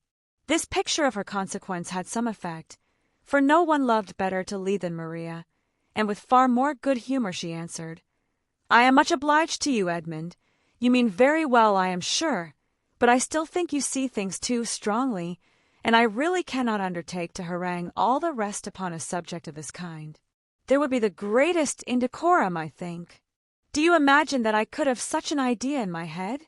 No, let your conduct be the only harangue. Say that, on examining the part, you feel yourself unequal to it, that you find it requiring more exertion and confidence than you can be supposed to have. Say this with firmness, and it will be quite enough. All who can distinguish will understand your motive. The play will be given up, and your delicacy honoured as it ought. Do not act anything improper, my dear," said Lady Bertram. "Sir Thomas would not like it. Fanny, ring the bell. I must have my dinner, to be sure. Julia is dressed by this time." "I am convinced, madam," said Edmund, preventing Fanny, "that Sir Thomas would not like it. There, my dear, do you hear what Edmund says?" "If I were to decline the part," said Maria, with renewed zeal, "Julia would certainly take it." "What?" cried Edmund. "If she knew your reasons." "Oh, she might think the difference between us, the difference in our situations, that she need not be so scrupulous as I might feel necessary. I am sure she would argue so. No, you must excuse me. I cannot retract my consent. It is too far settled, Everybody would be so disappointed, Tom would be quite angry, and if we are so very nice, we shall never act anything." "I was just going to say the very same thing," said Mrs. Norris. "If every play is to be objected to, you will act nothing, and the preparations will be all so much money thrown away, and I am sure that would be a discredit to us all. I do not know the play, but, as Maria says, if there is anything a little too warm, and it is so with most of them, it can be easily left out. We must not be over-precise, Edmund. As Mr. Rushworth is to act, too, there can be no harm. I only wish Tom had known his own mind when the carpenters began, for there was the loss of half a day's work about those side doors. The curtain will be a good job, however. The maids do their work very well, and I think we shall be able to send back some dozens of the rings. There is no occasion to put them so very close together. I am of some use, I hope, in preventing waste and making the most of things. There should always be one steady head to superintend so many young ones. I forgot to tell Tom of something that happened to me this very day. I had been looking about me in the poultry yard, and was just coming out, when who should I see but Dick Jackson making up to the servants' hall door with 2 bits of deal board in his hand, bringing them to Father. You may be sure Mother had chanced to send him of a message to Father, and then Father had bid him bring up them 2 bits of board, for he could not know how do without them. I knew what all this meant, for the servants' dinner bell was ringing at the very moment over our heads, and as I hate such encroaching people, the Jacksons are very encroaching, I have always said so, just the sort of people to get all they can. I said to the boy directly, a great lubberly fellow of 10 years old, you know, who ought to be ashamed of himself, "I'll take the boards to your father, Dick, so get you home again as fast as you can." The boy looked very silly, and turned away without offering a word, for I believe I might speak pretty sharp, and I dare say will cure him of coming marauding about the house for one while. I hate such greediness, so good as your father is to the family, employing the man all the year round. Nobody was at the trouble of an answer. The others soon returned, and Edmund found that to have endeavored to set them right must be his only satisfaction. Dinner passed heavily. Mrs. Norris related again her triumph over Dick Jackson, but neither play nor preparation were otherwise much talked of, for Edmund's disapprobation was felt even by his brother, though he would not have owned it. Maria, wanting Henry Crawford's animating support, thought the subject better avoided. Mr. Yates, who was trying to make himself agreeable to Julia, found her gloom less impenetrable on any topic than that of his regret at her secession from their company, and Mr. Rushworth, having only his own part and his own dress in his head, had soon talked away all that could be said of either. But the concerns of the theatre were suspended only for an hour or two. There was still a great deal to be settled, and the spirits of evening giving fresh courage, Tom, Maria, and Mr. Yates, soon after their being reassembled in the drawing-room, seated themselves in committee at a separate table, with the play open before them, and were just getting deep in the subject when a most welcome interruption was given by the entrance of Mr. and Miss Crawford, who, late and dark and dirty as it was, could not help coming, and were received with the most grateful joy. "Well, how do you go on? And what have you settled? And oh, we can do nothing without you," followed the first salutations, and Henry Crawford was soon seated with the other 3 at the table, while his sister made her way to Lady Bertram, and with pleasant attention was complimenting her. "I must really congratulate your ladyship," said she, "on the play being chosen, for though you have borne it with exemplary patience, I am sure you must be sick of all our noise and difficulties. The actors may be glad, but the bystanders must be infinitely more thankful for a decision, and I do sincerely give you joy, madam, as well as Mrs. Norris, and everybody else who is in the same predicament," glancing half fearfully, half slyly, beyond Fanny to Edmund. She was very civilly answered by Lady Bertram, but Edmund said nothing. His being only a bystander was not disclaimed. After continuing in chat with the party round the fire a few minutes, Miss Crawford returned to the party round the table, and standing by them, seemed to interest herself in their arrangements till, as if struck by a sudden recollection, she exclaimed, "My good friends, You are most composedly at work upon these cottages and alehouses inside and out, but pray let me know my fate in the meanwhile. Who is to be Anhalt? What gentleman among you am I to have the pleasure of making love to?" For a moment no one spoke, and then many spoke together to tell the same melancholy truth, that they had not yet got any Anhalt. Mr. Rushworth was to be Count Castle, but no one had yet undertaken Anhalt. "I had my choice of the parts," said Mr. Rushworth, "but I thought I should like the Count best, though I do not much relish the finery I am to have." "You chose very wisely, I am sure," replied Miss Crawford, with a brightened look. "Anhalt is a heavy part." "The Count has 42 speeches," returned Mr. Rushworth, "which is no trifle." "I am not at all surprised," said Miss Crawford, after a short pause, "at this want of an Anhalt. Amelia deserves no better. Such a forward young lady may well frighten the men." "I should be but too happy in taking the part, if it were possible," cried Tom. "But unluckily the butler and Anhalt are in together. I will not entirely give it up, however. I will try what can be done. I will look it over again." "Your brother should take the part," said Mr. Yates, in a low voice. "Do not you think he would?" "I shall not ask him," replied Tom, in a cold, determined manner. Miss Crawford talked of something else, and soon afterwards rejoined the party at the fire. "They do not want me at all," said she, seating herself. "I only puzzle them, and oblige them to make civil speeches. Mr. Edmund Bertram, as you do not act yourself, you will be a disinterested adviser, and therefore I apply to you.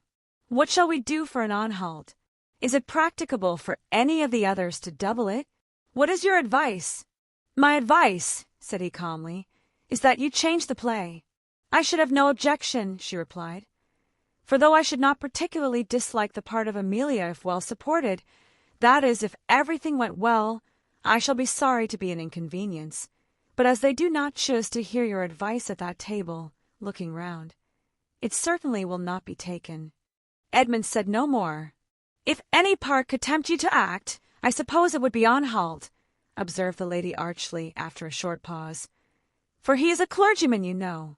"That circumstance will by no means tempt me," he replied, "for I should be sorry to make the character ridiculous by bad acting. It must be very difficult to keep Anhalt from appearing a formal, solemn lecturer, and the man who chooses the profession itself is, perhaps, one of the last who would wish to represent it on the stage." Miss Crawford was silenced, and with some feelings of resentment and mortification, moved her chair considerably nearer the tea-table, and gave all her attention to Mrs. Norris, who was presiding there. "Fanny," cried Tom Bertram from the other table, where the conference was eagerly carrying on and the conversation incessant, "we want your services." Fanny was up in a moment, expecting some errand, for the habit of employing her in that way was not yet overcome, in spite of all that Edmund could do. "Oh, we do not want to disturb you from your seat. We do not want your present services. We shall only want you in our play. You must be Katager's wife." "Me," cried Fanny, sitting down again with a most frightened look.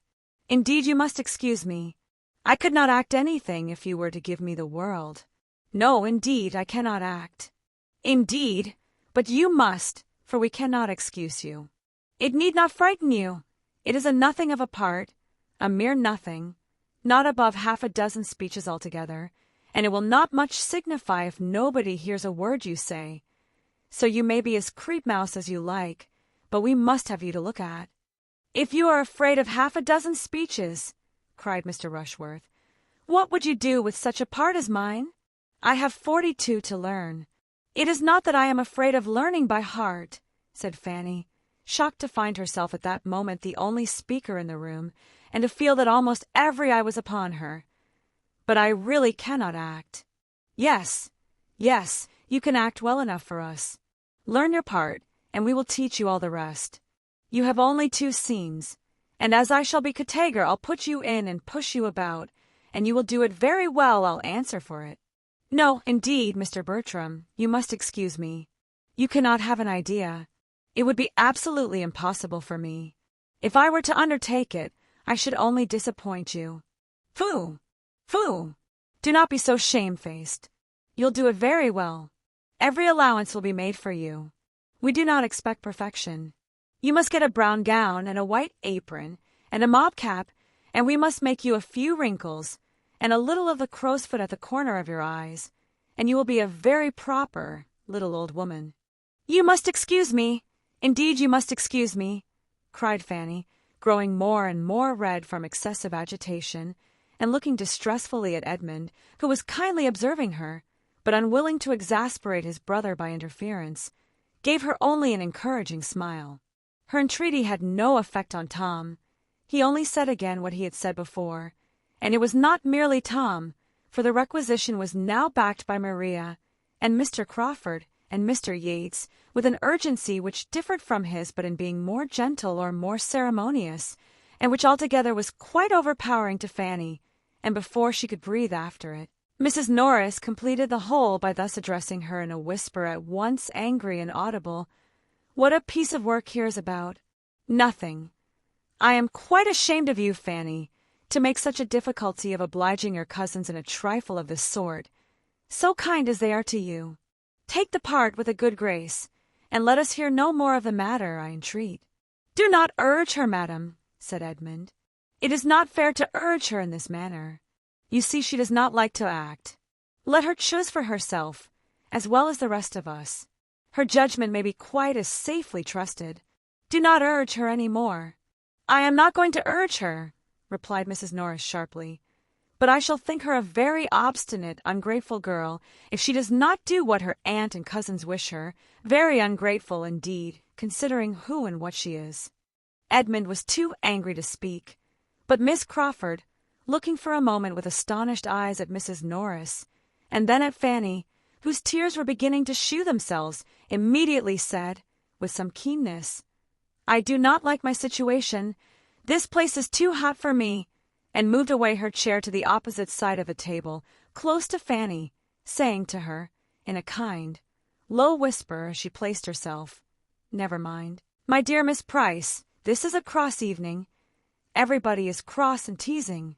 But do not let us mind them," and with pointed attention continued to talk to her and endeavor to raise her spirits, in spite of being out of spirits herself. By a look at her brother, she prevented any farther entreaty from the theatrical board, and the really good feelings by which she was almost purely governed were rapidly restoring her to all the little she had lost in Edmund's favor. Fanny did not love Miss Crawford, but she felt very much obliged to her for her present kindness, and when from taking notice of her work, and wishing she could work as well, and begging for the pattern, and supposing Fanny was now preparing for her appearance, as of course she would come out when her cousin was married, Miss Crawford proceeded to inquire if she had heard lately from her brother at sea, and said that she had quite a curiosity to see him, and imagined him a very fine young man, and advised Fanny to get his picture drawn before he went to sea again. She could not help admitting it to be very agreeable flattery, or help listening, and answering with more animation than she had intended. The consultation upon the play still went on, and Miss Crawford's attention was first called from Fanny by Tom Bertram's telling her, with infinite regret, that he found it absolutely impossible for him to undertake the part of Anhalt in addition to the butler. He had been most anxiously trying to make it out to be feasible, but it would not do. He must give it up. "But there will not be the smallest difficulty in filling it," he added. "We have but to speak the word. We may pick and choose. I could name, at this moment, at least 6 young men within 6 miles of us who are wild to be admitted into our company, and there are 1 or 2 that would not disgrace us. I should not be afraid to trust either of the Olivers or Charles Maddox. Tom Oliver is a very clever fellow, and Charles Maddox is as gentlemanlike a man as you will see anywhere. So I will take my horse early tomorrow morning and ride over to Stoke, and settle with one of them." While he spoke, Maria was looking apprehensively round at Edmund in full expectation that he must oppose such an enlargement of the plan as this, so contrary to all their first protestations, but Edmund said nothing. After a moment's thought, Miss Crawford calmly replied, "As far as I am concerned, I can have no objection to anything that you all think eligible. Have I ever seen either of the gentlemen? Yes, Mr. Charles Maddox dined at my sister's one day. did not he, Henry? A quiet-looking young man. I remember him. Let him be applied to, if you please, for it will be less unpleasant to me than to have a perfect stranger. Charles Maddox was to be the man. Tom repeated his resolution of going to him early on the morrow, and though Julia, who had scarcely opened her lips before, observed, in a sarcastic manner, and with a glance first at Maria and then at Edmund, that the Mansfield theatricals would enliven the whole neighborhood exceedingly, Edmund still held his peace and shewed his feelings only by a determined gravity. "I am not very sanguine as to our play," said Miss Crawford, in an undervoice to Fanny, after some consideration, "and I can tell Mr. Maddox that I shall shorten some of his speeches, and a great many of my own, before we rehearse together. It will be very disagreeable, and by no means what I expected." Chapter 16. It was not in Miss Crawford's power to talk Fanny into any real forgetfulness of what had passed. When the evening was over, she went to bed full of it, her nerves still agitated by the shock of such an attack from her cousin Tom, so public and so persevered in, and her spirits sinking under her aunt's unkind reflection and reproach. To be called into notice in such a manner, to hear that it was but the prelude to something so infinitely worse, to be told that she must do what was so impossible as to act, and then to have the charge of obstinacy and ingratitude follow it, enforced with such a hint at the dependence of her situation, had been too distressing at the time to make the remembrance when she was alone much less so, especially with the superadded dread of what the morrow might produce in continuation of the subject. Miss Crawford had protected her only for the time, and if she were applied to again among themselves with all the authoritative urgency that Tom and Maria were capable of, and Edmund perhaps away, what should she do? She fell asleep before she could answer the question, and found it quite as puzzling when she awoke the next morning. The little white attic, which had continued her sleeping room ever since her first entering the family, proving incompetent to suggest any reply, she had recourse, as soon as she was dressed, to another apartment more spacious and more meet for walking about in and thinking, and of which she had now for some time been almost equally mistress. It had been their schoolroom, so called till the Miss Bertrams would not allow it to be called so any longer, and inhabited as such to a later period. There Miss Lee had lived, and there they had read and written, and talked and laughed, till within the last 3 years, when she had quitted them. The room had then become useless, and for some time was quite deserted, except by Fanny, when she visited her plants, or wanted one of the books, which she was still glad to keep there, from the deficiency of space and accommodation in her little chamber above. But gradually, as her value for the comforts of it increased, she had added to her possessions, and spent more of her time there, and having nothing to oppose her, had so naturally and so artlessly worked herself into it, that it was now generally admitted to be hers.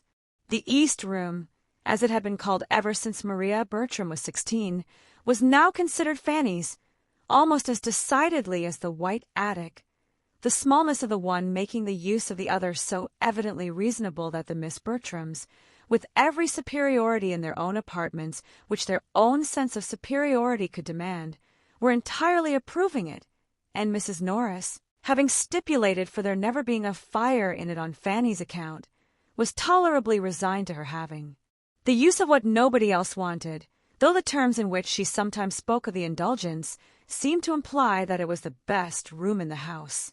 The aspect was so favorable that even without a fire it was habitable in many an early spring and late autumn morning to such a willing mind as Fanny's, and while there was a gleam of sunshine she hoped not to be driven from it entirely, even when winter came.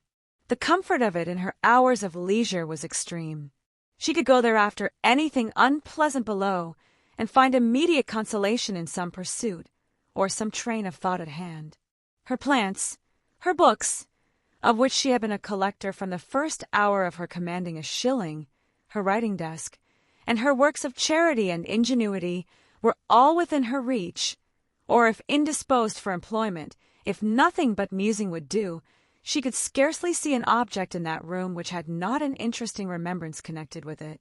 Everything was a friend, or bore her thoughts to a friend, and though there had been sometimes much of suffering to her, Though her motives had often been misunderstood, her feelings disregarded, and her comprehension undervalued, though she had known the pains of tyranny, of ridicule, and neglect, yet almost every recurrence of either had led to something consolatory. Her Aunt Bertram had spoken for her, or Miss Lee had been encouraging, or, what was yet more frequent or more dear, Edmund had been her champion and her friend. He had supported her cause or explained her meaning. He had told her not to cry, or had given her some proof of affection which made her tears delightful, and the whole was now so blended together, so harmonized by distance, that every former affliction had its charm. The room was most dear to her, and she would not have changed its furniture for the handsomest in the house, though what had been originally plain had suffered all the ill usage of children, and its greatest elegancies and ornaments were a faded footstool of Julia's work, too ill done for the drawing-room, 3 transparencies, made in a rage for transparencies, for the 3 lower panes of one window, where Tintern Abbey held its station between a cave in Italy and a moonlight lake in Cumberland, a collection of family profiles, thought unworthy of being anywhere else, over the mantelpiece, and by their side, and pinned against the wall, a small sketch of a ship sent 4 years ago from the Mediterranean by William, with HMS Antwerp at the bottom, in letters as tall as the mainmast. To this nest of comforts Fanny now walked down to try its influence on an agitated, doubting spirit, to see if by looking at Edmund's profile she could catch any of his counsel, or by giving air to her geraniums she might inhale a breeze of mental strength herself. But she had more than fears of her own perseverance to remove. She had begun to feel undecided as to what she ought to do, and as she walked round the room her doubts were increasing. Was she right in refusing what was so warmly asked, so strongly wished for, what might be so essential to a scheme on which some of those to whom she owed the greatest complaisance had set their hearts? Was it not ill nature, selfishness, and a fear of exposing herself?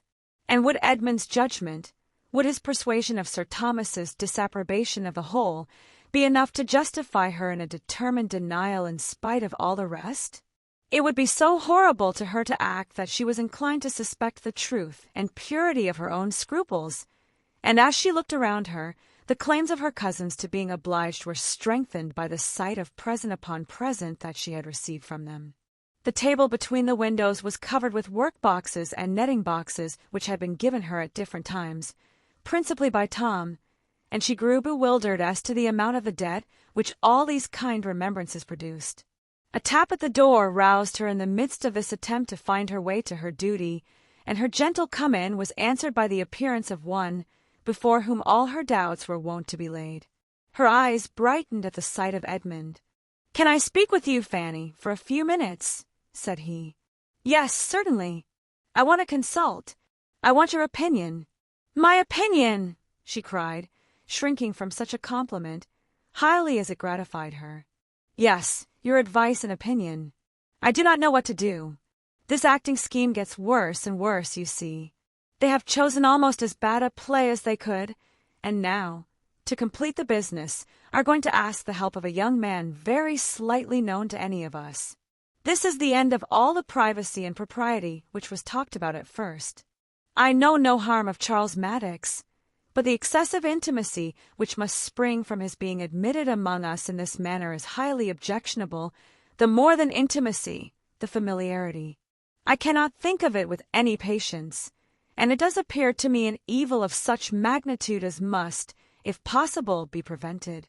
Do not you see it in the same light? Yes, but what can be done? Your brother is so determined. There is but one thing to be done, Fanny.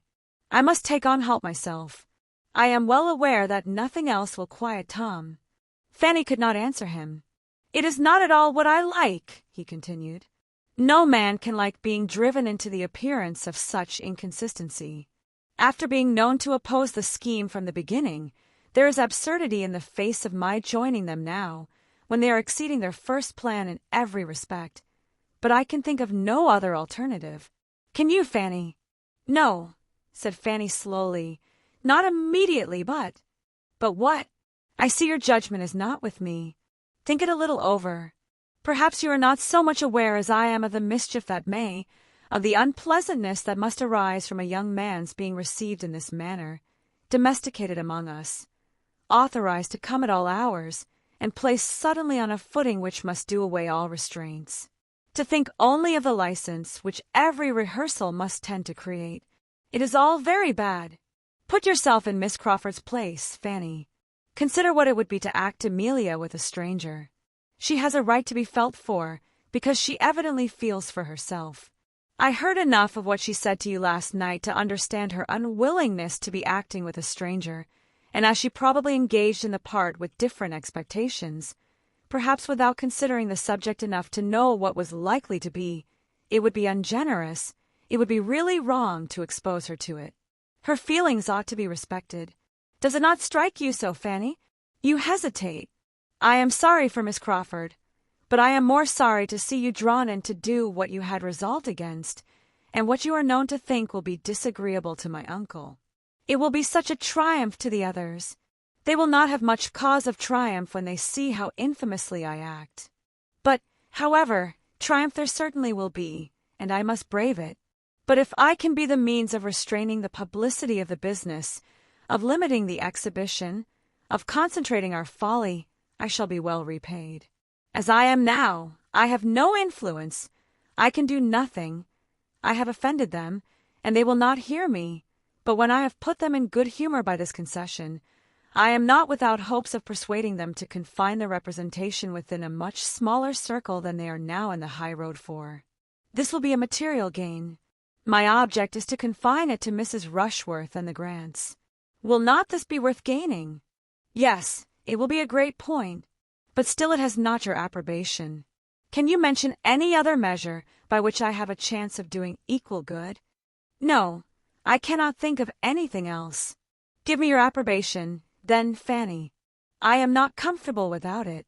Oh, cousin, if you are against me, I ought to distress myself, and yet, but it is absolutely impossible to let Tom go on in this way, riding about the country in quest of anybody who can be persuaded to act, no matter whom. The look of a gentleman is to be enough. I thought you would have entered more into Miss Crawford's feelings. No doubt she will be very glad. It must be a great relief to her, said Fanny, trying for greater warmth of manner. She never appeared more amiable than in her behavior to you last night. It gave her a very strong claim on my goodwill. She was very kind indeed, and I am glad to have her spared. She could not finish the generous effusion. Her conscience stopped her in the middle, but Edmund was satisfied. I shall walk down immediately after breakfast, said he, and am sure of giving pleasure there. And now, dear Fanny, I will not interrupt you any longer. You want to be reading, but I could not be easy till I had spoken to you and come to a decision. Sleeping or waking, my head has been full of this matter all night. It is an evil, but I am certainly making it less than it might be. If Tom is up, I shall go to him directly and get it over, and when we meet at breakfast we shall be all in high good humor at the prospect of acting the fool together with such unanimity. You, in the meanwhile, will be taking a trip into China, I suppose. How does Lord Macartney go on? Opening a volume on the table, and then taking up some others. And here are Crabbe's Tales, and The Idler, at hand to relieve you, if you tire of your great book. I admire your little establishment exceedingly, and as soon as I am gone, you will empty your head of all this nonsense of acting, and sit comfortably down to your table. But do not stay here to be cold. He went, but there was no reading, no china, no composure for Fanny. He had told her the most extraordinary, the most inconceivable, the most unwelcome news, and she could think of nothing else. To be acting, after all his objections so just and so public, after all that she had heard him say, and seen him look, and known him to be feeling. Could it be possible? Edmund so inconsistent. Was he not deceiving himself? Was he not wrong? Alas! It was all Miss Crawford's doing. She had seen her influence in every speech, and was miserable. The doubts and alarms as to her own conduct, which had previously distressed her, and which had all slept while she listened to him, were become of little consequence now. This deeper anxiety swallowed them up. Things should take their course. She cared not how it ended. Her cousins might attack, but could hardly tease her. She was beyond their reach, and if at last obliged to yield, no matter, it was all misery now. Chapter 17. It was indeed a triumphant day to Mr. Bertram and Maria. Such a victory over Edmund's discretion had been beyond their hopes, and was most delightful. There was no longer anything to disturb them in their darling project, and they congratulated each other in private on the jealous weakness to which they attributed the change, with all the glee of feelings gratified in every way. Edmund might still look grave, and say he did not like the scheme in general, and must disapprove the play in particular. Their point was gained. He was to act, and he was driven to it by the force of selfish inclinations only. Edmund had descended from that moral elevation which he had maintained before, and they were both as much the better as the happier for the descent. They behaved very well, however, to him on the occasion, betraying no exultation beyond the lines about the corners of the mouth, and seemed to think it as great an escape to be quit of the intrusion of Charles Maddox, as if they had been forced into admitting him against their inclination. To have it quite in their own family circle was what they had particularly wished. A stranger among them would have been the destruction of all their comfort, and when Edmund, pursuing that idea, gave a hint of his hope as to the limitation of the audience, they were ready, in the complaisance of the moment, to promise anything. It was all good humor and encouragement. Mrs. Norris offered to contrive his dress. Mr. Yates assured him that Onhalt's last scene with the Baron admitted a good deal of action and emphasis, and Mr. Rushworth undertook to count his speeches. "Perhaps," said Tom, "Fanny may be more disposed to oblige us now. Perhaps you may persuade her." "No, she is quite determined. She certainly will not act." "Oh, very well." And not another word was said, but Fanny felt herself again in danger, and her indifference to the danger was beginning to fail her already. There were not fewer smiles at the parsonage than at the park on this change in Edmund. Miss Crawford looked very lovely in hers, and entered with such an instantaneous renewal of cheerfulness into the whole affair as could have but one effect on him. He was certainly right in respecting such feelings. He was glad he had determined on it, and the morning wore away in satisfactions very sweet, if not very sound. One advantage resulted from it to Fanny. At the honest request of Miss Crawford, Mrs. Grant had, with her usual good humor, agreed to undertake the part for which Fanny had been wanted, and this was all that occurred to gladden her heart during the day, and even this, when imparted by Edmund, brought a pang with it, for it was Miss Crawford to whom she was obliged. It was Miss Crawford whose kind exertions were to excite her gratitude, and whose merit in making them was spoken of with a glow of admiration. She was safe, but peace and safety were unconnected here. Her mind had been never farther from peace. She could not feel that she had done wrong herself, but she was disquieted in every other way. Her heart and her judgment were equally against Edmund's decision. She could not acquit his unsteadiness, and his happiness under it made her wretched. She was full of jealousy and agitation. Miss Crawford came with looks of gaiety which seemed an insult, with friendly expressions towards herself which she could hardly answer calmly. Everybody around her was gay and busy, prosperous and important. Each had their object of interest, their part, their dress, their favorite scene, their friends and confederates. All were finding employment in consultations and comparisons, or diversion in the playful conceits they suggested. She alone was sad and insignificant. She had no share in anything. She might go or stay. She might be in the midst of their noise, or retreat from it to the solitude of the East Room, without being seen or missed. She could almost think anything would have been preferable to this. Mrs. Grant was of consequence. Her good nature had honorable mention. Her taste and her time were considered. Her presence was wanted. She was sought for, and attended and praised. And Fanny was at first in some danger of envying her the character she had accepted. But reflection brought better feelings, and shewed her that Mrs. Grant was entitled to respect, which could never have belonged to her, and that, had she received even the greatest, she could never have been easy in joining a scheme which, considering only her uncle, she must condemn altogether. Fanny's heart was not absolutely the only saddened one amongst them, as she soon began to acknowledge to herself. Julia was a sufferer too, though not quite so blamelessly. Henry Crawford had trifled with her feelings, but she had very long allowed and even sought his attentions, with a jealousy of her sister so reasonable as ought to have been their cure, and now that the conviction of his preference for Maria had been forced on her, she submitted to it without any alarm for Maria's situation, or any endeavor at rational tranquillity for herself. She either sat in gloomy silence, wrapped in such gravity as nothing could subdue, no curiosity touch, no wit amuse, or allowing the attentions of Mr. Yates, was talking with forced gaiety to him alone, and ridiculing the acting of the others. For a day or two after the affront was given, Henry Crawford had endeavored to do it away by the usual attack of gallantry and compliment, but he had not cared enough about it to persevere against a few repulses, and becoming soon too busy with his play to have time for more than one flirtation, he grew indifferent to the quarrel, or rather thought it a lucky occurrence, as quietly putting an end to what might ere long have raised expectations in more than Mrs. Grant.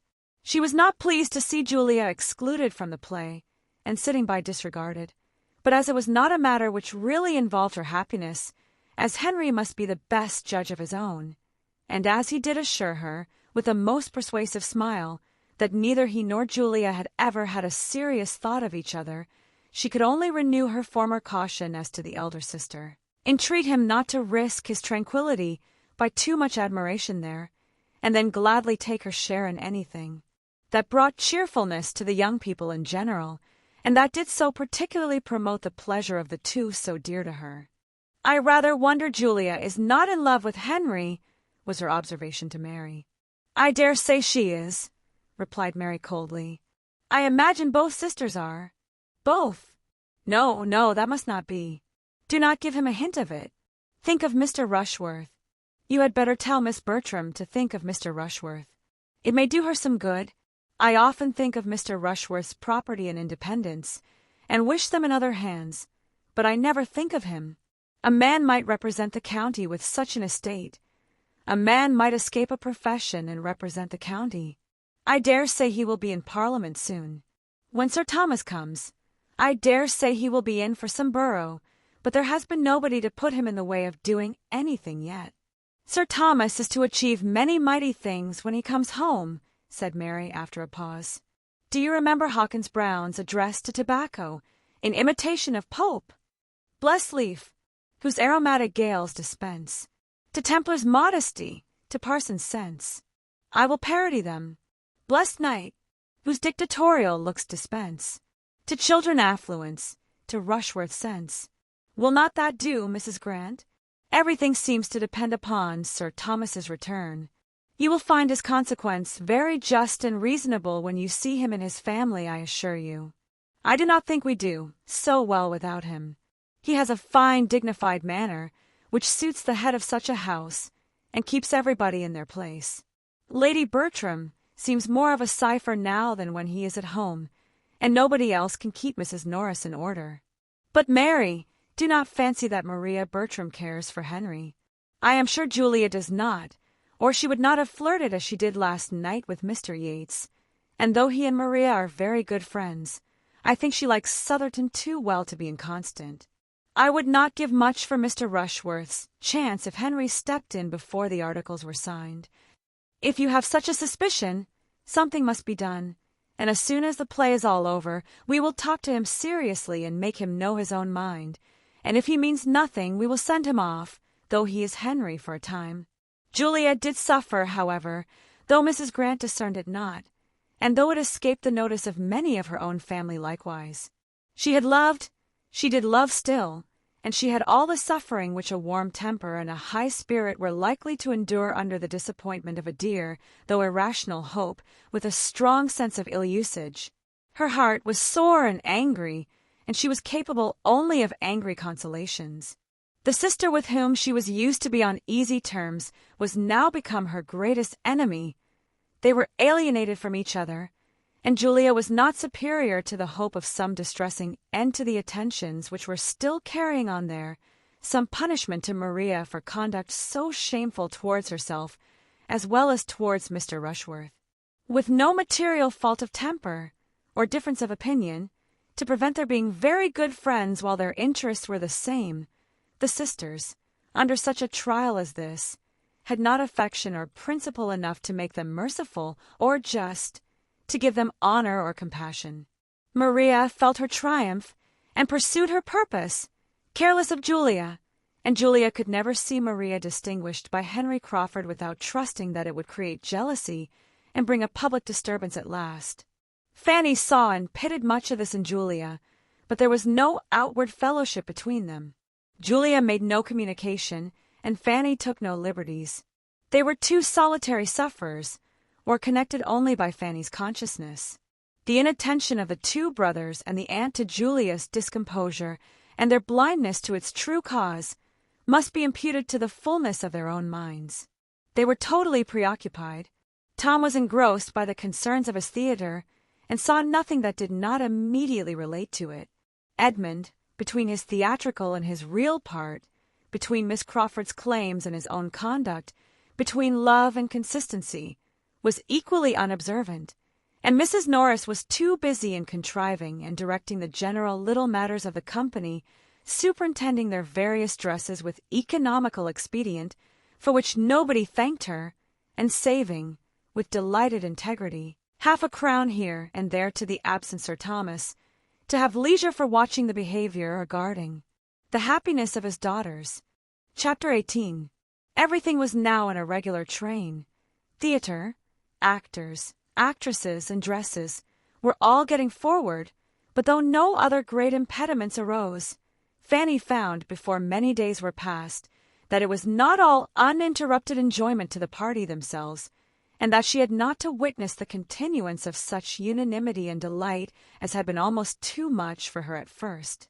Everybody began to have their vexation. Edmund had many. Entirely against his judgment, a scene painter arrived from town, and was at work, much to the increase of the expenses, and what was worse, of the eclat of their proceedings, and his brother, instead of being really guided by him as to the privacy of the representation, was giving an invitation to every family who came in his way.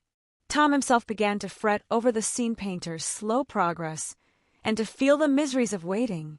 He had learned his part, all his parts, for he took every trifling one that could be united with the butler, and began to be impatient to be acting, and every day thus unemployed was tending to increase his sense of the insignificance of all his parts together, and make him more ready to regret that some other play had not been chosen. Fanny, being always a very courteous listener, and often the only listener at hand, came in for the complaints and the distresses of most of them. She knew that Mr. Yates was in general thought to rant dreadfully, that Mr. Yates was disappointed in Henry Crawford, that Tom Bertram spoke so quick he would be unintelligible, that Mrs. Grant spoiled everything by laughing, that Edmund was behindhand with his part, and that it was misery to have anything to do with Mr. Rushworth, who was wanting a prompter through every speech. She knew, also, that poor Mr. Rushworth could seldom get anybody to rehearse with him. His complaint came before her as well as the rest, and so decided to her eye was her cousin Maria's avoidance of him, and so needlessly often the rehearsal of the first scene between her and Mr. Crawford, that she had soon all the terror of other complaints from him. So far from being all satisfied and all enjoying, she found everybody requiring something they had not, and giving occasion of discontent to the others. Everybody had a part either too long or too short. Nobody would attend as they ought. Nobody would remember on which side they were to come in. Nobody but the complainer would observe any directions. Fanny believed herself to derive as much innocent enjoyment from the play as any of them.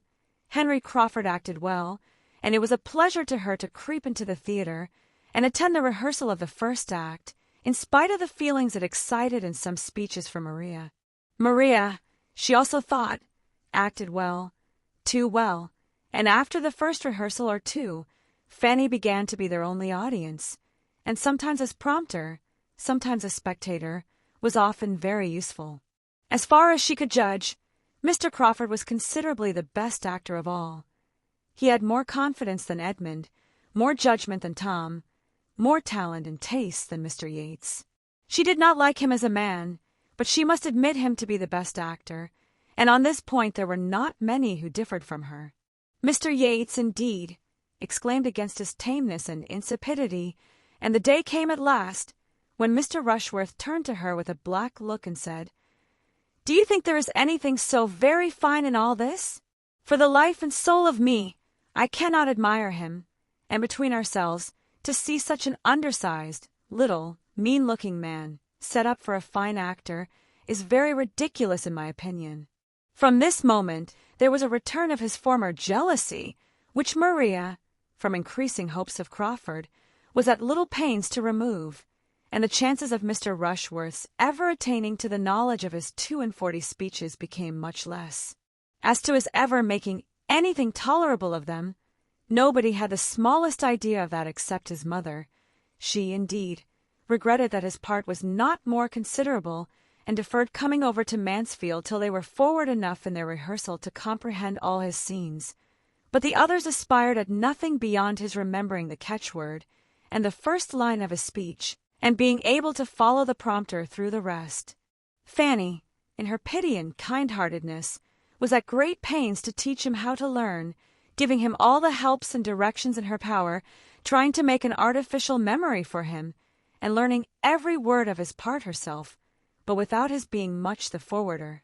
Many uncomfortable, anxious, apprehensive feelings she certainly had, but with all these, and other claims on her time and attention, she was as far from finding herself without employment or utility amongst them as without a companion in uneasiness, quite as far from having no demand on her leisure as on her compassion.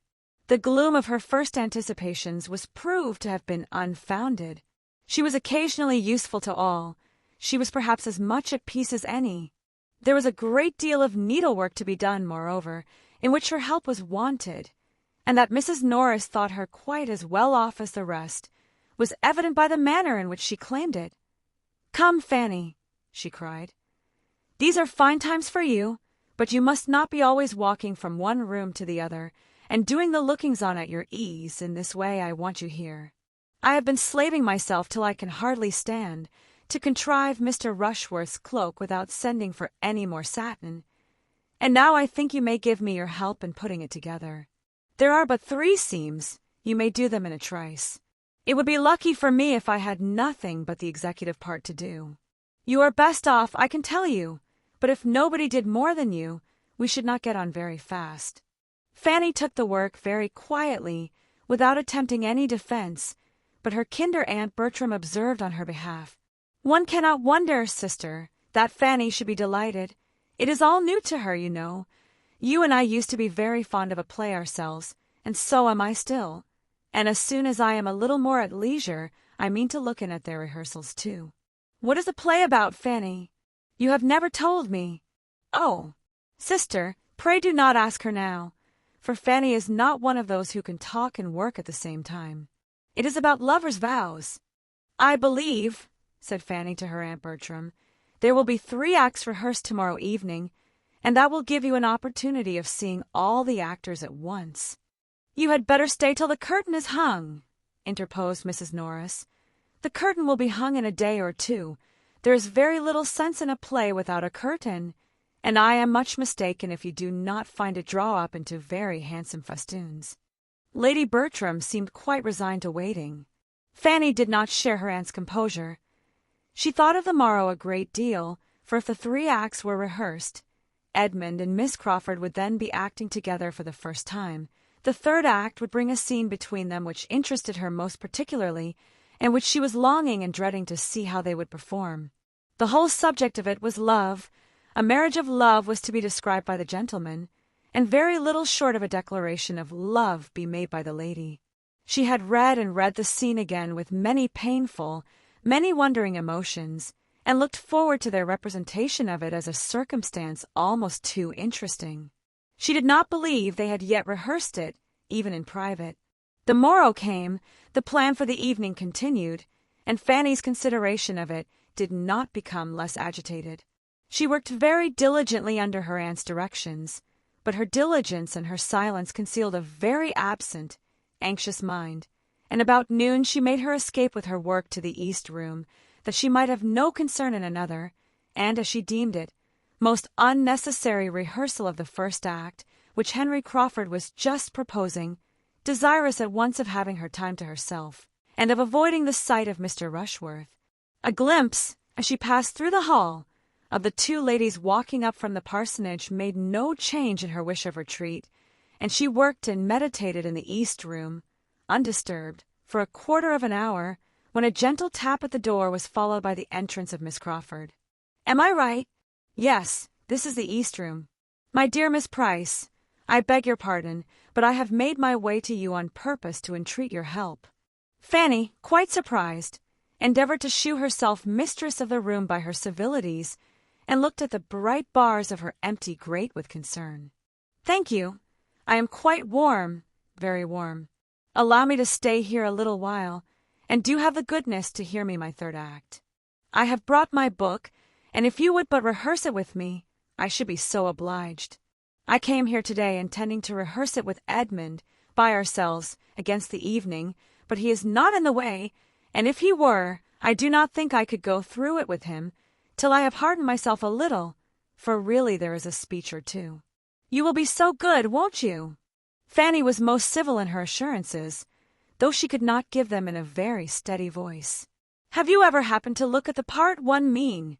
continued Miss Crawford, opening her book. "Here it is. I did not think much of it at first, but, upon my word, there, look at that speech, and that, and that. How am I ever to look him in the face and say such things? Could you do it? But then he is your cousin, which makes all the difference. You must rehearse it with me, that I may fancy you him, and get on by degrees. You have a look of his sometimes." "Have I? I will do my best with the greatest readiness, but I must read the part, for I can say very little of it." "None of it, I suppose. You are to have the book, of course. Now for it. We must have 2 chairs at hand for you to bring forward to the front of the stage. There, very good schoolroom chairs, not made for a theatre, I dare say, much more fitted for little girls to sit and kick their feet against when they are learning a lesson.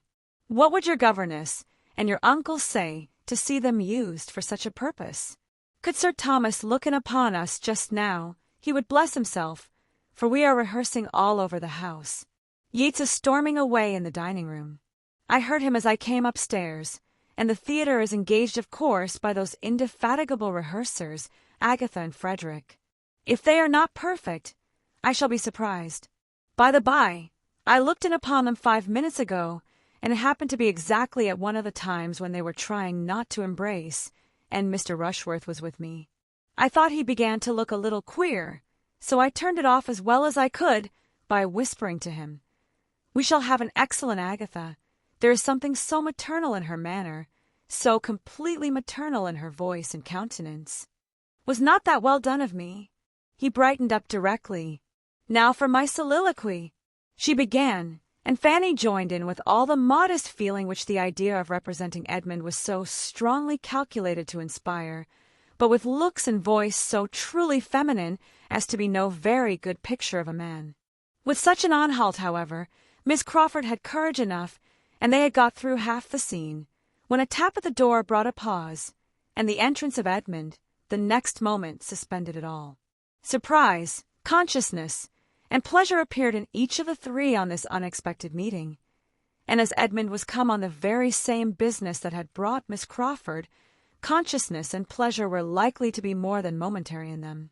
He too had his book, and was seeking Fanny, to ask her to rehearse with him, and help him to prepare for the evening, without knowing Miss Crawford to be in the house, and great was the joy and animation of being thus thrown together, of comparing schemes, and sympathizing in praise of Fanny's kind offices. She could not equal them in their warmth. Her spirits sank under the glow of theirs, and she felt herself becoming too nearly nothing to both to have any comfort in having been sought by either. They must now rehearse together. Edmund proposed, urged, entreated it, till the lady, not very unwilling at first, could refuse no longer, and Fanny was wanted only to prompt and observe them. She was invested, indeed, with the office of judge and critic, and earnestly desired to exercise it and tell them all their faults. But from doing so every feeling within her shrank. She could not, would not, dared not attempt it. Had she been otherwise qualified for criticism, her conscience must have restrained her from venturing at disapprobation. She believed herself to feel too much of it in the aggregate for honesty or safety in particulars. To prompt them must be enough for her, and it was sometimes more than enough, for she could not always pay attention to the book. In watching them, she forgot herself, and, agitated by the increasing spirit of Edmund's manner, had once closed the page and turned away exactly as he wanted help. It was imputed to very reasonable weariness, and she was thanked and pitied, but she deserved their pity more than she hoped they would ever surmise. At last the scene was over, and Fanny forced herself to add her praise to the compliments each was giving the other, and when again alone and able to recall the whole, she was inclined to believe their performance would, indeed, have such nature and feeling in it as must ensure their credit, and make it a very suffering exhibition to herself. Whatever might be its effect, however, she must stand the brunt of it again that very day. The first regular rehearsal of the 3 first acts was certainly to take place in the evening. Mrs. Grant and the Crawfords were engaged to return for that purpose as soon as they could after dinner, and every one concerned was looking forward with eagerness. There seemed a general diffusion of cheerfulness on the occasion. Tom was enjoying such an advance towards the end. Edmund was in spirits from the morning's rehearsal, and little vexations seemed everywhere smoothed away. All were alert and impatient. The ladies moved soon, the gentlemen soon followed them, and with the exception of Lady Bertram, Mrs. Norris, and Julia, everybody was in the theatre at an early hour, and having lighted it up as well as its unfinished state admitted, were waiting only the arrival of Mrs. Grant and the Crawfords to begin. They did not wait long for the Crawfords, but there was no Mrs. Grant. She could not come. Dr. Grant, professing an indisposition, for which he had little credit with his fair sister-in-law, could not spare his wife. "Dr. Grant is ill," said she, with mock solemnity. "He has been ill ever since he did not eat any of the pheasant today. He fancied it tough, sent away his plate, and has been suffering ever since." Here was disappointment. Mrs. Grant's non-attendance was sad indeed. Her pleasant manners and cheerful conformity made her always valuable amongst them, but now she was absolutely necessary. They could not act, they could not rehearse with any satisfaction without her. The comfort of the whole evening was destroyed. What was to be done? Tom, as Catager, was in despair.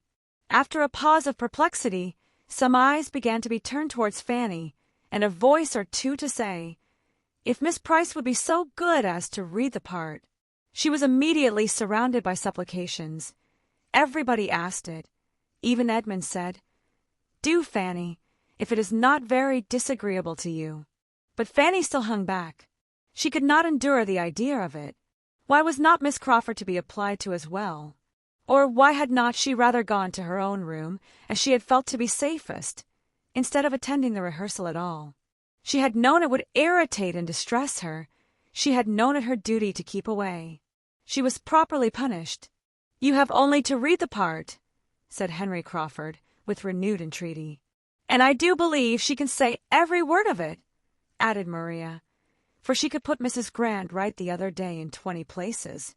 "Fanny, I am sure you know the part."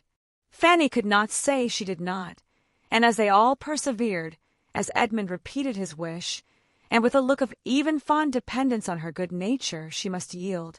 She would do her best. Everybody was satisfied, and she was left to the tremors of a most palpitating heart, while the others prepared to begin. They did begin, and being too much engaged in their own noise to be struck by an unusual noise in the other part of the house, had proceeded some way when the door of the room was thrown open, and Julia, appearing at it, with a face all aghast, exclaimed, "My father is come. He is in the hall at this moment." Chapter 19. How is the consternation of the party to be described? To the greater number it was a moment of absolute horror. Sir Thomas in the house. All felt the instantaneous conviction. Not a hope of imposition or mistake was harbored anywhere. Julia's looks were an evidence of the fact that made it indisputable, and after the first starts and exclamations, not a word was spoken for half a minute. Each with an altered countenance was looking at some other, and almost each was feeling it a stroke the most unwelcome, most ill-timed, most appalling.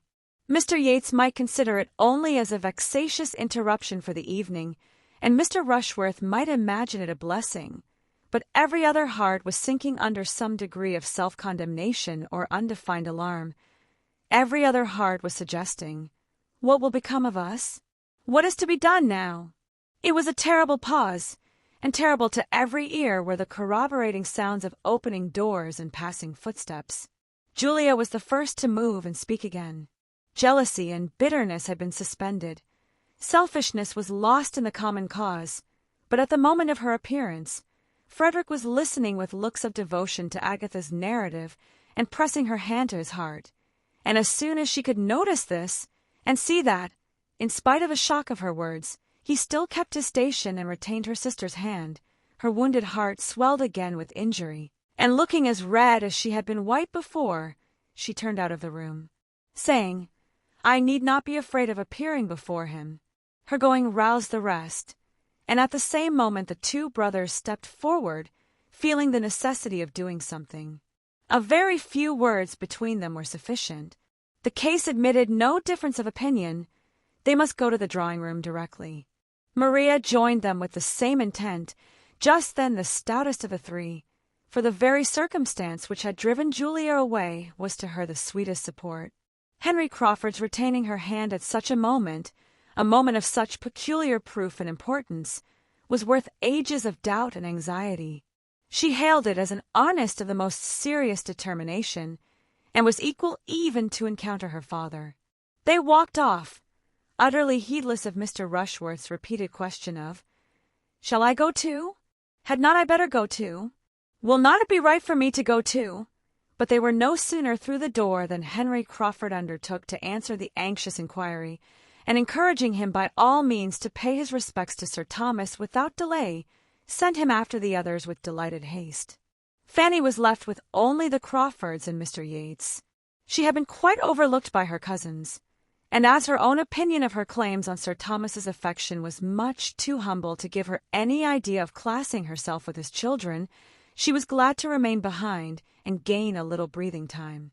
Her agitation and alarm exceeded all that was endured by the rest, by the right of a disposition which not even innocence could keep from suffering. She was nearly fainting. All her former habitual dread of her uncle was returning, and with it compassion for him, and for almost every one of the party on the development before him, with solicitude on Edmund's account indescribable.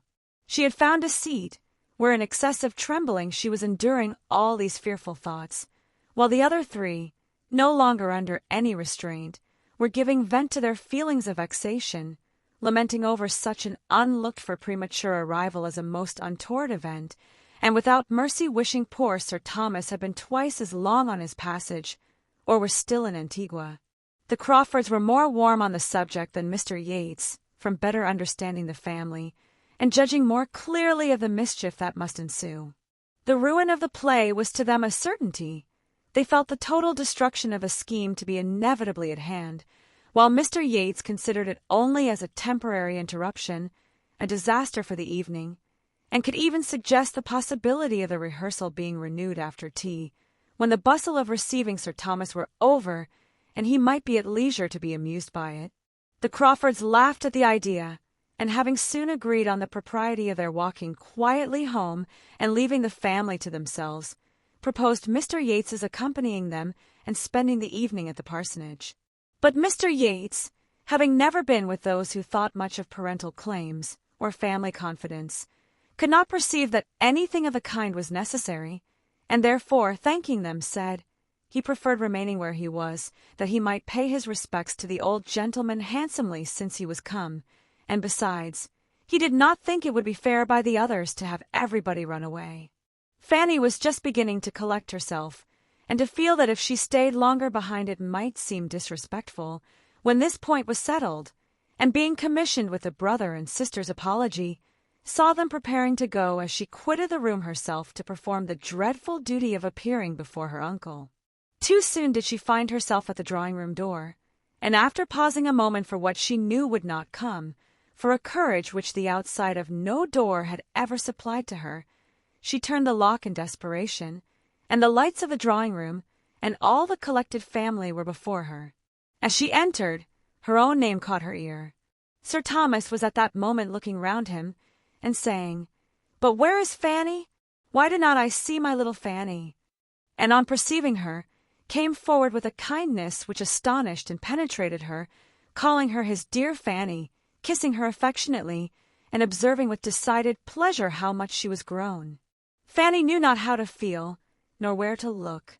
She was quite oppressed. He had never been so kind, so very kind to her in his life. His manner seemed changed. His voice was quick from the agitation of joy, and all that had been awful in his dignity seemed lost in tenderness. He led her nearer the light and looked at her again, inquired particularly after her health, and then, correcting himself, observed that he need not inquire, for her appearance spoke sufficiently on that point. A fine blush having succeeded the previous paleness of her face, he was justified in his belief of her equal improvement in health and beauty. He inquired next after her family, especially William, and his kindness altogether was such as made her reproach herself for loving him so little and thinking his return a misfortune. And when, on having courage to lift her eyes to his face, she saw that he was grown thinner, and had the burnt, fagged, worn look of fatigue in a hot climate, every tender feeling was increased, and she was miserable in considering how much unsuspected vexation was probably ready to burst on him. Sir Thomas was indeed the life of the party, who at his suggestion now seated themselves round the fire. He had the best right to be the talker, and the delight of his sensations in being again in his own house, in the centre of his family, after such a separation, made him communicative and chatty in a very unusual degree, and he was ready to give every information as to his voyage, and answer every question of his two sons almost before it was put.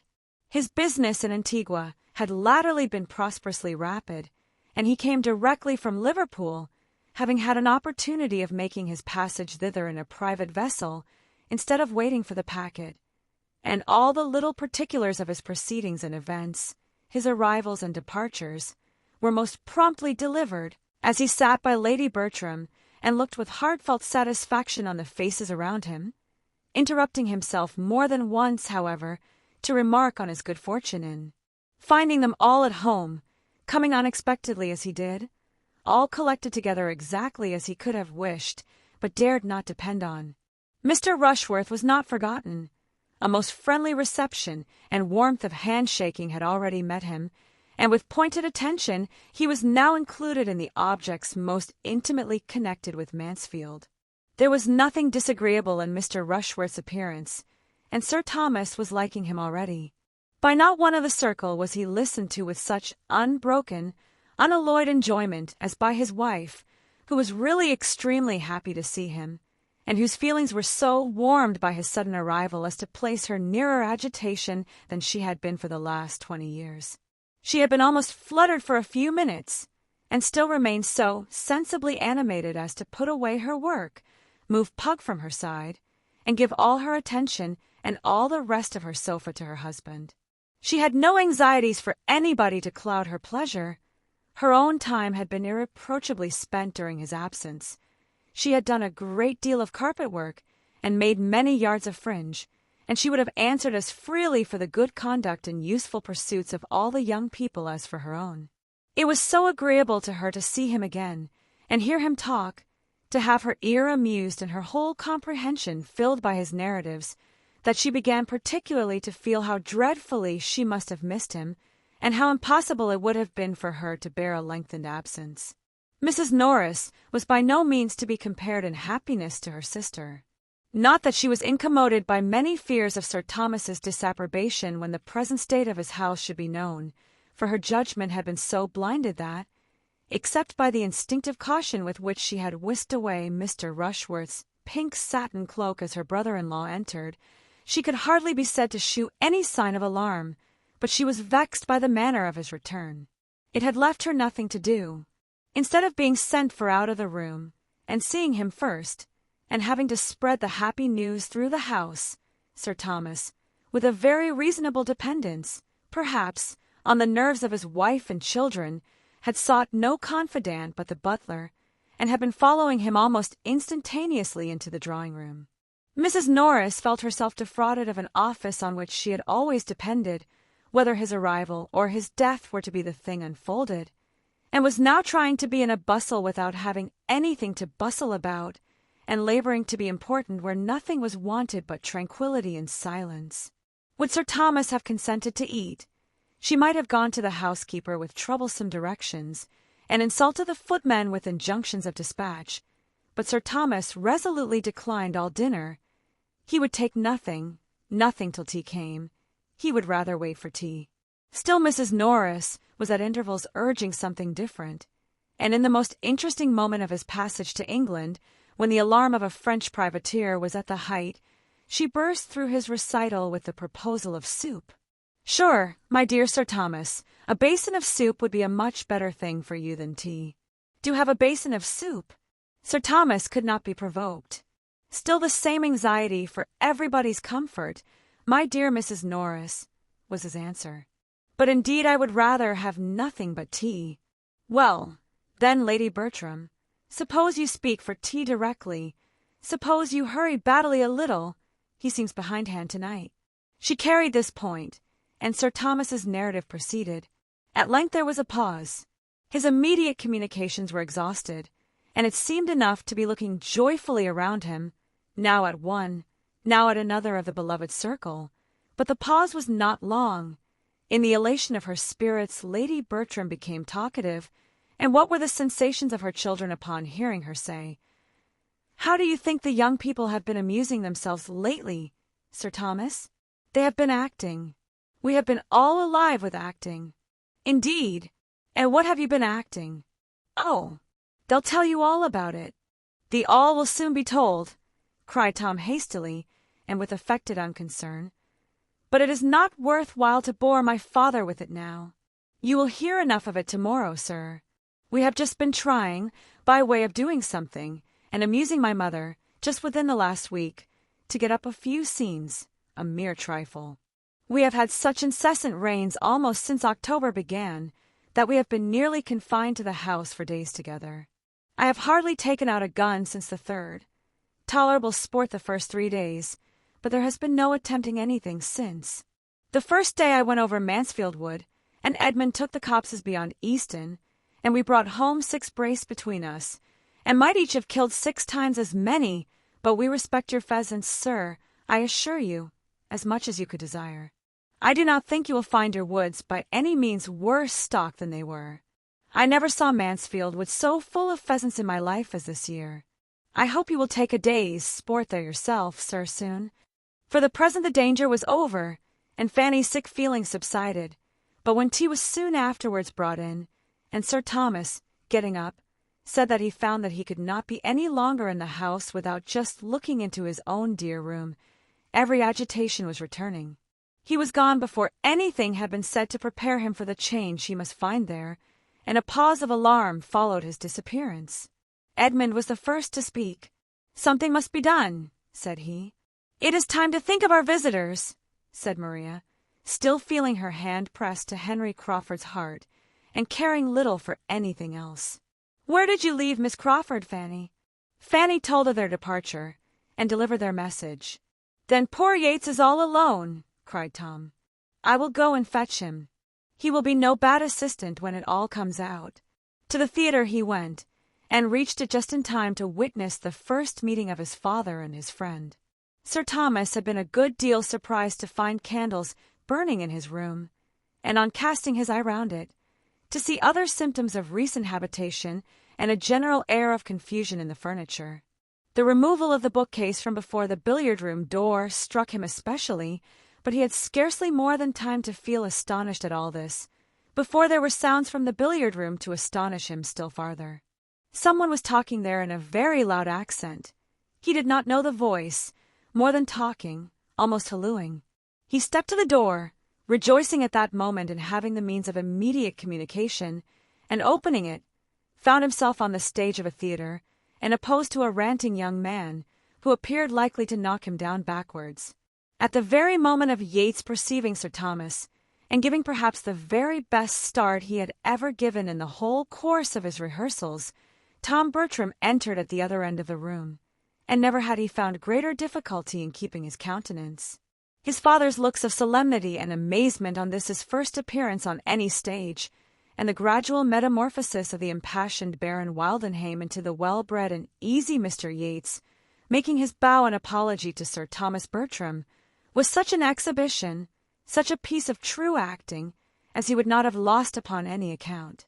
It would be the last, in all probability, the last scene on that stage, but he was sure there could not be a finer. The house would close with the greatest eclat. There was little time, however, for the indulgence of any images of merriment. It was necessary for him to step forward, too, and assist the introduction, and with many awkward sensations he did his best. Sir Thomas received Mr. Yates with all the appearance of cordiality which was due to his own character, but was really as far from pleased with the necessity of the acquaintance as with the manner of its commencement. Mr. Yates's family and connections were sufficiently known to him to render his introduction as the particular friend, another of the 100 particular friends of his son, exceedingly unwelcome, and it needed all the felicity of being again at home, and all the forbearance it could supply, to save Sir Thomas from anger on finding himself thus bewildered in his own house, making part of a ridiculous exhibition in the midst of theatrical nonsense, and forced in so untoward a moment to admit the acquaintance of a young man whom he felt sure of disapproving, and whose easy indifference and volubility in the course of the first 5 minutes seemed to mark him the most at home of the two.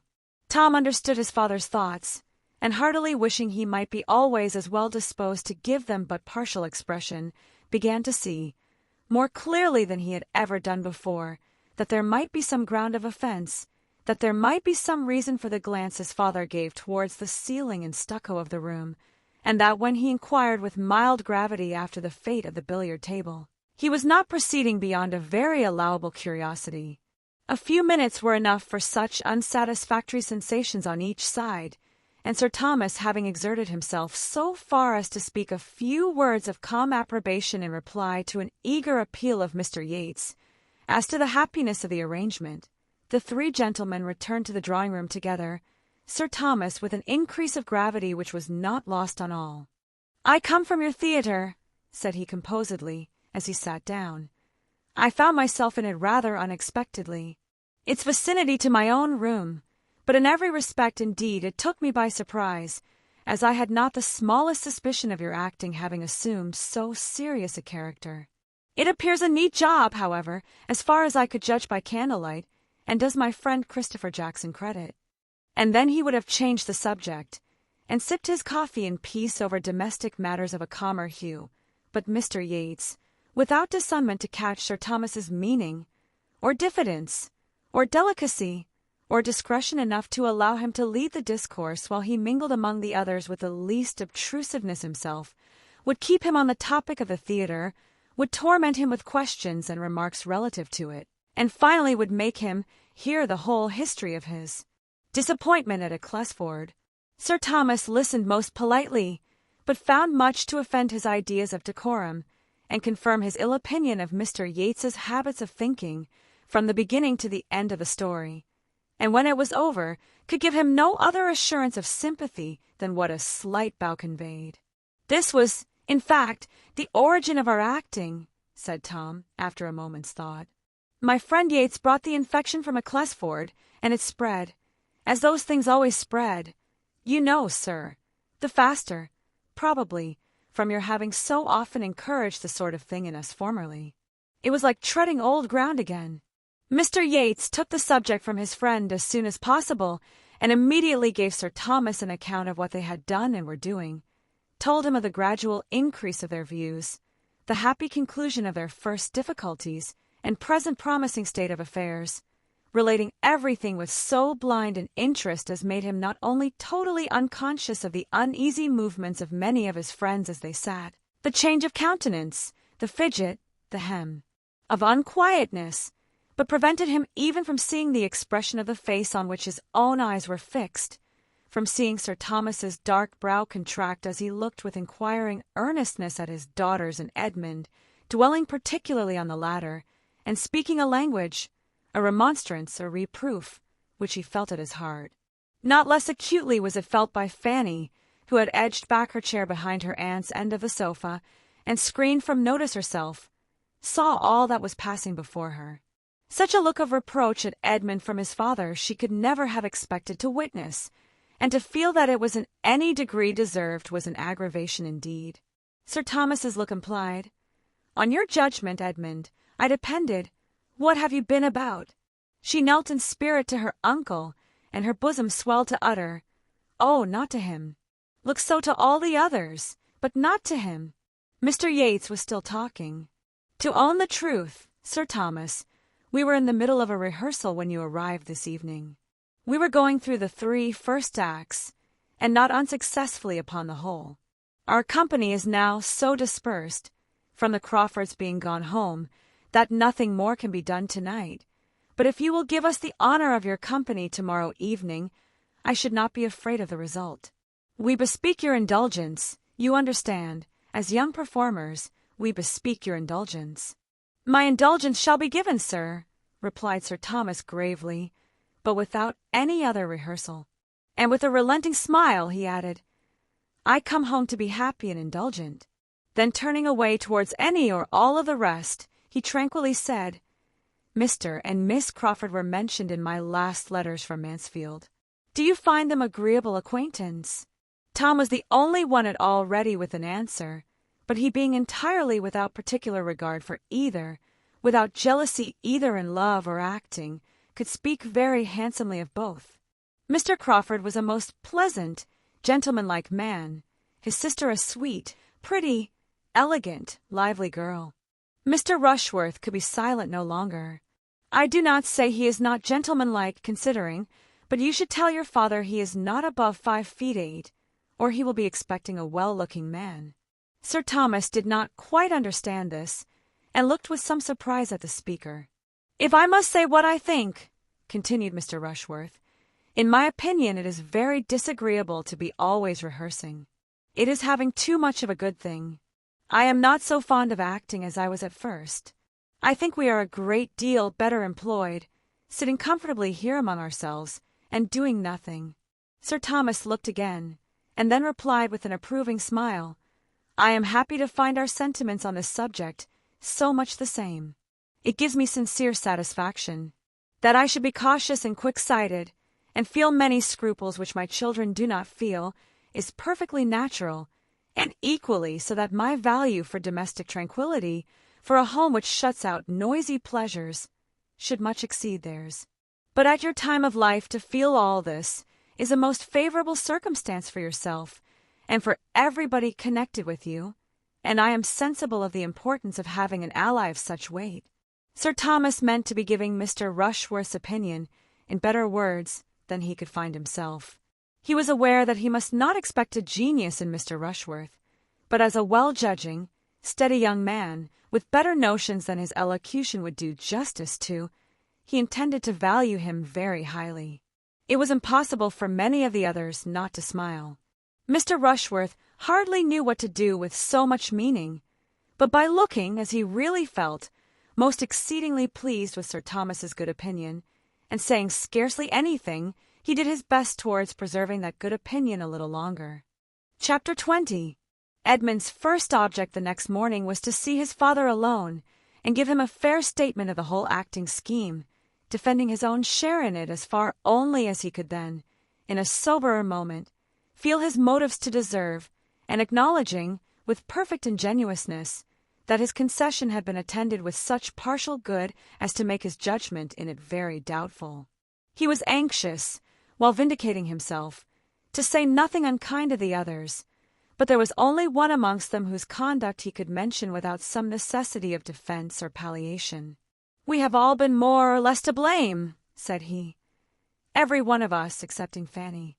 Fanny is the only one who has judged rightly throughout, who has been consistent. Her feelings have been steadily against it from first to last. She never ceased to think of what was due to you. You will find Fanny everything you could wish." Sir Thomas saw all the impropriety of such a scheme among such a party, and at such a time, as strongly as his son had ever supposed he must. He felt it too much indeed for many words, and having shaken hands with Edmund, meant to try to lose the disagreeable impression and forget how much he had been forgotten himself as soon as he could, after the house had been cleared of every object enforcing the remembrance, and restored to its proper state. He did not enter into any remonstrance with his other children. He was more willing to believe they felt their error than to run the risk of investigation. The reproof of an immediate conclusion of everything, the sweep of every preparation, would be sufficient. There was one person, however, in the house whom he could not leave to learn his sentiments merely through his conduct. He could not help giving Mrs. Norris a hint of his having hoped that her advice might have been interposed to prevent what her judgment must certainly have disapproved. The young people had been very inconsiderate in forming the plan. They ought to have been capable of a better decision themselves, but they were young, and excepting Edmund, he believed, of unsteady characters, and with greater surprise, therefore, he must regard her acquiescence in their wrong measures, her countenance of their unsafe amusements, than that such measures and such amusements should have been suggested. Mrs. Norris was a little confounded and as nearly being silenced as ever she had been in her life, for she was ashamed to confess having never seen any of the impropriety which was so glaring to Sir Thomas, and would not have admitted that her influence was insufficient, that she might have talked in vain. Her only resource was to get out of the subject as fast as possible and turn the current of Sir Thomas's ideas into a happier channel.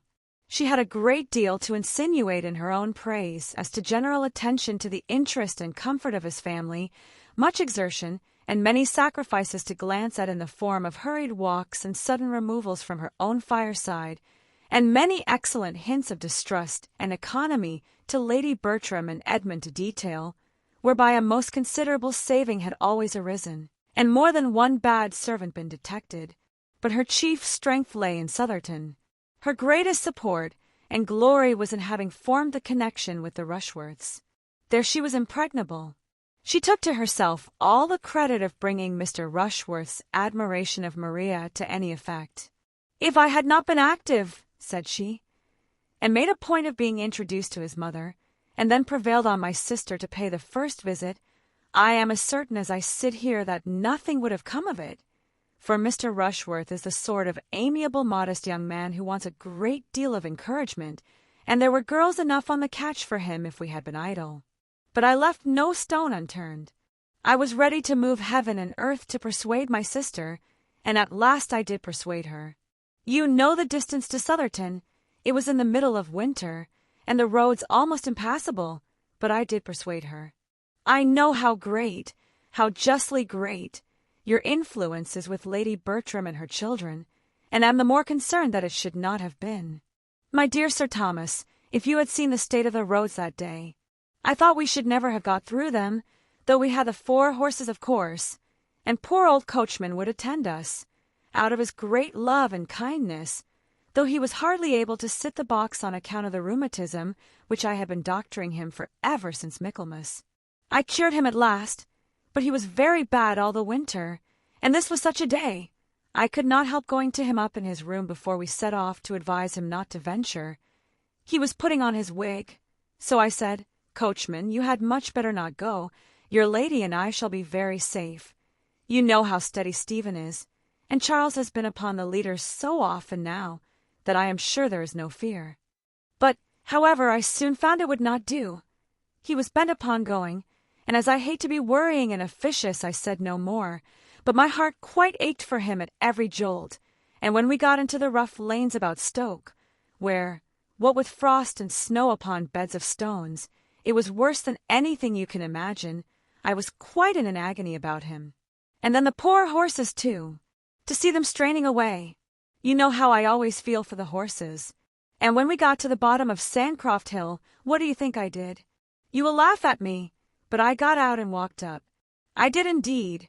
It might not be saving them much, but it was something, and I could not bear to sit at my ease and be dragged up at the expense of those noble animals. I caught a dreadful cold, but that I did not regard. My object was accomplished in the visit. I hope we shall always think the acquaintance worth any trouble that might be taken to establish it. There is nothing very striking in Mr. Rushworth's manners, but I was pleased last night with what appeared to be his opinion on one subject. his decided preference of a quiet family party to the bustle and confusion of acting. He seemed to feel exactly as one could wish. Yes, indeed, and the more you know of him the better you will like him. He is not a shining character, but he has 1,000 good qualities, and is so disposed to look up to you that I am quite laughed at about it, for everybody considers it as my doing. Upon my word, Mrs. Norris, said Mrs. Grant the other day, if Mr. Rushworth were a son of your own, he could not hold Sir Thomas in greater respect. Sir Thomas gave up the point, foiled by her evasions, disarmed by her flattery, and was obliged to rest satisfied with the conviction that where the present pleasure of those she loved was at stake, her kindness did sometimes overpower her judgment. It was a busy morning with him. Conversation with any of them occupied but a small part of it. He had to reinstate himself in all the wonted concerns of his Mansfield life, to see his steward and his bailiff, to examine and compute, and in the intervals of business, to walk into his stables and his gardens and nearest plantations, but active and methodical, he had not only done all this before he resumed his seat as master of the house at dinner. He had also set the carpenter to work in pulling down what had been so lately put up in the billiard-room, and given the scene painter his dismissal long enough to justify the pleasing belief of his being then at least as far off as Northampton. The scene painter was gone, having spoilt only the floor of one room, ruined all the coachman's sponges, and made 5 of the under-servants idle and dissatisfied, and Sir Thomas was in hopes that another day or 2 would suffice to wipe away every outward memento of what had been, even to the destruction of every unbound copy of lovers' vows in the house, for he was burning all that met his eye. Mr. Yates was beginning now to understand Sir Thomas's intentions, though as far as ever from understanding their source. He and his friend had been out with their guns the chief of the morning, and Tom had taken the opportunity of explaining, with proper apologies for his father's particularity, what was to be expected. Mr. Yates felt it as acutely as might be supposed. To be a second time disappointed in the same way was an instance of very severe ill-luck, and his indignation was such that had it not been for delicacy towards his friend, and his friend's youngest sister, he believed he should certainly attack the baronet on the absurdity of his proceedings, and argue him into a little more rationality. He believed this very stoutly while he was in Mansfield Wood, and all the way home, but there was a something in Sir Thomas, when they sat round the same table, which made Mr. Yates think it wiser to let him pursue his own way, and feel the folly of it without opposition. He had known many disagreeable fathers before, and often been struck with the inconveniences they occasioned, but never, in the whole course of his life, had he seen one of that class so unintelligibly moral, so infamously tyrannical as Sir Thomas. He was not a man to be endured but for his children's sake, and he might be thankful to his fair daughter Julia that Mr. Yates did yet mean to stay a few days longer under his roof. The evening passed with external smoothness, though almost every mind was ruffled, and the music which Sir Thomas called for from his daughters helped to conceal the want of real harmony. Maria was in a good deal of agitation. It was of the utmost consequence to her that Crawford should now lose no time in declaring himself, and she was disturbed that even a day should be gone by without seeming to advance that point. She had been expecting to see him the whole morning, and all the evening, too, was still expecting him. Mr. Rushworth had set off early with the great news for Sotherton, and she had fondly hoped for such an immediate eclaircissement as might save him the trouble of ever coming back again. But they had seen no one from the parsonage, not a creature, and had heard no tidings beyond a friendly note of congratulation and inquiry from Mrs. Grant to Lady Bertram. It was the first day for many, many weeks in which the families had been wholly divided. 24 hours had never passed before, since August began, without bringing them together in some way or other. It was a sad, anxious day, and the morrow, though differing in the sort of evil, did by no means bring less. A few moments of feverish enjoyment were followed by hours of acute suffering. Henry Crawford was again in the house. He walked up with Dr. Grant, who was anxious to pay his respects to Sir Thomas, and at rather an early hour they were ushered into the breakfast-room, where were most of the family. Sir Thomas soon appeared, and Maria saw with delight and agitation the introduction of the man she loved to her father. Her sensations were indefinable, and so were they a few minutes afterwards upon hearing Henry Crawford, who had a chair between herself and Tom, ask the latter in an under voice whether there were any plans for resuming the play after the present happy interruption, with a courteous glance at Sir Thomas, because in that case he should make a point of returning to Mansfield at any time required by the party. He was going away immediately, being to meet his uncle at Bath without delay, but if there were any prospect of a renewal of lovers' vows, he should hold himself positively engaged. He should break through every other claim. He should absolutely condition with his uncle for attending them whenever he might be wanted. The play should not be lost by his absence. From Bath, Norfolk, London, York, wherever I may be, said he, I will attend you from any place in England at an hour's notice. It was well at that moment that Tom had to speak, and not his sister. He could immediately say with easy fluency, I am sorry you are going, but as to our play, that is all over, entirely at an end, looking significantly at his father. The painter was sent off yesterday, and very little will remain of the theatre tomorrow. I knew how that would be from the first. It is early for Bath. You will find nobody there. It is about my uncle's usual time. When do you think of going? I may, perhaps, get as far as Banbury today. Whose stables do you use at Bath? Was the next question. And while this branch of the subject was under discussion, Maria, who wanted neither pride nor resolution, was preparing to encounter her share of it with tolerable calmness. To her he soon turned, repeating much of what he had already said, with only a softened air and stronger expressions of regret. But what availed his expressions or his air? He was going, and, if not voluntarily going, voluntarily intending to stay away, for accepting what might be due to his uncle, his engagements were all self-imposed. He might talk of necessity, but she knew his independence. The hand which had so pressed hers to his heart, the hand and the heart were alike motionless and passive now. Her spirit supported her, but the agony of her mind was severe. She had not long to endure what arose from listening to language which his actions contradicted, or to bury the tumult of her feelings under the restraint of society, for general civilities soon called his notice from her, and the farewell visit, as it then became openly acknowledged, was a very short one. He was gone. He had touched her hand for the last time. He had made his parting bow, and she might seek directly all that solitude could do for her. Henry Crawford was gone from the house, and within 2 hours afterwards from the parish, and so ended all the hopes his selfish vanity had raised in Maria and Julia Bertram. Julia could rejoice that he was gone. His presence was beginning to be odious to her, and if Maria gained him not, she was now cool enough to dispense with any other revenge. She did not want exposure to be added to desertion. Henry Crawford gone, she could even pity her sister. With a purer spirit did Fanny rejoice in the intelligence. She heard it at dinner, and felt it a blessing. By all the others it was mentioned with regret, and his merits honored with due gradation of feeling, from the sincerity of Edmund's too partial regard, to the unconcern of his mother speaking entirely by rote.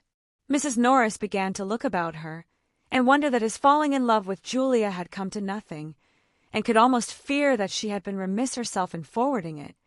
But with so many to care for, how was it possible for even her activity to keep pace with her wishes?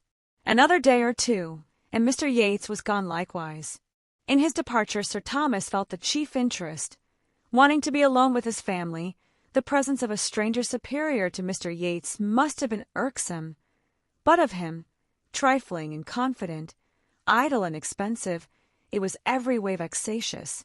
In himself he was wearisome, but as the friend of Tom and the admirer of Julia he became offensive. Sir Thomas had been quite indifferent to Mr. Crawford's going or staying, but his good wishes for Mr. Yates's having a pleasant journey, as he walked with him to the hall door, were given with genuine satisfaction. Mr. Yates had stayed to see the destruction of every theatrical preparation at Mansfield, the removal of everything appertaining to the play. He left the house in all the soberness of its general character, and Sir Thomas hoped, in seeing him out of it, to be rid of the worst object connected with the scheme, and the last that must be inevitably reminding him of its existence. Mrs. Norris contrived to remove one article from his sight that might have distressed him. The curtain, over which she had presided with such talent and such success, went off with her to her cottage, where she happened to be particularly in want of green baize. Chapter 21. Sir Thomas's return made a striking change in the ways of the family, independent of lovers' vows. Under his government, Mansfield was an altered place. Some members of their society sent away, and the spirits of many others saddened. It was all sameness and gloom compared with the past, a somber family party rarely enlivened. There was little intercourse with the parsonage. Sir Thomas, drawing back from intimacies in general, was particularly disinclined at this time for any engagements but in one quarter. The Rushworths were the only addition to his own domestic circle which he could solicit. Edmund did not wonder that such should be his father's feelings, nor could he regret anything but the exclusion of the Grants. "But they," he observed to Fanny, "have a claim. They seem to belong to us. They seem to be part of ourselves. I could wish my father were more sensible of their very great attention to my mother and sisters while he was away. I am afraid they may feel themselves neglected. But the truth is that my father hardly knows them.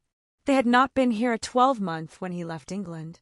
If he knew them better, he would value their society as it deserves, for they are in fact exactly the sort of people he would like. We are sometimes a little in want of animation among ourselves. My sisters seem out of spirits, and Tom is certainly not at his ease. Dr. and Mrs. Grant would enliven us, and make our evenings pass away with more enjoyment even to my father." "Do you think so?" said Fanny. "In my opinion, my uncle would not like any addition. I think he values the very quietness you speak of, and that the repose of his own family circle is all he wants. And it does not appear to me that we are more serious than we used to be, I mean before my uncle went abroad. As well as I can recollect, it was always much the same. There was never much laughing in his presence, or, if there is any difference, it is not more, I think, than such an absence has a tendency to produce at first. There must be a sort of shyness, but I cannot recollect that our evenings formerly were ever merry, except when my uncle was in town. No young people's are, I suppose, when those they look up to are at home." "I believe you are right, Fanny," was his reply, after a short consideration. "I believe our evenings are rather returned to what they were than assuming a new character. The novelty was in their being lively. Yet, how strong the impression that only a few weeks will give! I have been feeling as if we had never lived so before." "I suppose I am graver than other people," said Fanny. "The evenings do not appear long to me. I love to hear my uncle talk of the West Indies. I could listen to him for an hour together. It entertains me more than many other things have done, but then I am unlike other people, I dare say." "Why should you dare say that?" Smiling. "Do you want to be told that you are only unlike other people in being more wise and discreet?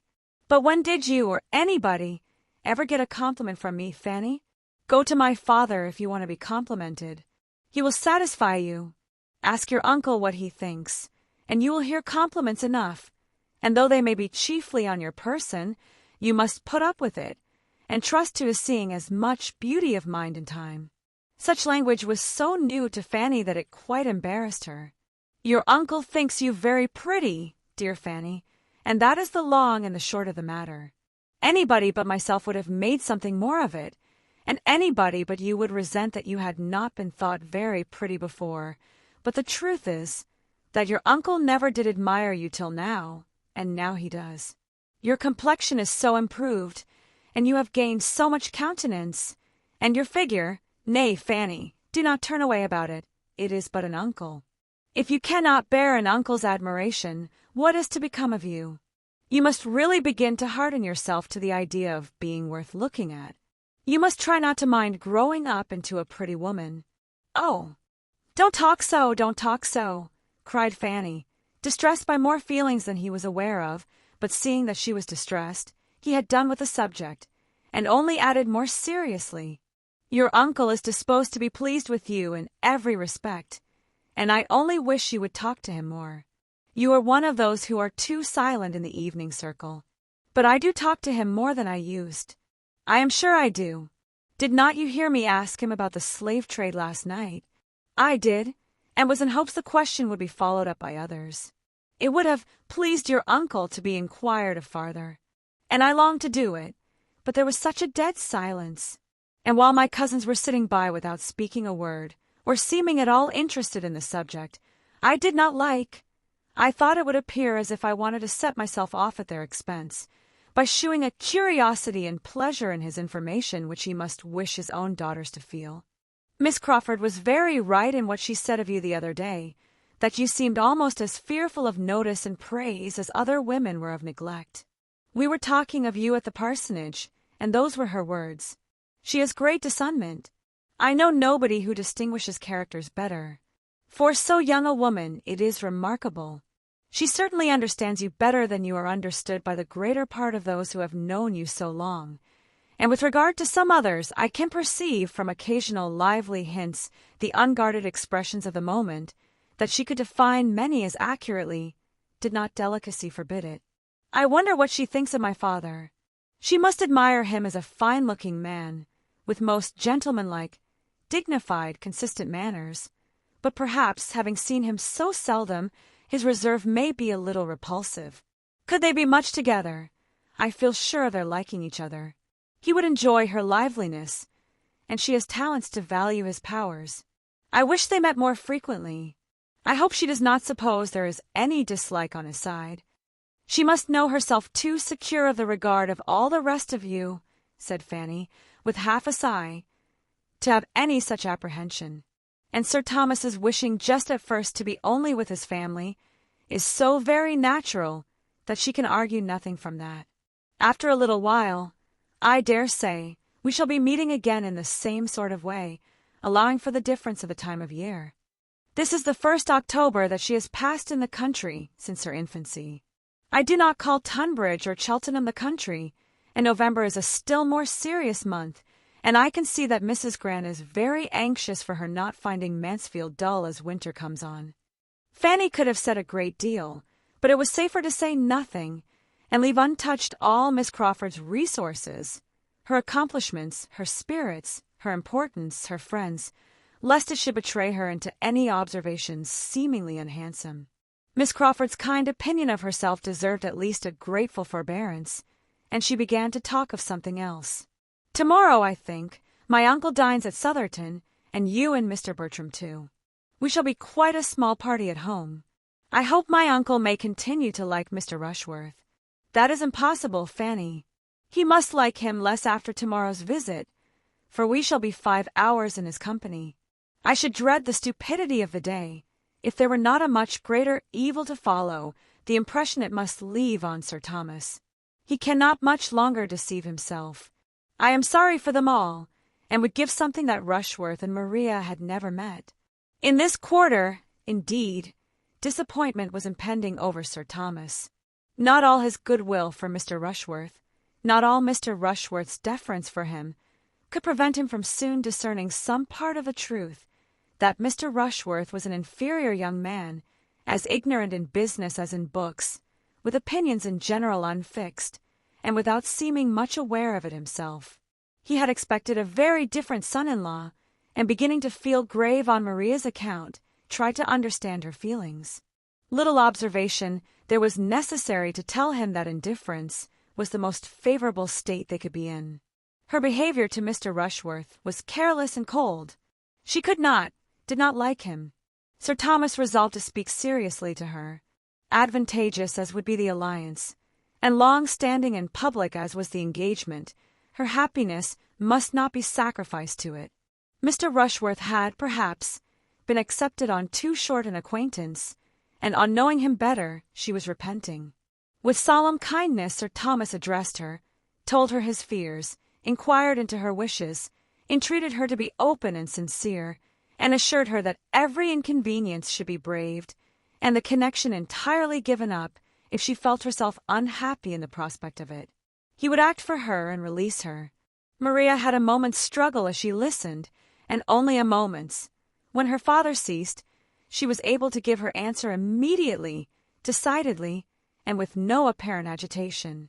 She thanked him for his great attention, his paternal kindness, but he was quite mistaken in supposing she had the smallest desire of breaking through her engagement, or was sensible of any change of opinion or inclination since her forming it. She had the highest esteem for Mr. Rushworth's character and disposition, and could not have a doubt of her happiness with him. Sir Thomas was satisfied, too glad to be satisfied, perhaps, to urge the matter quite so far as his judgment might have dictated to others.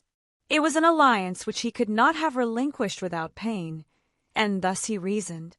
Mr. Rushworth was young enough to improve.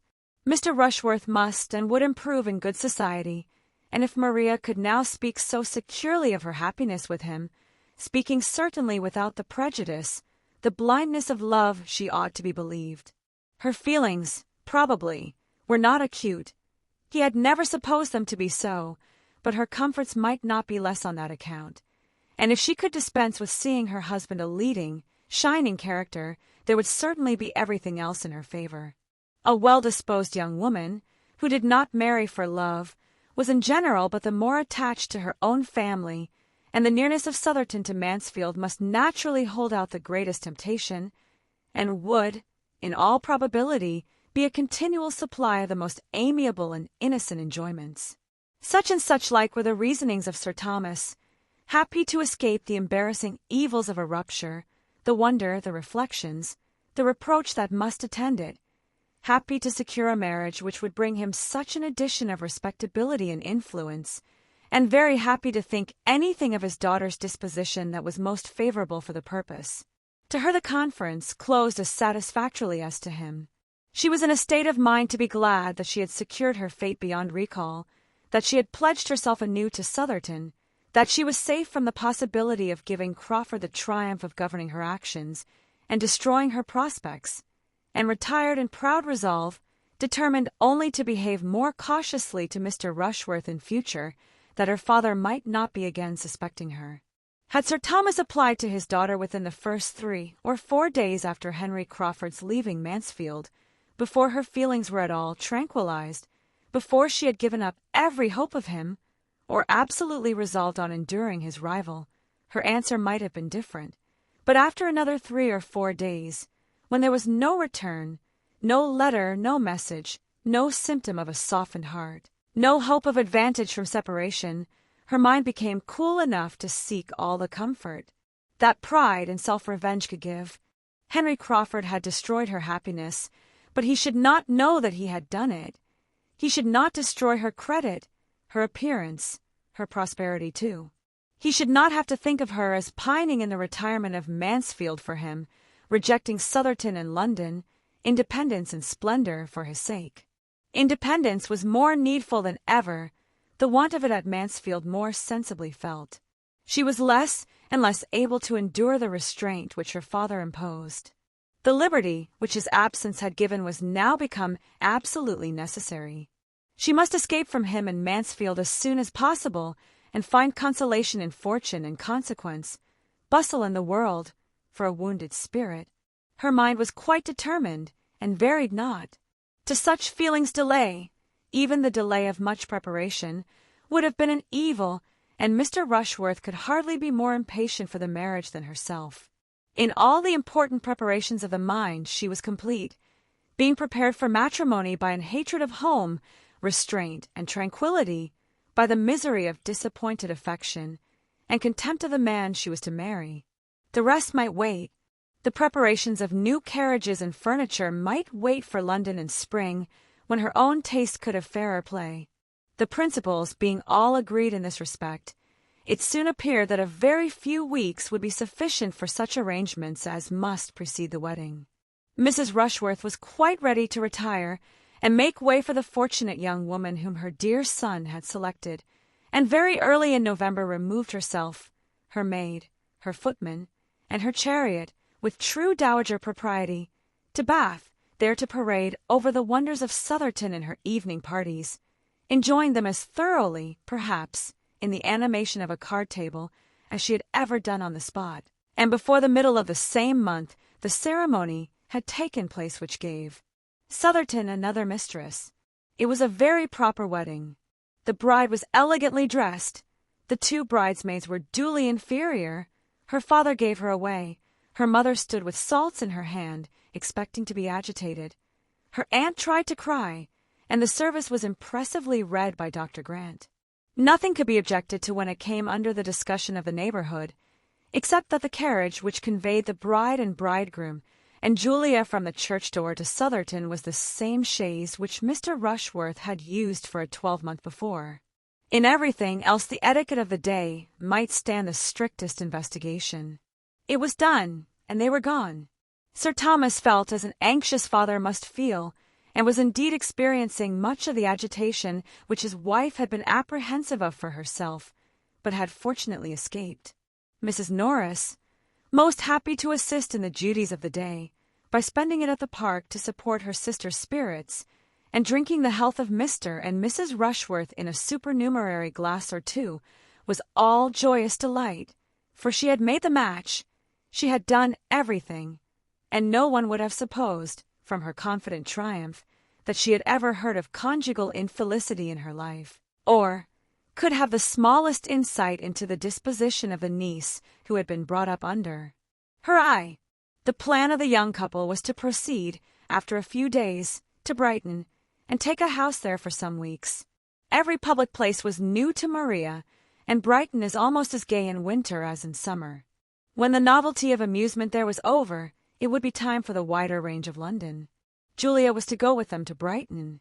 Since rivalry between the sisters had ceased, they had been gradually recovering much of their former good understanding, and were at least sufficiently friends to make each of them exceedingly glad to be with the other at such a time.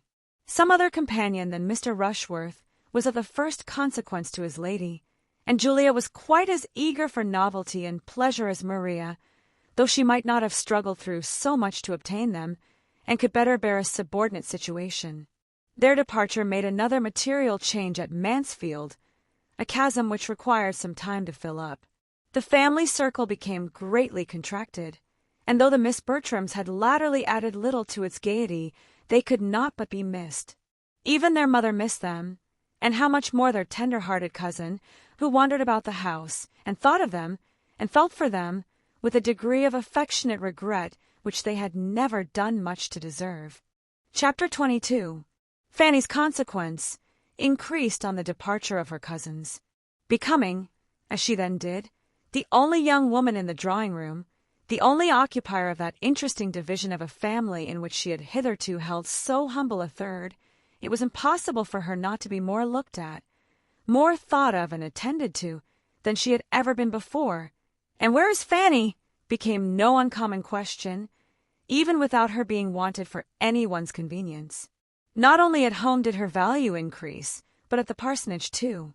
In that house, which she had hardly entered twice a year since Mr. Norris's death, she became a welcome, an invited guest, and in the gloom and dirt of a November day, most acceptable to Mary Crawford. Her visits there, beginning by chance, were continued by solicitation. Mrs. Grant, really eager to get any change for her sister, could, by the easiest self-deceit, persuade herself that she was doing the kindest thing by Fanny, and giving her the most important opportunities of improvement in pressing her frequent calls. Fanny, having been sent into the village on some errand by her Aunt Norris, was overtaken by a heavy shower close to the parsonage, and being descried from one of the windows endeavoring to find shelter under the branches and lingering leaves of an oak just beyond their premises, was forced, though not without some modest reluctance on her part, to come in.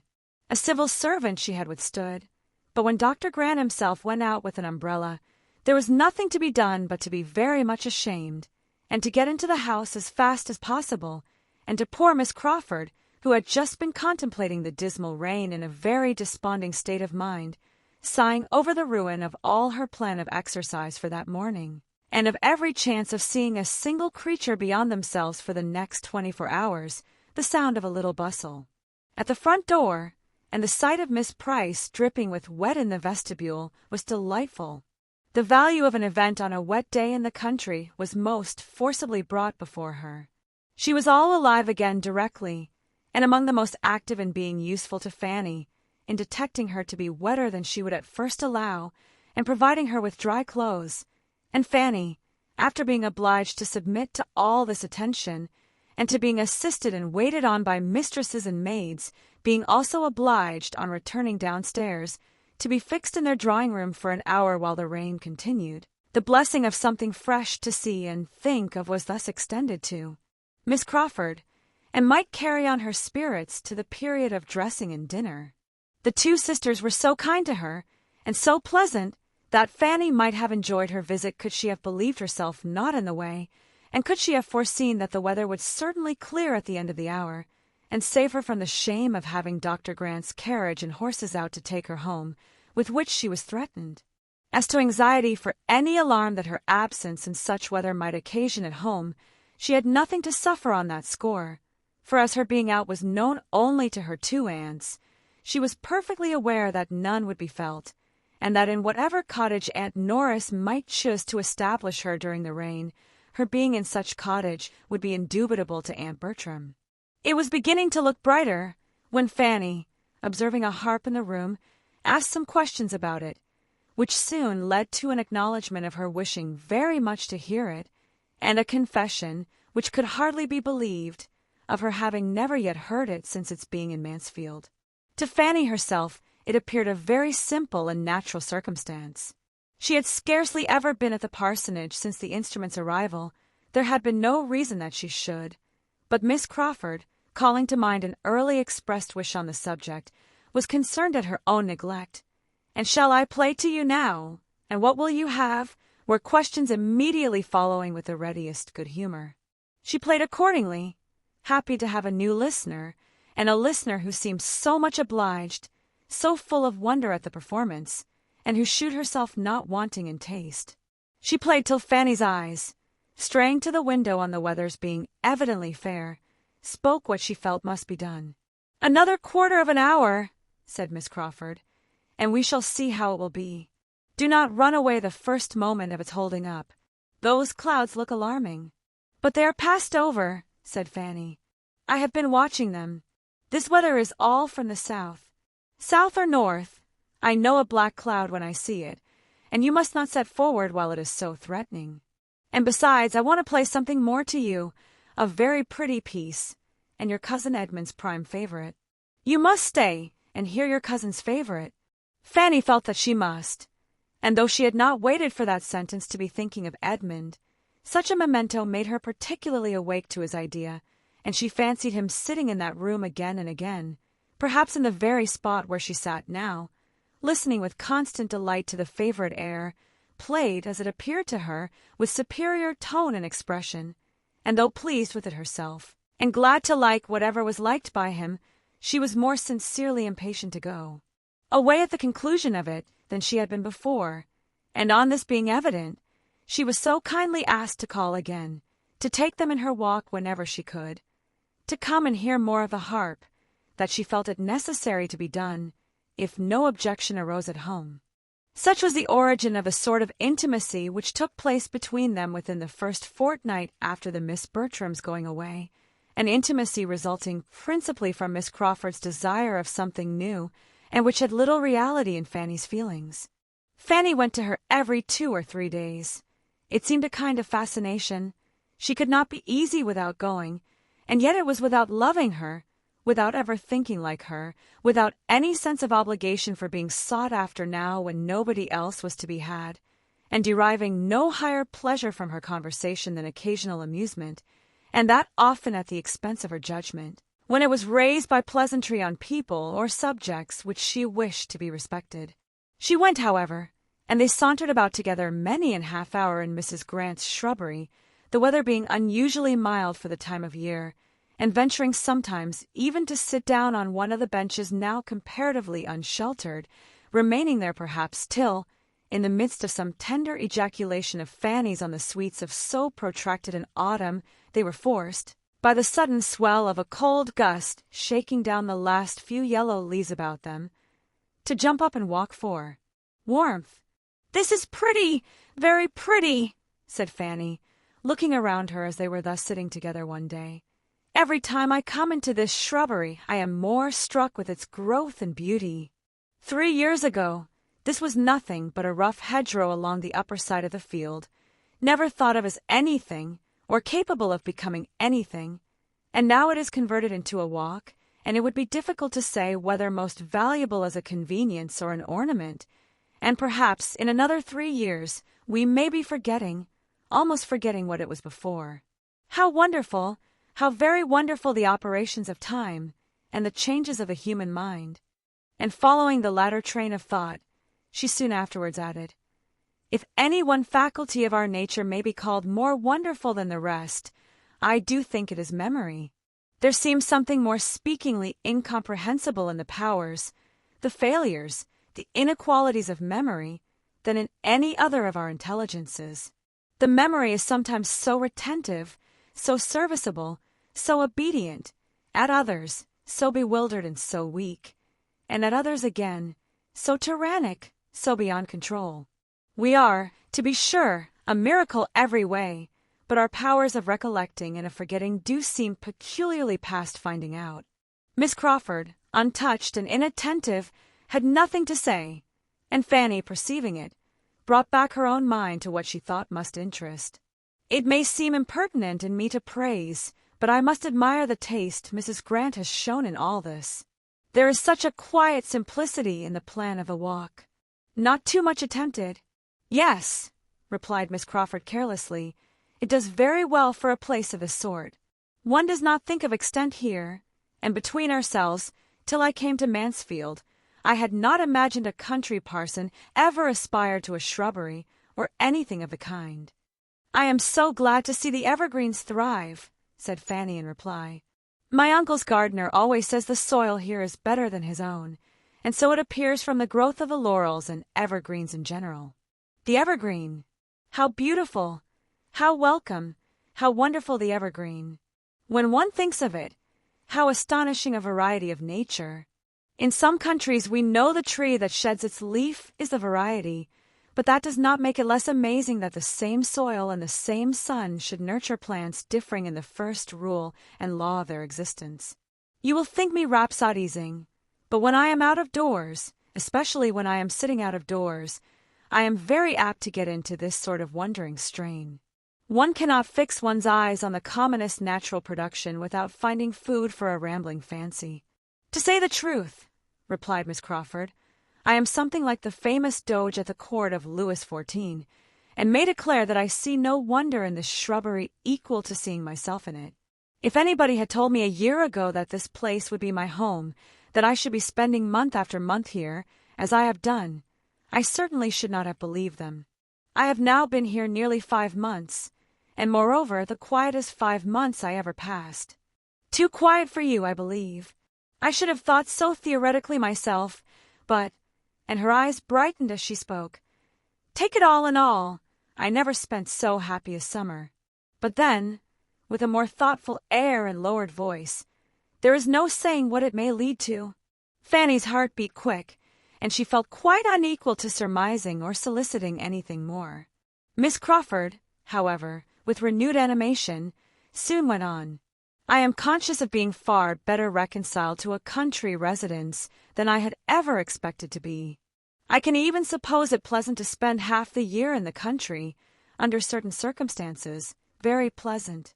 An elegant, moderate-sized house in the center of family connections, continual engagements among them, commanding the first society in the neighborhood, looked up to, perhaps, as leading it even more than those of larger fortune, and turning from the cheerful round of such amusements to nothing worse than a tete-a-tete with the person one feels most agreeable in the world.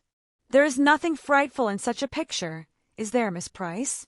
One need not envy the new Mrs. Rushworth with such a home as that. Envy Mrs. Rushworth, was all that Fanny attempted to say. Come, come, it would be very unhandsome in us to be severe on Mrs. Rushworth, for I look forward to our owing her a great many gay, brilliant, happy hours. I expect we shall be all very much at Southerton another year.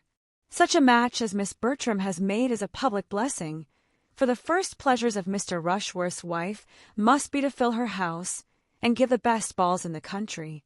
Fanny was silent, and Miss Crawford relapsed into thoughtfulness, till suddenly looking up at the end of a few minutes, she exclaimed, "Ah, here he is! It was not Mr. Rushworth, however, but Edmund, who then appeared walking towards them with Mrs. Grant. "My sister and Mr. Bertram. I am so glad your eldest cousin is gone, that he may be Mr. Bertram again.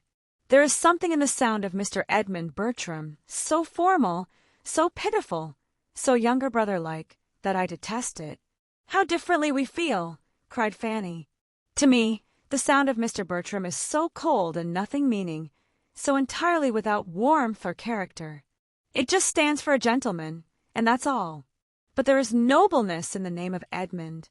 It is a name of heroism and renown, of kings, princes, and knights, and seems to breathe the spirit of chivalry and warm affections.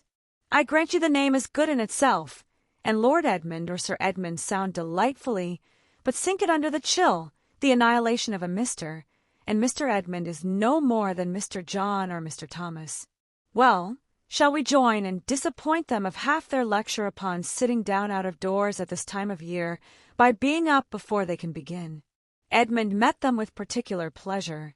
It was the first time of his seeing them together since the beginning of that better acquaintance which he had been hearing of with great satisfaction. A friendship between two so very dear to him was exactly what he could have wished, and to the credit of the lovers' understanding be it stated that he did not by any means consider Fanny as the only, or even as the greater gainer by such a friendship. "Well," said Miss Crawford, "and do you not scold us for our imprudence? What do you think we have been sitting down for but to be talked to about it, and entreated and supplicated never to do so again?" "Perhaps I might have scolded," said Edmund, "if either of you had been sitting down alone. But while you do wrong together, I can overlook a great deal." "They cannot have been sitting long," cried Mrs. Grant, "for when I went up for my shawl I saw them from the staircase window, and then they were walking." "And really," added Edmund, "the day is so mild that your sitting down for a few minutes can be hardly thought imprudent. Our weather must not always be judged by the calendar. We may sometimes take greater liberties in November than in May." "Upon my word," cried Miss Crawford, "you are two of the most disappointing and unfeeling kind friends I ever met with. There is no giving you a moment's uneasiness. You do not know how much we have been suffering, nor what chills we have felt. But I have long thought Mr. Bertram one of the worst subjects to work on, in any little maneuver against common sense, that a woman could be plagued with. I had very little hope of him from the first. But you, Mrs. Grant, my sister, my own sister, I think I had a right to alarm you a little. Do not flatter yourself, my dearest Mary. You have not the smallest chance of moving me. I have my alarms, but they are quite in a different quarter, and if I could have altered the weather, you would have had a good sharp east wind blowing on you the whole time. For here are some of my plants which Robert will leave out because the nights are so mild, and I know the end of it will be that we shall have a sudden change of weather, a hard frost setting in all at once, taking everybody, at least Robert, by surprise, and I shall lose everyone, and what is worse, cook has just been telling me that the turkey, which I particularly wished not to be dressed till Sunday, because I know how much more Dr. Grant would enjoy it on Sunday after the fatigues of the day, will not keep beyond tomorrow. These are something like grievances, and make me think the weather most unseasonably close. "The sweets of housekeeping in a country village," said Miss Crawford archly. "Commend me to the nurseryman and the poulterer. My dear child, commend Dr. Grant to the deanery of Westminster or St. Paul's, and I should be as glad of your nurseryman and poulterer as you could be. But we have no such people in Mansfield. What would you have me do?" "Oh, you can do nothing but what you do already, be plagued very often, and never lose your temper."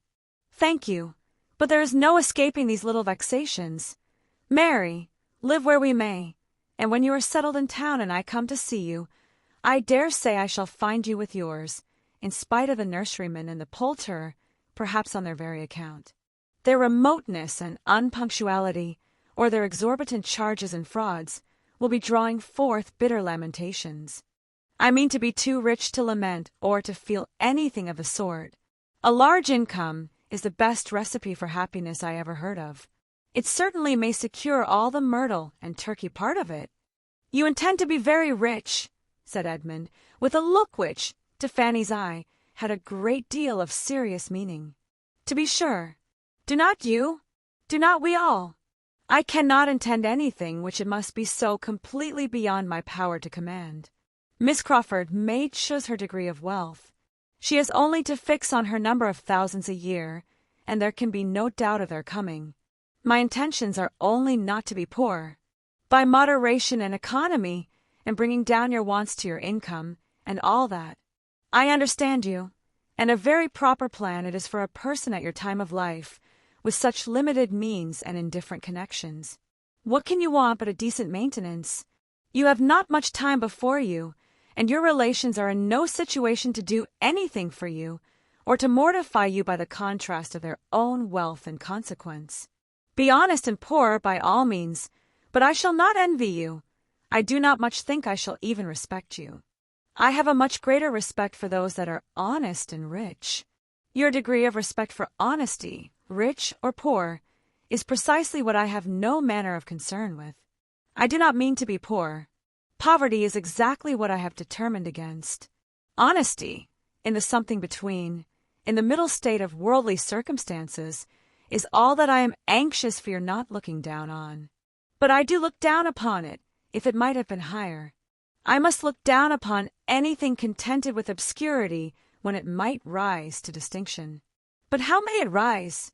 How may my honesty at least rise to any distinction? This was not so very easy a question to answer, and occasioned an "oh" of some length from the fair lady before she could add, "You ought to be in Parliament, or you should have gone into the army 10 years ago. That is not much to the purpose now, and as to my being in Parliament, I believe I must wait till there is an especial assembly for the representation of younger sons who have little to live on.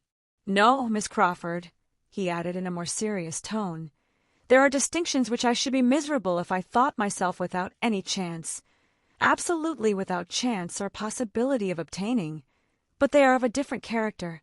A look of consciousness as he spoke, and what seemed a consciousness of manner on Miss Crawford's side as she made some laughing answer, was sorrowful food for Fanny's observation, and finding herself quite unable to attend as she ought to Mrs. Grant, by whose side she was now following the others, she had nearly resolved on going home immediately, and only waited for courage to say so, when the sound of the great clock at Mansfield Park, striking 3, made her feel that she had really been much longer absent than usual, and brought the previous self-inquiry of whether she should take leave or not just then, and how, to a very speedy issue.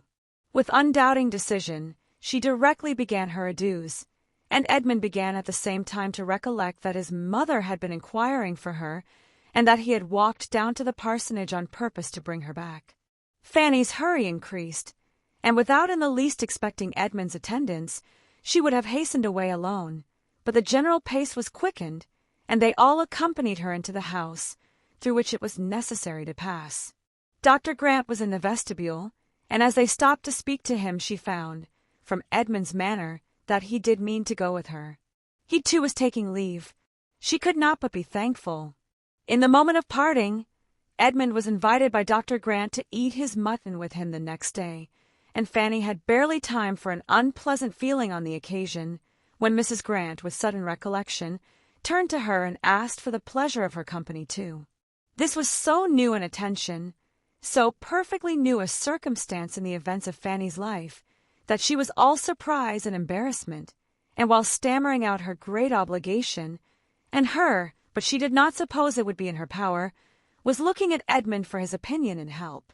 But Edmund, delighted with her having such an happiness offered, and ascertaining with half a look and half a sentence that she had no objection but on her aunt's account, could not imagine that his mother would make any difficulty of sparing her, and therefore gave his decided open advice that the invitation should be accepted, and though Fanny would not venture, even on his encouragement, to such a flight of audacious independence, it was soon settled that if nothing were heard to the contrary, Mrs. Grant might expect her. "And you know what your dinner will be," said Mrs. Grant, smiling. "The turkey, and I assure you a very fine one.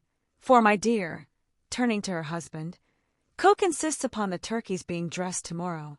Very well, cried Dr. Grant. "All the better. I am glad to hear you have anything so good in the house." But Miss Price and Mr. Edmund Bertram, I dare say, would take their chance. We none of us want to hear the bill of fare. A friendly meeting, and not a fine dinner, is all we have in view.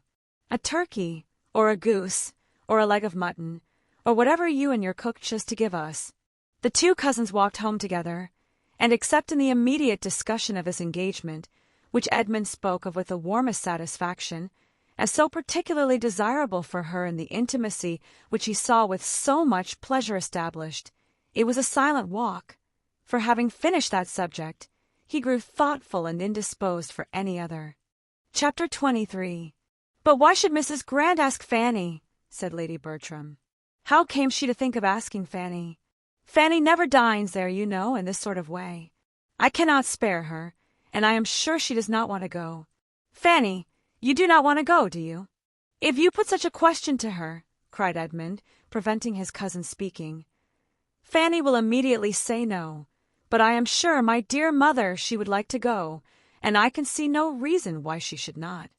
I cannot imagine why Mrs. Grant should think of asking her. She never did before. She used to ask your sisters now and then, but she never asked Fanny." "If you cannot do without me, ma'am," said Fanny, in a self-denying tone, "but my mother will have my father with her all the evening." "To be sure, so I shall. Suppose you take my father's opinion, ma'am. That's well thought of. So I will, Edmund. I will ask Sir Thomas, as soon as he comes in, whether I can do without her." "As you please, ma'am, on that head. But I meant my father's opinion as to the propriety of the invitations being accepted or not, and I think he will consider it a right thing by Mrs. Grant, as well as by Fanny, that being the first invitation it should be accepted. I do not know. We will ask him, but he will be very much surprised that Mrs. Grant should ask Fanny at all." There was nothing more to be said, or that could be said to any purpose, till Sir Thomas were present, but the subject involving, as it did, her own evening's comfort for the morrow, was so much uppermost in Lady Bertram's mind, that half an hour afterwards, on his looking in for a minute in his way from his plantation to his dressing-room, she called him back again, when he had almost closed the door, with Sir Thomas. "Stop a moment. I have something to say to you." Her tone of calm languor, for she never took the trouble of raising her voice, was always heard and attended to, and Sir Thomas came back. Her story began, and Fanny immediately slipped out of the room, for to hear herself the subject of any discussion with her uncle was more than her nerves could bear. She was anxious, she knew, more anxious perhaps than she ought to be, for what was it after all whether she went or stayed? But if her uncle were to be a great while considering and deciding, and with very grave looks, and those grave looks directed to her, and at last decide against her, she might not be able to appear properly submissive and indifferent. Her cause, meanwhile, went on well. It began, on Lady Bertram's part, with, "I have something to tell you that will surprise you. Mrs. Grant has asked Fanny to dinner." "Well," said Sir Thomas, as if waiting more to accomplish the surprise, "Edmund wants her to go. But how can I spare her?" "She will be late," said Sir Thomas, taking out his watch. "But what is your difficulty?" Edmund found himself obliged to speak, and fill up the blanks in his mother's story. He told the whole, and she had only to add, "So strange," for Mrs. Grant never used to ask her. "But is it not very natural," observed Edmund, "that Mrs. Grant should wish to procure so agreeable a visitor for her sister?" "Nothing can be more natural," said Sir Thomas, after a short deliberation. "Nor, were there no sister in the case, could anything, in my opinion, be more natural. Mrs. Grant's shewing civility to Miss Price, to Lady Bertram's niece, could never want explanation. The only surprise I can feel is, that this should be the first time of its being paid. Fanny was perfectly right in giving only a conditional answer. She appears to feel as she ought. But as I conclude that she must wish to go, since all young people like to be together, I can see no reason why she should be denied the indulgence. But can I do without her, Sir Thomas? Indeed, I think you may. She always makes tea, you know, when my sister is not here. Your sister, perhaps, may be prevailed on to spend the day with us, and I shall certainly be at home." "Very well. Then Fanny may go, Edmund." The good news soon followed her. Edmund knocked at her door on his way to his own. "Well, Fanny, it is all happily settled, and without the smallest hesitation on your uncle's side. He had but one opinion. You are to go."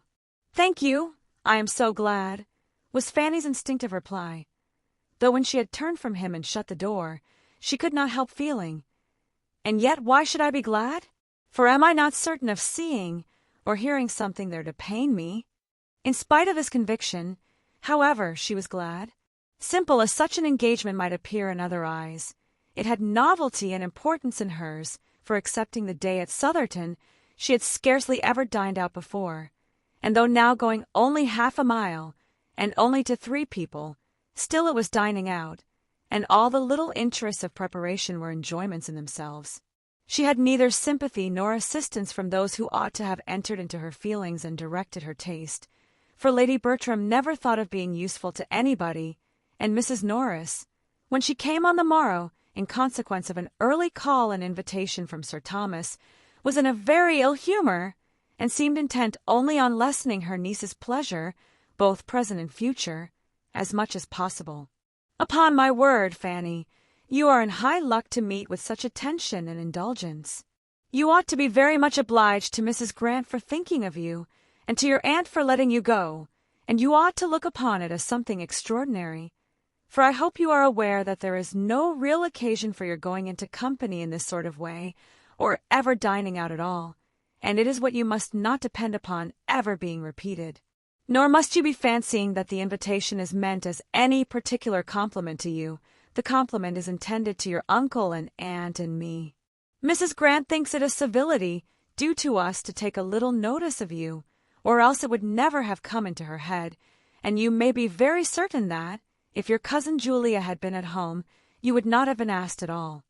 Mrs. Norris had now so ingeniously done away all Mrs. Grant's part of the favour that Fanny, who found herself expected to speak, could only say that she was very much obliged to her Aunt Bertram for sparing her, and that she was endeavouring to put her aunt's evening work in such a state as to prevent her being missed. "Oh, depend upon it, your aunt can do very well without you, or you would not be allowed to go. I shall be here, so you may be quite easy about your aunt, and I hope you will have a very agreeable day, and find it all mighty delightful. But I must observe that 5 is the very awkwardest of all possible numbers to sit down to table, and I cannot but be surprised that such an elegant lady as Mrs. Grant should not contrive better. And round their enormous great wide table, too, which fills up the room so dreadfully.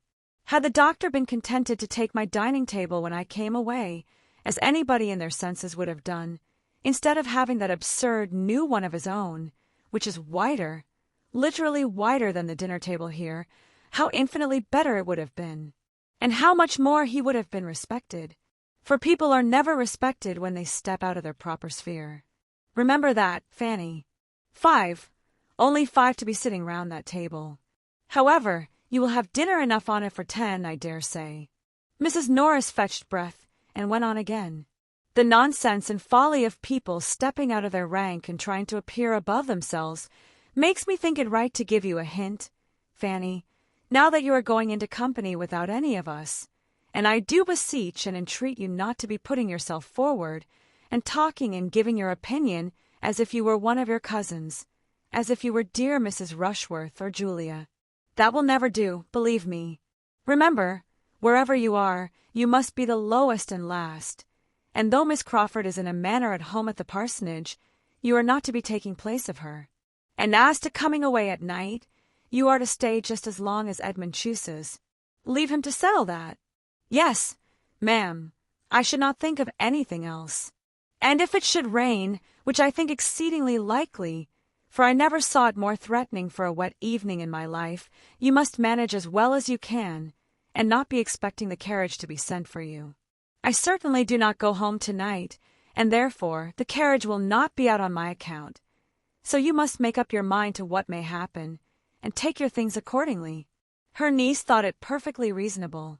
She rated her own claims to comfort as low even as Mrs. Norris could, and when Sir Thomas soon afterwards, just opening the door, said, "Fanny, at what time would you have the carriage come round?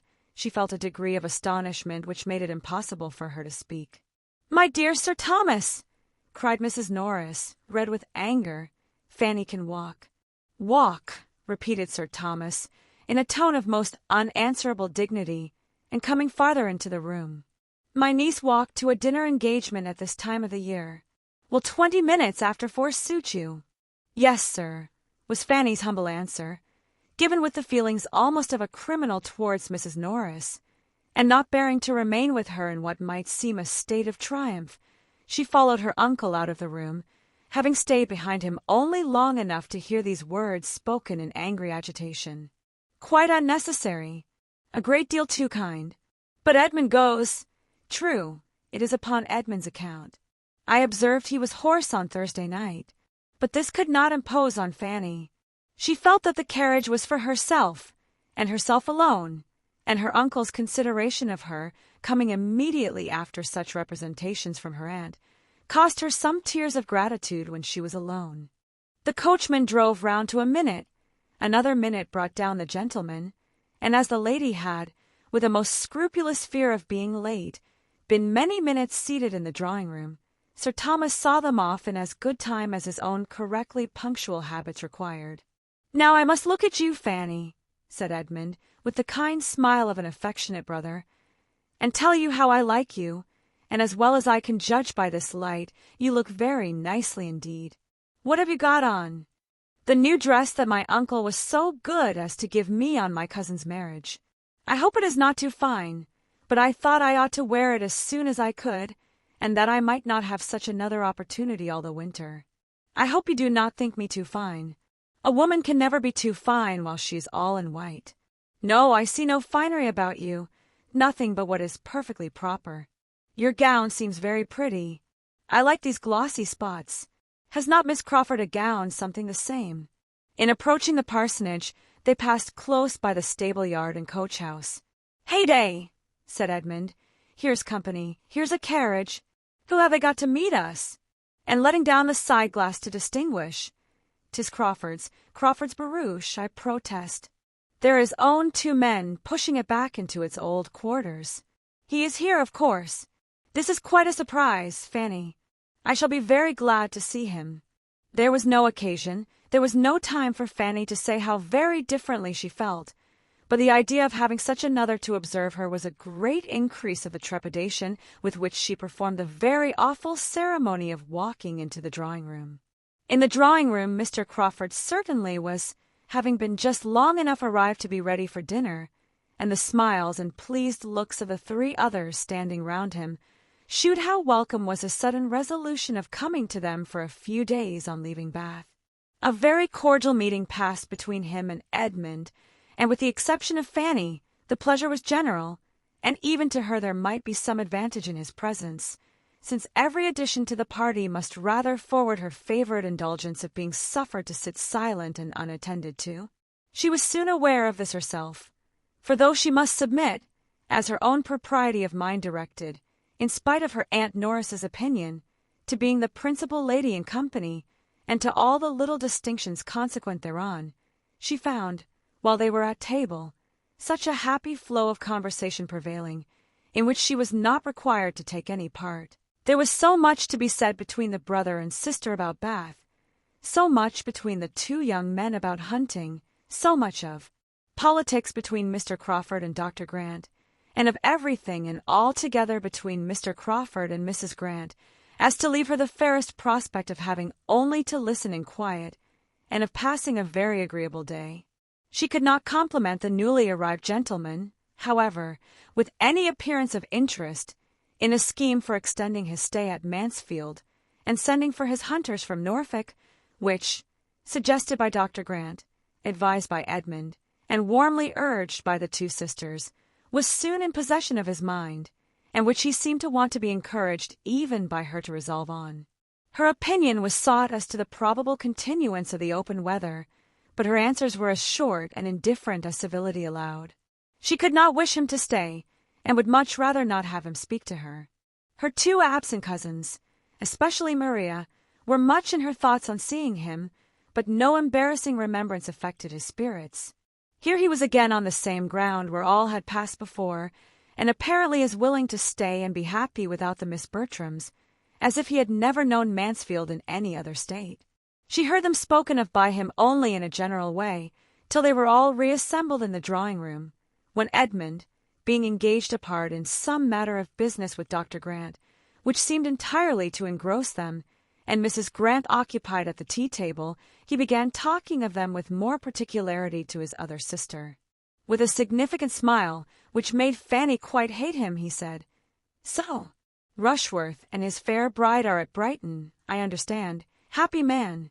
"Yes, they have been there about a fortnight, Miss Price. Have they not? And Julia is with them. And Mr. Yates, I presume, is not far off." "Mr. Yates? Oh, we hear nothing of Mr. Yates. I do not imagine he figures much in the letters to Mansfield Park. Do you, Miss Price? I think my friend Julia knows better than to entertain her father with Mr. Yates." "Poor Rushworth and his 42 speeches," continued Crawford. "Nobody can ever forget them. Poor fellow! I see him now, his toil and his despair. Well, I am much mistaken if his lovely Maria will ever want him to make 42 speeches to her, adding, with a momentary seriousness, she is too good for him, much too good, and then changing his tone again to one of gentle gallantry, and addressing Fanny, he said, "You were Mr. Rushworth's best friend. Your kindness and patience can never be forgotten, your indefatigable patience in trying to make it possible for him to learn his part, in trying to give him a brain which nature had denied, to mix up an understanding for him out of the superfluity of your own. He might not have sense enough himself to estimate your kindness, but I may venture to say that it had honor from all the rest of the party." Fanny colored and said nothing. "It is as a dream, a pleasant dream," he exclaimed, breaking forth again, after a few minutes' musing. "I shall always look back on our theatricals with exquisite pleasure. There was such an interest, such an animation, such a spirit diffused. Everybody felt it. We were all alive. There was employment, hope, solicitude, bustle, for every hour of the day. Always some little objection, some little doubt, some little anxiety to be got over. I never was happier." With silent indignation Fanny repeated to herself, "Never happier. Never happier than when doing what you must know was not justifiable. Never happier than when behaving so dishonorably and unfeelingly. Oh, what a corrupted mind! We were unlucky, Miss Price," he continued, in a lower tone, to avoid the possibility of being heard by Edmund, and not at all aware of her feelings. "We certainly were very unlucky. Another week, only one other week, would have been enough for us. I think if we had had the disposal of events, if Mansfield Park had had the government of the winds just for a week or two, about the equinox, there would have been a difference. Not that we would have endangered his safety by any tremendous weather, but only by a steady contrary wind, or a calm. I think, Miss Price, we would have indulged ourselves with a week's calm in the Atlantic at that season." He seemed determined to be answered, and Fanny, averting her face, said, with a firmer tone than usual, "As far as I am concerned, sir, I would not have delayed his return for a day. My uncle disapproved it all so entirely when he did arrive, that in my opinion everything had gone quite far enough. She had never spoken so much at once to him in her life before, and never so angrily to anyone, and when her speech was over, she trembled and blushed at her own daring. He was surprised, but after a few moments' silent consideration of her, replied in a calmer, graver tone, and as if the candid result of conviction, "I believe you are right. It was more pleasant than prudent. We were getting too noisy." And then turning the conversation, he would have engaged her on some other subject, but her answers were so shy and reluctant that he could not advance in any. Miss Crawford, who had been repeatedly eyeing Dr. Grant and Edmund, now observed, "Those gentlemen must have some very interesting point to discuss." "The most interesting in the world," replied her brother. "How to make money, how to turn a good income into a better. Dr. Grant is giving Bertram instructions about the living he is to step into so soon. I find he takes orders in a few weeks. They were added in the dining parlor. I am glad to hear Bertram will be so well off. he will have a very pretty income to make ducks and drakes with, and earned without much trouble. I apprehend he will not have less than 700 a year. 700 a year is a fine thing for a younger brother, and as of course he will still live at home, it will be all for his menus plaisirs, and a sermon at Christmas and Easter, I suppose, will be the sum total of sacrifice. His sister tried to laugh off her feelings by saying, "Nothing amuses me more than the easy manner with which everybody settles the abundance of those who have a great deal less than themselves. You would look rather blank, Henry, if your menus plaisirs were to be limited to 700 a year." "Perhaps I might, but all that you know is entirely comparative. Birthright and habit must settle the business. Bertram is certainly well off for a cadet of even a baronet's family. By the time he is 4 or 25, he will have 700 a year, and nothing to do for it." Miss Crawford could have said that there would be a something to do and to suffer for it, which she could not think lightly of, but she checked herself and let it pass, and tried to look calm and unconcerned when the two gentlemen shortly afterwards joined them. "Bertram," said Henry Crawford, "I shall make a point of coming to Mansfield to hear you preach your first sermon. I shall come on purpose to encourage a young beginner. When is it to be? Miss Price, will not you join me in encouraging your cousin? Will not you engage to attend with your eyes steadily fixed on him the whole time, as I shall do, not to lose a word, or only looking off just to note down any sentence preeminently beautiful? We will provide ourselves with tablets and a pencil. When will it be? You must preach at Mansfield, you know, that Sir Thomas and Lady Bertram may hear you." "I shall keep clear of you, Crawford, as long as I can," said Edmund, "for you would be more likely to disconcert me, and I should be more sorry to see you trying at it than almost any other man." "Will he not feel this?" thought Fanny. "No, he can feel nothing as he ought."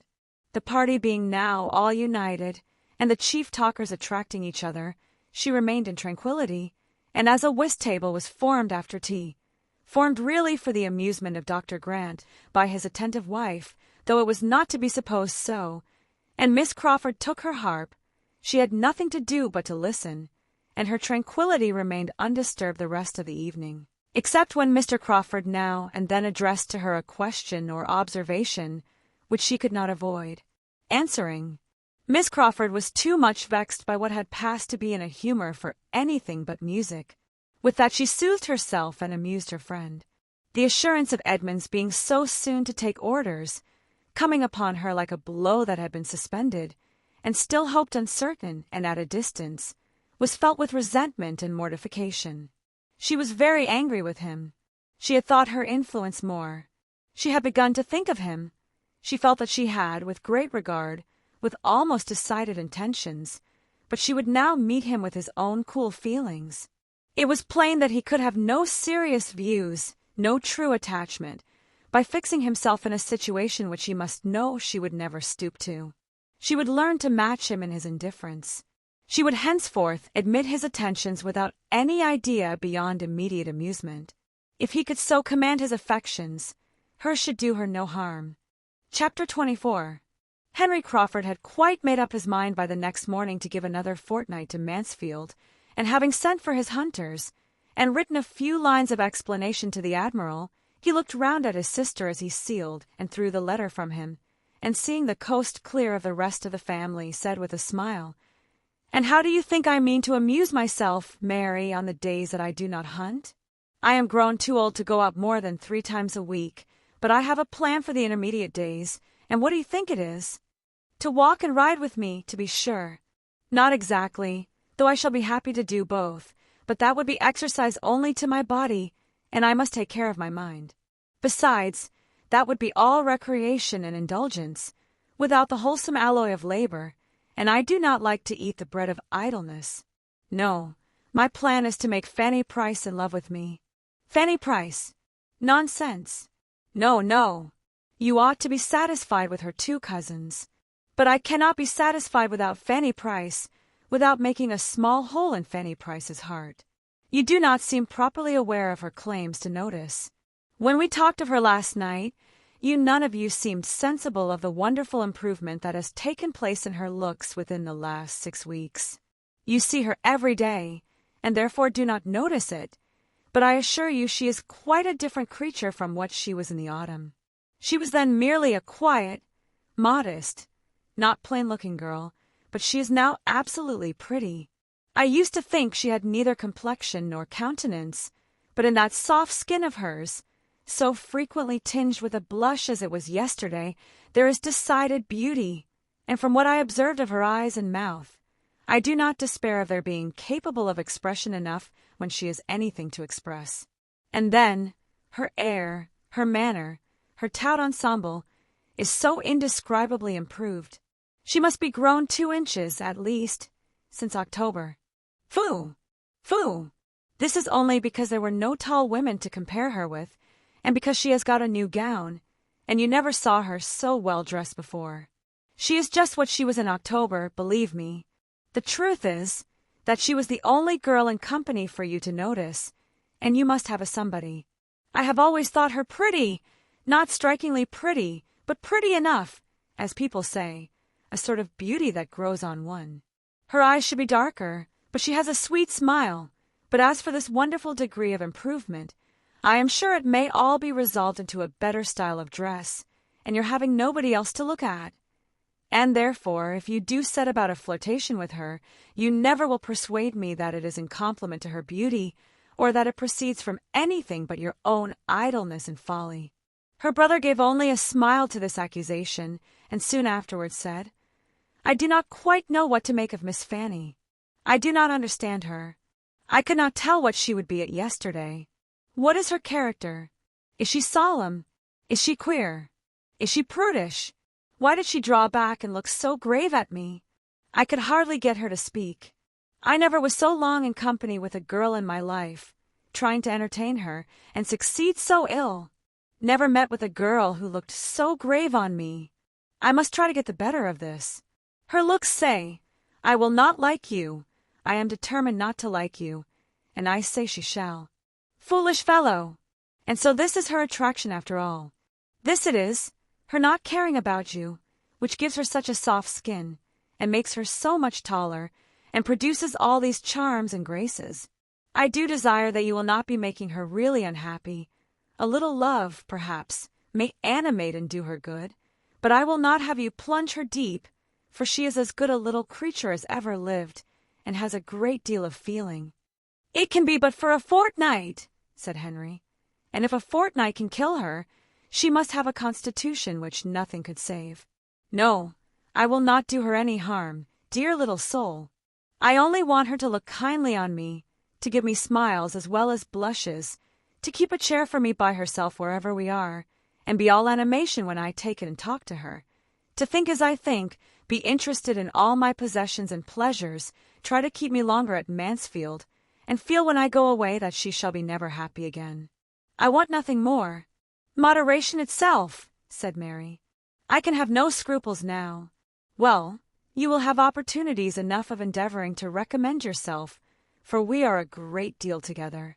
And without attempting any farther remonstrance, she left Fanny to her fate, a fate which, had not Fanny's heart been guarded in a way unsuspected by Miss Crawford, might have been a little harder than she deserved.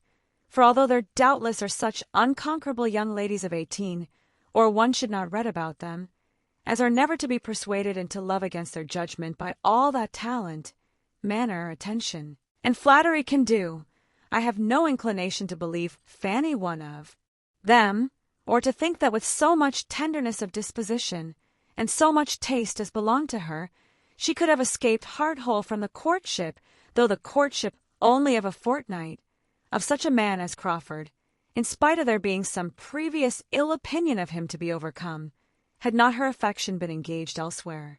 With all the security which love of another and disesteem of him could give to the peace of mind he was attacking, his continued attentions, continued, but not obtrusive, and adapting themselves more and more to the gentleness and delicacy of her character, obliged her very soon to dislike him less than formerly. She had by no means forgotten the past, and she thought as ill of him as ever, but she felt his powers.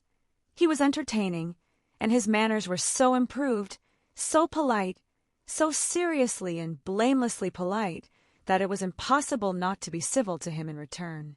A very few days were enough to effect this, and at the end of those few days circumstances arose which had a tendency rather to forward his views of pleasing her, inasmuch as they gave her a degree of happiness which must dispose her to be pleased with everybody. William, her brother, the so long absent and dearly loved brother, was in England again. She had a letter from him herself, a few hurried happy lines, written as the ship came up channel, and sent into Portsmouth with the first boat that left the Antwerp at anchor in Spithead, and when Crawford walked up with the newspaper in his hand, which he had hoped would bring the first tidings, he found her trembling with joy over this letter, and listening with a glowing, grateful countenance to the kind invitation which her uncle was most collectedly dictating in reply.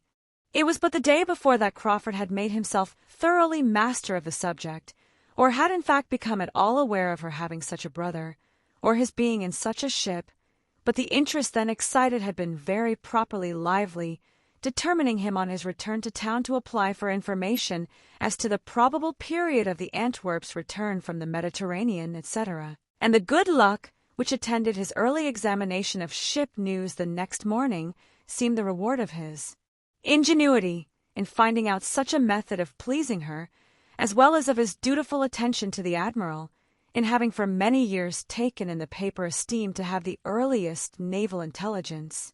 He proved, however, to be too late.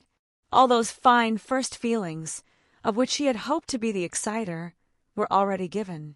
But his intention, the kindness of his intention, was thankfully acknowledged, quite thankfully and warmly, for she was elevated beyond the common timidity of her mind by the flow of her love for William. This dear William would soon be amongst them. There could be no doubt of his obtaining leave of absence immediately, for he was still only a midshipman, and as his parents, from living on the spot, must already have seen him, and be seeing him perhaps daily, his direct holidays might with justice be instantly given to the sister, who had been his best correspondent through a period of 7 years, and the uncle who had done most for his support and advancement, and accordingly the reply to her reply, fixing a very early day for his arrival, came as soon as possible, and scarcely 10 days had passed since Fanny had been in the agitation of her first dinner visit, when she found herself in an agitation of a higher nature, watching in the hall, in the lobby on the stairs, for the first sound of the carriage which was to bring her a brother. It came happily while she was thus waiting, and there being neither ceremony nor fearfulness to delay the moment of meeting, she was with him as he entered the house, and the first minutes of exquisite feeling had no interruption and no witnesses, unless the servants chiefly intent upon opening the proper doors could be called such. This was exactly what Sir Thomas and Edmund had been separately conniving at, as each proved to the other by the sympathetic alacrity with which they both advised Mrs. Norris's continuing where she was, instead of rushing out into the hall as soon as the noises of the arrival reached them. William and Fanny soon shewed themselves, and Sir Thomas had the pleasure of receiving in his protégé, certainly a very different person from the one he had equipped 7 years ago, but a young man of an open, pleasant countenance and frank, unstudied, but feeling and respectful manners, and such as confirmed him his friend. It was long before Fanny could recover from the agitating happiness of such an hour as was formed by the last 30 minutes of expectation and the first of fruition. It was some time even before her happiness could be said to make her happy, before the disappointment inseparable from the alteration of person had vanished, and she could see in him the same William as before and talk to him, as her heart had been yearning to do through many a past year. That time, however, did gradually come, forwarded by an affection on his side as warm as her own, and much less encumbered by refinement or self-distrust. She was the first object of his love, but it was a love which his stronger spirits and bolder temper made it as natural for him to express as to feel. On the morrow they were walking about together with true enjoyment, and every succeeding morrow renewed a tête-à-tête which Sir Thomas could not but observe with complacency, even before Edmund had pointed it out to him. Excepting the moments of peculiar delight, which any marked or unlooked-for instance of Edmund's consideration of her in the last few months had excited, Fanny had never known so much felicity in her life, as in this unchecked, equal, fearless intercourse with a brother and friend who was opening all his heart to her, telling her all his hopes and fears, plans, and solicitudes respecting that long thought of dearly earned and justly valued blessing of promotion, who could give her direct and minute information of the father and mother, brothers and sisters, of whom she very seldom heard, who was interested in all the comforts and all the little hardships of her home at Mansfield, ready to think of every member of that home as she directed, or differing only by a less scrupulous opinion and more noisy abuse of their Aunt Norris, and with whom, perhaps the dearest indulgence of the whole, all the evil and good of their earliest years could be gone over again, and every former, united pain and pleasure retraced with the fondest recollection. An advantage this, a strengthener of love, in which even the conjugal tie is beneath the fraternal.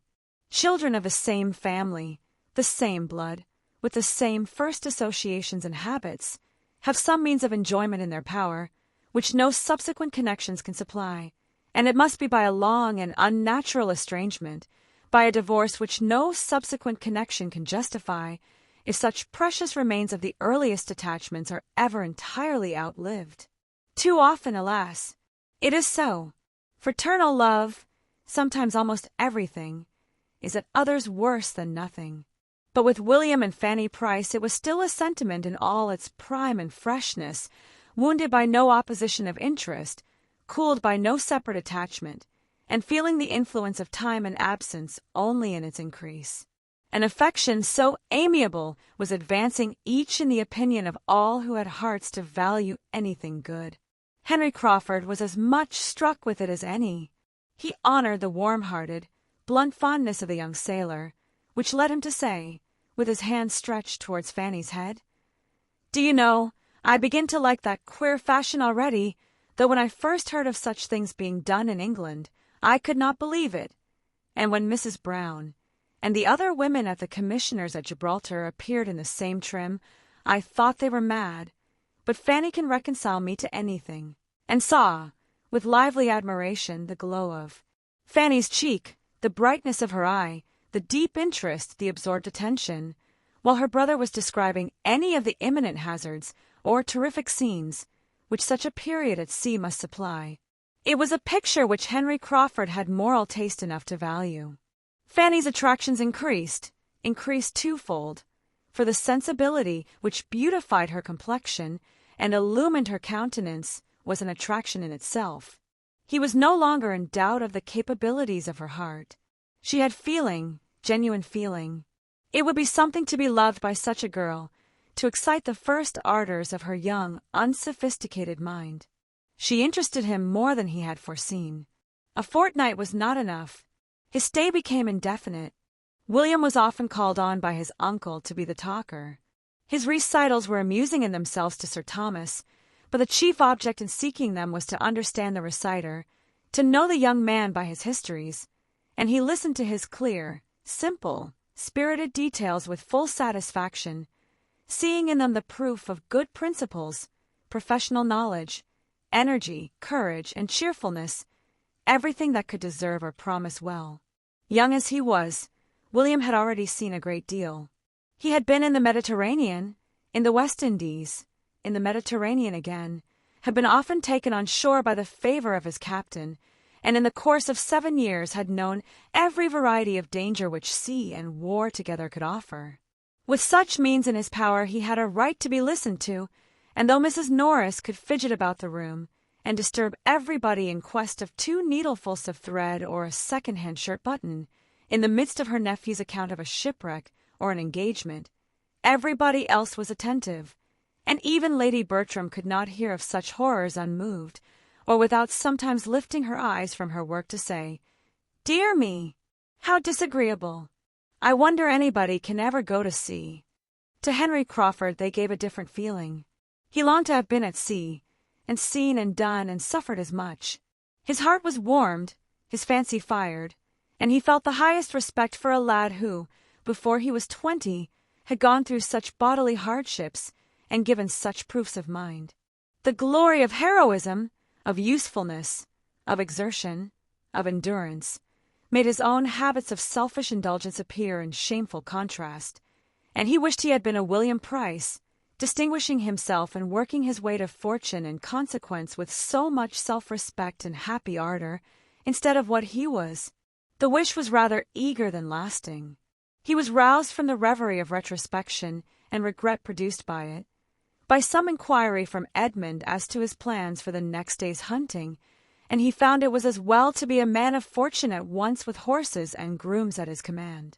In one respect it was better, as it gave him the means of conferring a kindness where he wished to oblige.